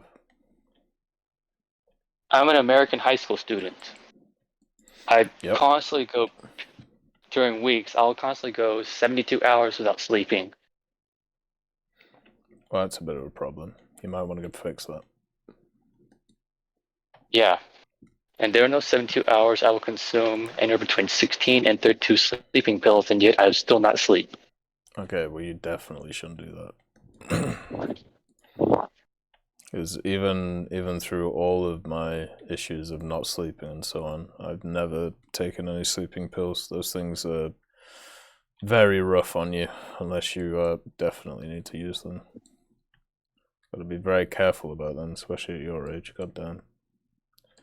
They are prescribed as well, by the way. I'm sure not 16 in a day. Okay, not daily. Like between those 3 days, I will take that amount. Oh, okay. No, 16 in one day, that's like you commit suicide, man. Yeah, exactly. You might have to bleep that for YouTube. I'm sorry about that. No, it's okay. One of the things I have found success with to help me sleep is, first of all, exercise, obviously. But the other one is Vena Sativa, if you know what that is. What? I've never even heard of this. Vina sativa. It's basically made out of oats. I don't think it's oats. It's like oat root or something like that. And basically, yeah, it's like a form of relaxer, and just helps you. It's more natural than sleeping pills. It might be worth giving that a go. I have like a few drops every night before bed and some water. That helps me. Oh. Yeah, have a look for it. So back to sleeping and all that kind of stuff. You said you hit the weight room. What do you do in the weight room? Well, it might surprise you, but I do weights. What do you mean? Like, what do you lift? Bench press? How much? Squat? How much? Come on. I'm nowhere near my max right now. I have no idea. I haven't. When I was like 21, I got up to, what was it? It'd be around about 120 or 130 kilos. I'm American, so freedom units, please. 250 pounds, 260, I think. On squat? No, on bench. Oh, that's not bad at all. Well, yeah, I'm a big fuck, so like that's one thing. I've got big shoulders and big arms. But right now, I'm nowhere near my max or anything like that. I'm doing a ton of cardio, and that stuff comes later on. At least you're taking the effort and going out there to lose weight. Most people I know will just say, screw it, I'm this old, I'm not going to lose it. I might as well just go get a desk job and just accept it. You are going out there making the effort to do it and get better. Well, it's more like, what, 2 years ago I had like an operation on my back because I played rugby for fucking ages and I just fucked my back up, and it meant that I couldn't do any like fucking lifting or anything, which sucked. So now I'm back to like functioning. Yeah, I'm gonna get back to where I like to be. It's not fun being fat, man. Like, it's I don't know how else to put it. Like, when I was like really fit and playing a lot of sports and shit and working out a lot, it felt really good. And for like 2 or 3 or 4 years, I felt like absolute shit. Like, physically I did, mentally I was fine. But now, like, I'm mentally fine still, and physically I'm pretty fucking good as well. So, like, I think I'm down to 230 now, where I think I peaked at like 350 or some dumb shit like a few years ago. So yeah, doing all right now I'm 150 pounds. My freshman year of high school, I weighed 165, but that was muscle. I lost a lot of muscle after COVID. And after I screwed up my knees playing football, I could no longer play football. I'm just done baseball. Yeah. Everybody I seem to talk to is so small compared to me. Like, fuck. Gotta get used to it. Hey, Havoc, nice to see you. Oh, well. Hey, congratulations on going out there and losing that weight, man. Oh, wait until you see the end product. Never congratulate halfway through. Yeah. Well, at least you're starting. That's what I'm congratulating, that you are starting. Oh, I know. Hey, when you get the 6-pack, you got to get your own YouTube channel going just for weightlifting. Flexing on them all. No, then I'd start. Nah, since I've been doing all that shit, and I was looking at some of my old workout routines, and some of the old shit I used to take, like, like pre-workout and stuff like that. I found I was pretty serious into it back in the day, especially with rugby.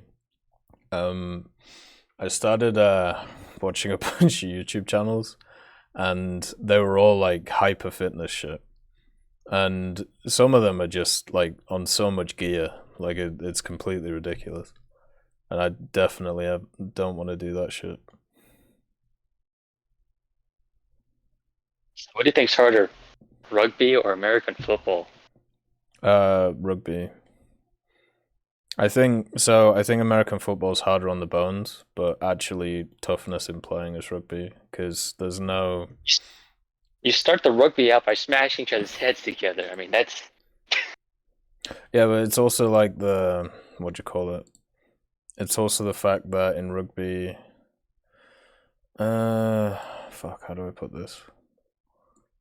There's hardly any stops. Where in American football, it's all stop-start. So it's way more about, like, burst in American football, where rugby is way more stamina. And since guys keep getting bigger and bigger and bigger, it gets a little bit harder, you know? True. And also, the pads are a blessing and a curse in American football. Like, they protect you, Yes. but they damage other people so bad. Dude, the worst weather to play football in is when it's cold, because those pads turn into concrete bricks. Oh, really? Yeah. It's like you're standing there without anything on, no pads, no nothing, just basically butt-ass naked, basically. And then here comes some guy wrapped in all as much gear, and on the outside is Velcro, but the part the scratchy part of it, and it hits you. It's that sort of... That's the way I can describe it. Well, that's fair. It's nothing compared to wrestling, though. That's I wrestled for a year, and that was gut-wrenching. Bit rough? Dude, I went from 130 pounds to 120 in about 4 days, and gotten a six-pack by the end of the year of wrestling. Sounds fun. I had a body fat percentage of about 5%. Oh, well, there you go. And then COVID hit. And then I went up to 165 pounds throughout my freshman year. I gained 45 pounds my freshman year. Jesus Christ, now to do the math. Yeah, but how old were you? Like, how old's a freshman? I was 15. Yeah, so you're right in the middle of your fucking hormonal phase. So yeah. You would have fucking gained a bunch of random shit. And an 8-inch schlong. Well, I'm very happy for you. How did you not see that coming? How did you not see that coming? Don't worry. Anyway, I should get on to some of the others since you've already had it. All right. Yeah, sorry about that. Well. Oh no, don't apologize. It was nice. It was nice chatting. So I'm glad you had a good dinner, and I will hopefully see you next time. Yep. See ya. Hey. See ya, Bulldog. See you, Dick. This motherfucker's taking my base. Okay, so let's get John on. Good old Panda. Let's see. Oh, god damn it. Fuck it. I'm just gonna bomb them all. Can't be asked. Okay. Let's get John in. Let's see what's going on with the Jonathan. Hello? Hello, John. How are you? Okay. Doing okay. Well, that's good. What do you want to chat about today? Yeah, I want to talk about the MiG-23. I don't think we had enough discussion about it. Oh, fair. Go ahead. I'm kidding. I came in for the tail end where it was like 2 people went on about it. But I don't know how many people before that were talking about it. All of them. But yeah, it didn't sound like you were in the best of places. No.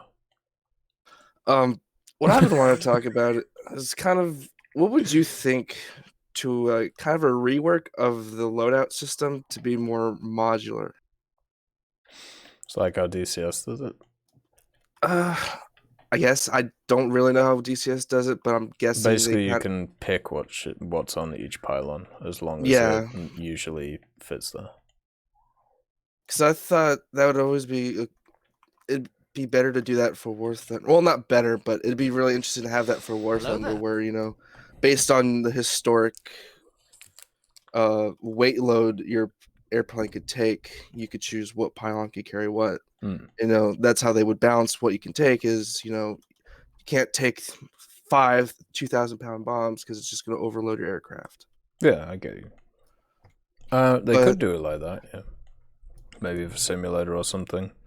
But there's two things, right? I always think about with that stuff. So with the way that they do it right now, they can technically, and probably already do, they can manipulate loadouts for balance reasons. So if one loadout is insanely good and none of the others are being used, even through like the spading process, that means that they should they should move on and maybe try and change that to try and make some of the other ones work, right? Like maybe they could do that. But if you put it on a weight setup, right, instead, then you lose that ability. Because you can't make things different weights because people will complain. Because it's like a historical thing. And the other thing as well is, even with that system, right, don't you think like most people would just run the same loadout anyway? Just because it's like the most optimal? Like I don't, when I look at the loadouts of, let's say, like an F4E, how, like, or any aircraft, like let's just use anyone. Is there any loadouts that aren't there that you would want to see, for example? Probably not. Yeah, because like they pretty much have enough different variety that you could take out practically what you want. Yeah. The only really benefit I could see is maybe you don't want to take all 4 missiles because you want to save on weight, even though probably what you gain in maneuverability isn't worth the sacrifice of losing out on 2 Sparrows or 2 Sidewinders.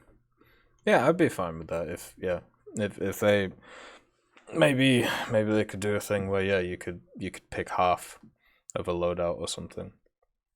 I don't know many people who would do that, but I feel like in some certain circumstances I would. And also if they made it a mod where, let's say, you unlock like 2 and then you unlock 4 and it made the spading experience better, then yeah, I'd be fine with that.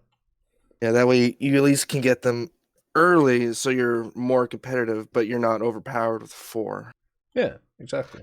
Yeah, and because I've been thinking about something like this for a while, and some of the bad things I could see about it is just it too complex for new players, especially once you go towards higher end vehicles that have so many different options.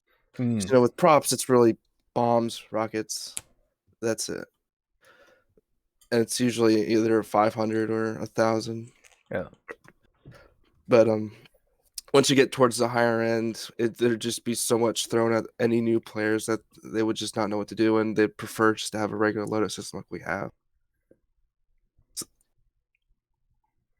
Yeah, I try to think of the cons too, because obviously it's not going to be 100% better than what we have now. Even though what we have now is 100% better than what we had before.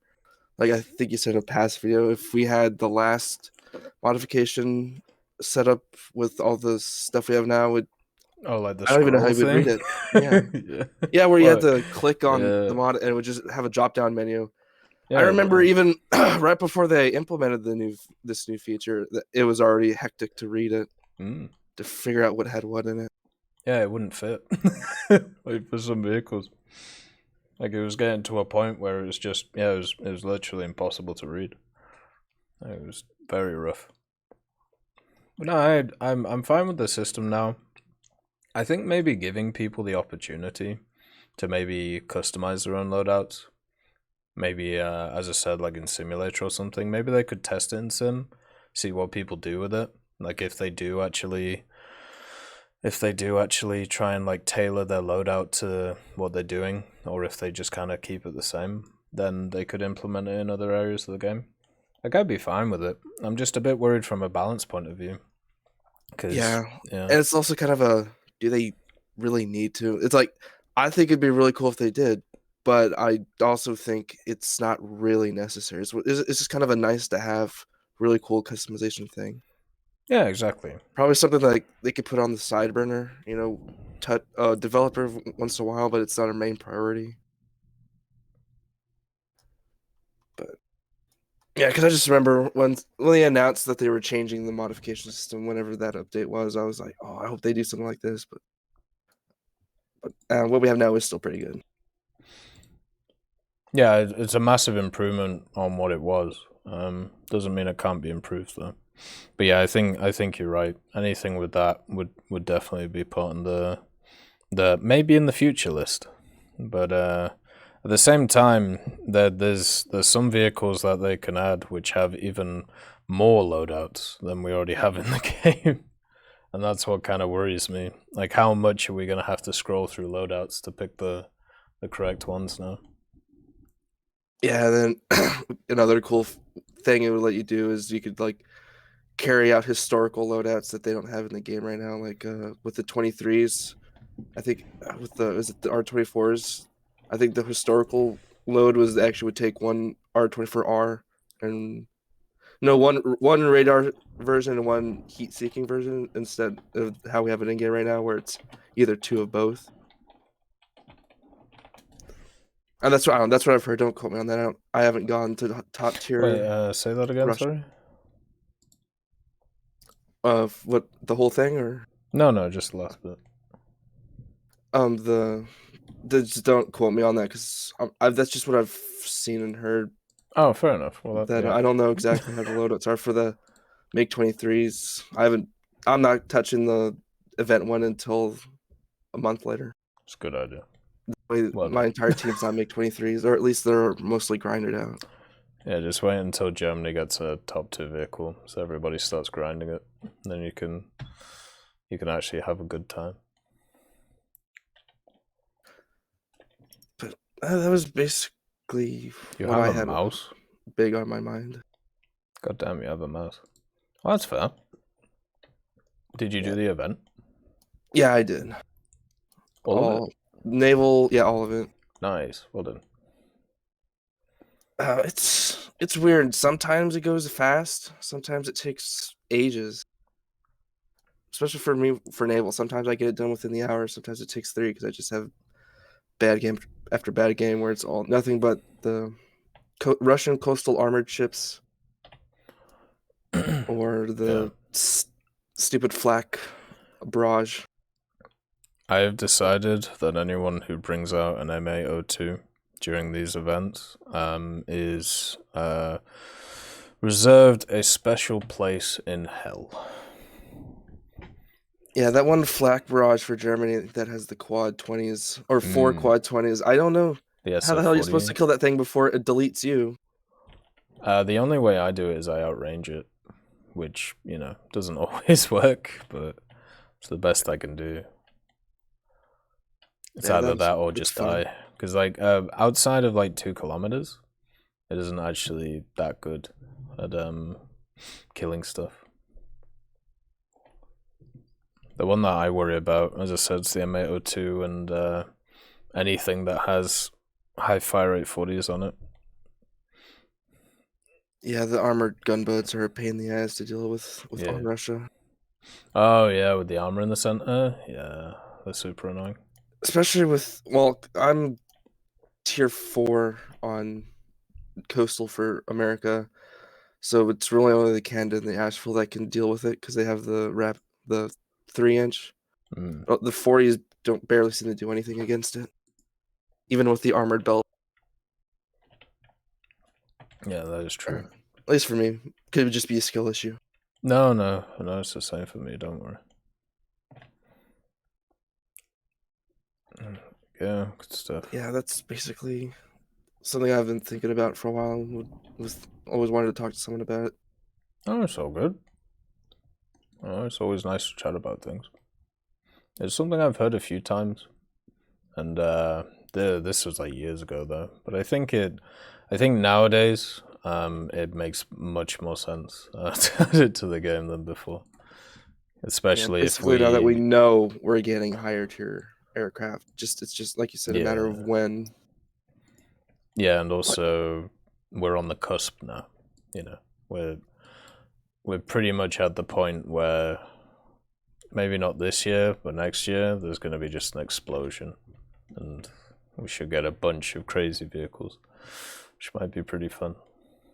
Yeah, I'm sure there's a good chance we're getting the F-14 this year.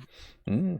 I mean, I think there's a good chance. I'm not holding out hope. It's probably till next year.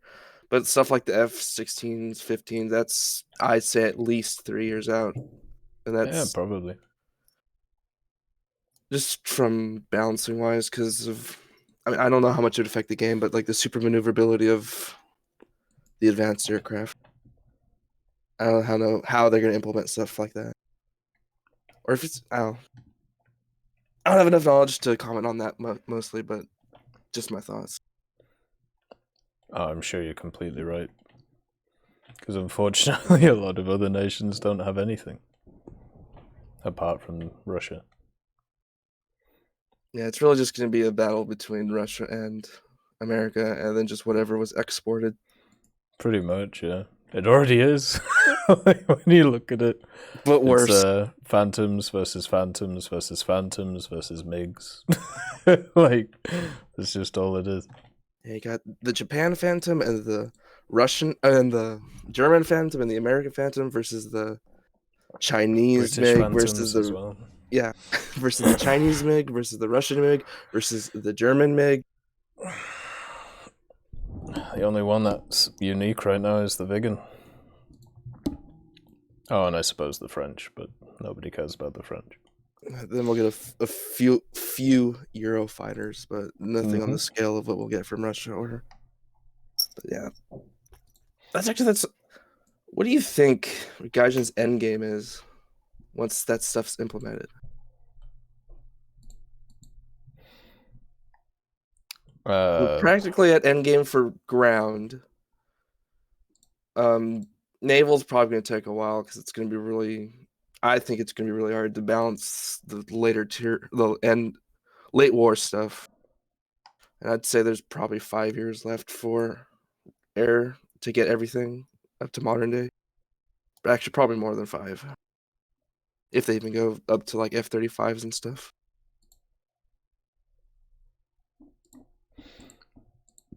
Yeah, I think. I mean, I don't know their plans.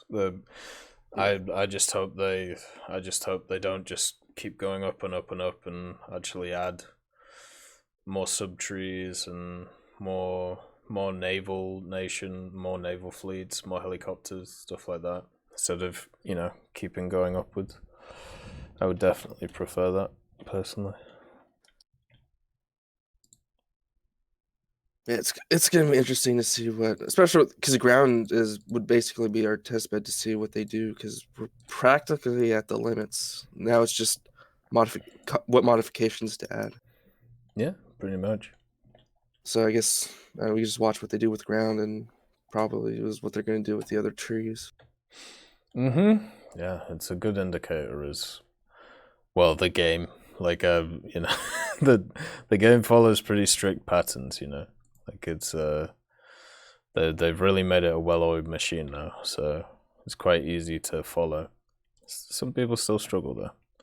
Like you can pretty much predict what the next 3 years are going to look like, barring if there's anything new, but we'll have to see. I'm just hoping we don't get a World War mode until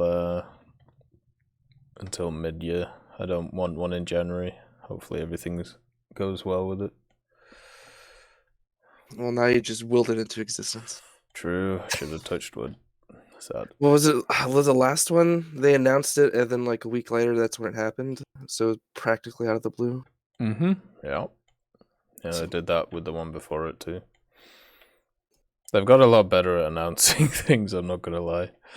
Like doing ahead of time. Yeah. It used to be literally the space race event, like the 2791, they announced it on the day of the event starting. Oh yeah, I remember that. Yeah, classic. I've never completed Build-A-Bear. I try to put the time in. I just can't put enough time in. Oh, I don't blame you. It's not for the it's not for the normal people in the world. I'll put it like that. Not for the faint of heart. Yeah. Anyway, it's been nice chatting, man. Nice chatting with you too. Yeah, thanks for coming on and chatting about some good stuff. Hopefully we can have you on next time as well, talking about some things. Hopefully. Yeah, I only really get the chance after 5. And that's kind of towards your tail end. Yeah, by the time I get home, it's 5:30, and you're usually at the tail end of your streams. Well, are you EST, PST? I'm PST. Right, yeah. Yeah, because I'm PST as well. I gotta watch it last week, though, because I had COVID. Fair enough. Alright, man. Take care. See you later, man. Thanks for coming on. Just toss some of them into next week. Oh my god, that's terrible. Okay, so since it is we're coming to the end, we'll have the last 2 guys on at the same time as the last call as usual. Just have a little bit of right, first of all, let's just do that. And let's see what they want to chat about. So we have Zorba Noodle, and we also have Rabid. So let's go through them. Are you there, Rabid? I am. How are you? I'm doing pretty good. Oh, that's good. Like, going into the holidays, I felt a little, I don't know, stressed, and I was going to just grind out the cast for the Israeli air tree. Yeah. To go with the ground tree, because I mostly play ground. But then, like, I don't know, like, grinding was just being stressful, because it's like every time you don't get the results, like, it was upsetting. So instead, I just got some premium time and decided to just play the Israeli air tree. I was like, I'm just going to learn AirRB, because I'm not particularly good at it. And how did that go? I had a lot of fun. There were some disappointments, but there were also some pleasant surprises. Like, there were things I really liked that I didn't think I would. Like, overall, I just thought it was a good experience. Part of that is because I don't really have any of the tech trees that feed into it. Like, I have some USA, but no France or Britain. Oh, that's fair. I mean, for for me, my experience has been, why am I playing these vehicles again? But I understand I'm in a unique position when it comes to that. So yeah, I'm sure they're kind of like with China. I'm sure there's a ton of people who enjoy going through that, before everything else. Oh yeah, it was fun playing Spitfires for the first time. It was fun playing Meteors for the first time. The aircraft I was the most surprised by was the A4N. Really? Like, I was not expecting anything from it, because it looked like it was just an A4 at 9.3, and like, why would that be good or fun? Yeah. And it blew away my expectations. Like, the performance characteristics versus like a regular A4 are actually quite good, and it has the AIM-9Ds, and it also has like countermeasures, RWR. It has the AGM-62s right off the bat, so it's super easy to grind upgrades for it. Like, oh, that's really nice, actually. Like, I had so much fun with it. I ended up with like a good win rate, a good KD with it. It was a blast to play. Yeah, it's going to be super good when ground comes out as well. Yeah, I was trying out the triple Maverick, like 6 500-pound bomb, 2 AIM-9D loadout with the Merkava. It was pretty fun. Yeah, I could imagine. Not a lot of anti-air at 9.3 have good counters to 3 Mavericks. No. So, you basically got the Ocelot, and that's it. And that's hoping, basically. Because what's the range of the Mavericks nowadays? I know they nerfed them. I don't know. Like, I think it might be most 6 of the ranges, or something like that.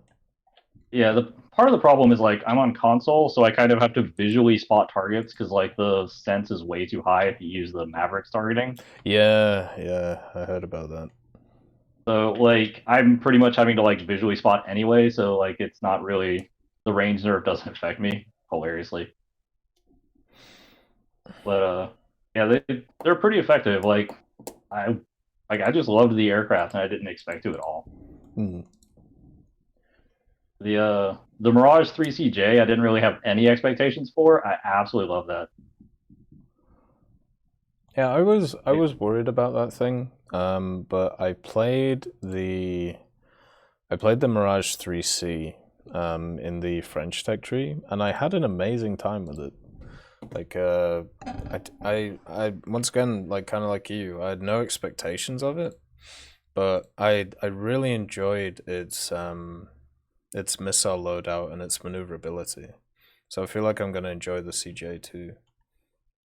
Yeah, like I really liked it, and I felt like especially like at 10.0, so it doesn't see top tier really. It was fantastic. Yeah, it's Like- got the slightly worse missiles, right? I think compared to Yeah, the the AIM 3C. The AIM-9Ds and the 530s. Oh, okay. Or the That's one not too 530. So like AIM-9Ds are still fine, especially with that VR. And that 530 is so fun. Oh yeah, I love just like nailing Thunder Chiefs while running away with it is hilarious. Yeah, true. Oh god. Yeah, There's also go ahead. The 3CJ was the first aircraft in War Thunder I've ever gotten an ace with, so that was like really cool. Oh, nice. So basically, just fired all the missiles, they connected, and then some gun kills. Yep. Good stuff. Yeah, And it was also like I got behind a Phantom and like hit him with the guns, and he was like flat spinning in front of me, and I'm like, okay, that guy's dead. So I pull off, and then like I pull off, and I'm like, all right, wait a minute, I don't have an aircraft destroyed or kill assist. So I look back, and like he actually managed to recover. I'm like, damn, this is impressive. Yeah, you don't see many jets actually recover out of that. Not many people know how to. I think my biggest disappointment in the Israeli tech tree, not the worst, but the one that I had like was the below my expectations most, was the Nesher. Really? Like I just figured like as an end of the line like rank 7 that it would be better than it was. But at 10.3 it just regularly sees top tier, and like with no countermeasures or RWR, it's just kind of a target drone at that point. Yeah, I see what you mean. And it doesn't have a CCIP either, like so it's not even that good as a bomber. Oh, so it basically has nothing. Okay. Yeah, that sounds horrible. Like, why? Then again, the Mirage also seems pretty horrible. The 5F that they added to the French tech tree. Yeah, I mean that at least gets magics and a CCIP though, so I was like, Yeah, true. Yeah. I wonder what they're gonna do with the Israeli vehicles, like going forward. Because after having a look at the vehicles they could get, it just seems like a bunch more like Neshes, but not Neshes. The other one, the Kafirs and stuff like that. Yeah. Just more variants of that. I think it might get a bit boring, but I don't know. Yeah, it could. Got some good cash options though. Yeah. The tech tree completely seems to be set up to support the ground, which is probably why I haven't been having a great time in it. Because my main game mode in general is aerialistic, and playing a bunch of planes which are obviously not fully designed for it, or designed for something else in a better way. Yeah, it's a bit rough. Yeah, like the SAR has a lot of downgrades in terms of air performance over the Sombad, and the Sombad's not exactly great to begin with. Oh, does it? It performs worse. Yeah, like if memory serves, the SAR doesn't have an afterburner. It's also like I think like a lot of its base stats were just like worse by like 5 to 10%. Yeah, it's got the A4's engine.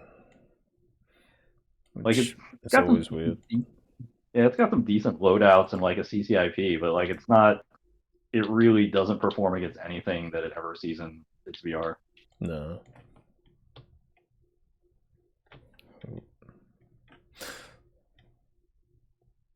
Like Fear was kind of an interesting experience. I do like, play Ground RB, yes.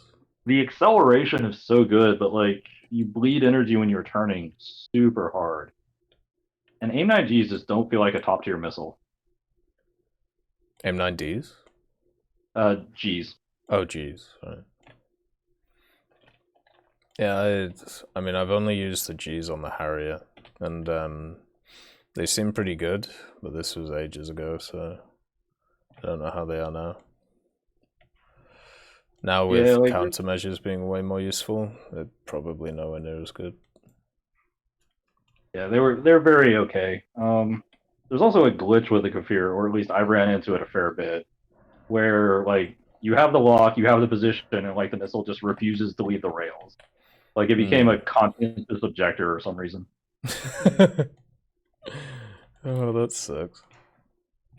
But like, yeah, I've experienced it with all the missiles, and it's like maybe 1 in every 20 games, but it is really annoying.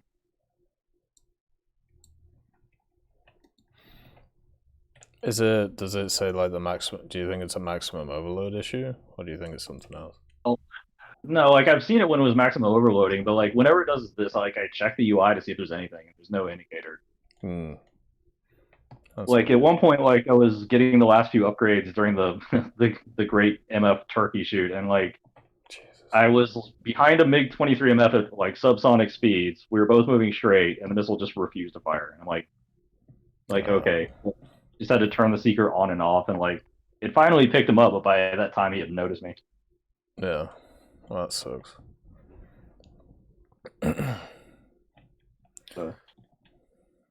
But overall, like I was glad I took the approach to actually play the Israeli tech tree. Like I feel like I understand air battles better. Like my records got steadily better as I went. Like yeah, I enjoyed a lot of the aircraft. Yeah, for me, I don't know. My experience has been pretty much the opposite, but I mean, it's just kind of how it is. I don't know. The Votors just really put a bad taste in the mouth. Like rank 4 was fun, you know. The MD 450B wasn't actually that bad. The Meteors were okay, you know. They weren't the best, but the NF-13 was fun. The Votors are just awful, and the rest at the moment I just feel like the reason why I'm grinding them is not to be useful. It's just to be ready for ground forces, and I don't know. I'm not not a huge fan of like I'm basically hoping that the ground forces is good enough to justify the amount of grinding I'm putting into this tech tree. Because normally otherwise I would leave this on the back burner for like a year or two. Because it's, you know, there's nothing that really entices me. I certainly feel that. Like as somebody who's like more interested in ground, like it's about the same way. Like I'm just kind of guessing what's going to be useful.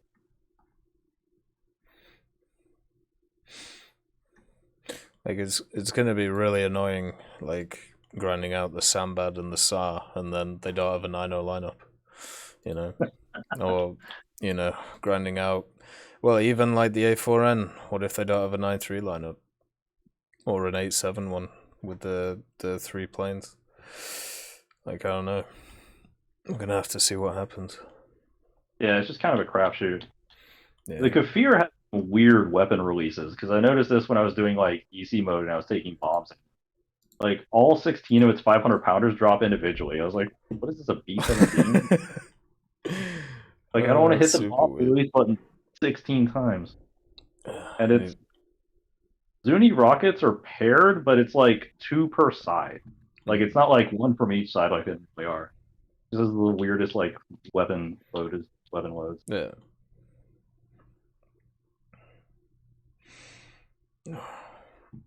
God damn. Maybe if they made it so you don't have to grind through 4 A4s and then 2 Votors and then 2 Super Misters. Maybe if you only had to grind through 1 of each, then I would be okay had, like, with it. Folders. Like foldering the 2A and 2 Votors would probably make sense. The Sambad and Summer like it's like they could easily folder some of this. Yeah. Yeah, then I think I'd be okay with it. One of the joys of this last month has been the Kafir, the Phantom, the Nesher, and even I've started on the MiG-23. 4 aircraft, all at top tier. 3 of them are into the line trying to get countermeasures. Oh, yeah, that's rough. But like I noticed a second like weird problem that started to annoy me as much, if not more. Like all of them start with like an AIM-9B or AIM-9B equivalent, like some kind of 10G like IR rear aspect, which is fine. But then all of them make you research that same missile just to carry more of them or carry them in more loadouts. And I'm like, You could just delete this step and give me like an AIM-9D that I can research. Like that would make this so much less tedious. Yeah, that is true. The one thing that I would have liked personally was an actual difference between a Chefre 1 and a Chefre 2. Yeah, the Chefre 1s, 2s, and AIM-9Bs like all seem basically interchangeable, at least how they're put on aircraft. Yeah, so it's like pretty much it's just like lore essentially is the only reason why you get one over the other, which is kind of odd to me. Well, the Chefre 1 is what do you call it? The Chefre 1 is just an AIM-9B clone, and then the Chefre 2 is it, but you can lock on from further away, which is useless because if you fire it from those lengths, it'll never hit anything. It's got a 20-kilometer lock range instead of a 10. It's like, yeah, thanks. When am I ever using it? Like, yeah, anybody who's firing an AIM-9B at 20 kilometers, like, you might need your head looked at. Hey, Soviet the King, definition nice of to see you. optimism right there. Yeah, exactly. But yeah, I was really hoping it would be like AIM-9B, AIM-9E, you know, something like that. But nah, it's basically just the same thing. Anyway, I think I'm going to wrap up. Sounds good. I've been doing this for 9 hours, I think. Yeah, you deserve a break. Have a good one, man. Oh, I will do. Thanks for coming on, Rabbit. It's always a pleasure. Hope to see you next time. Oh. Alright, guys. So, we're done for the day. A long fireside chat with many different topics, many different thoughts and feelings, and many different things going on. It's been a good one. Good chats overall.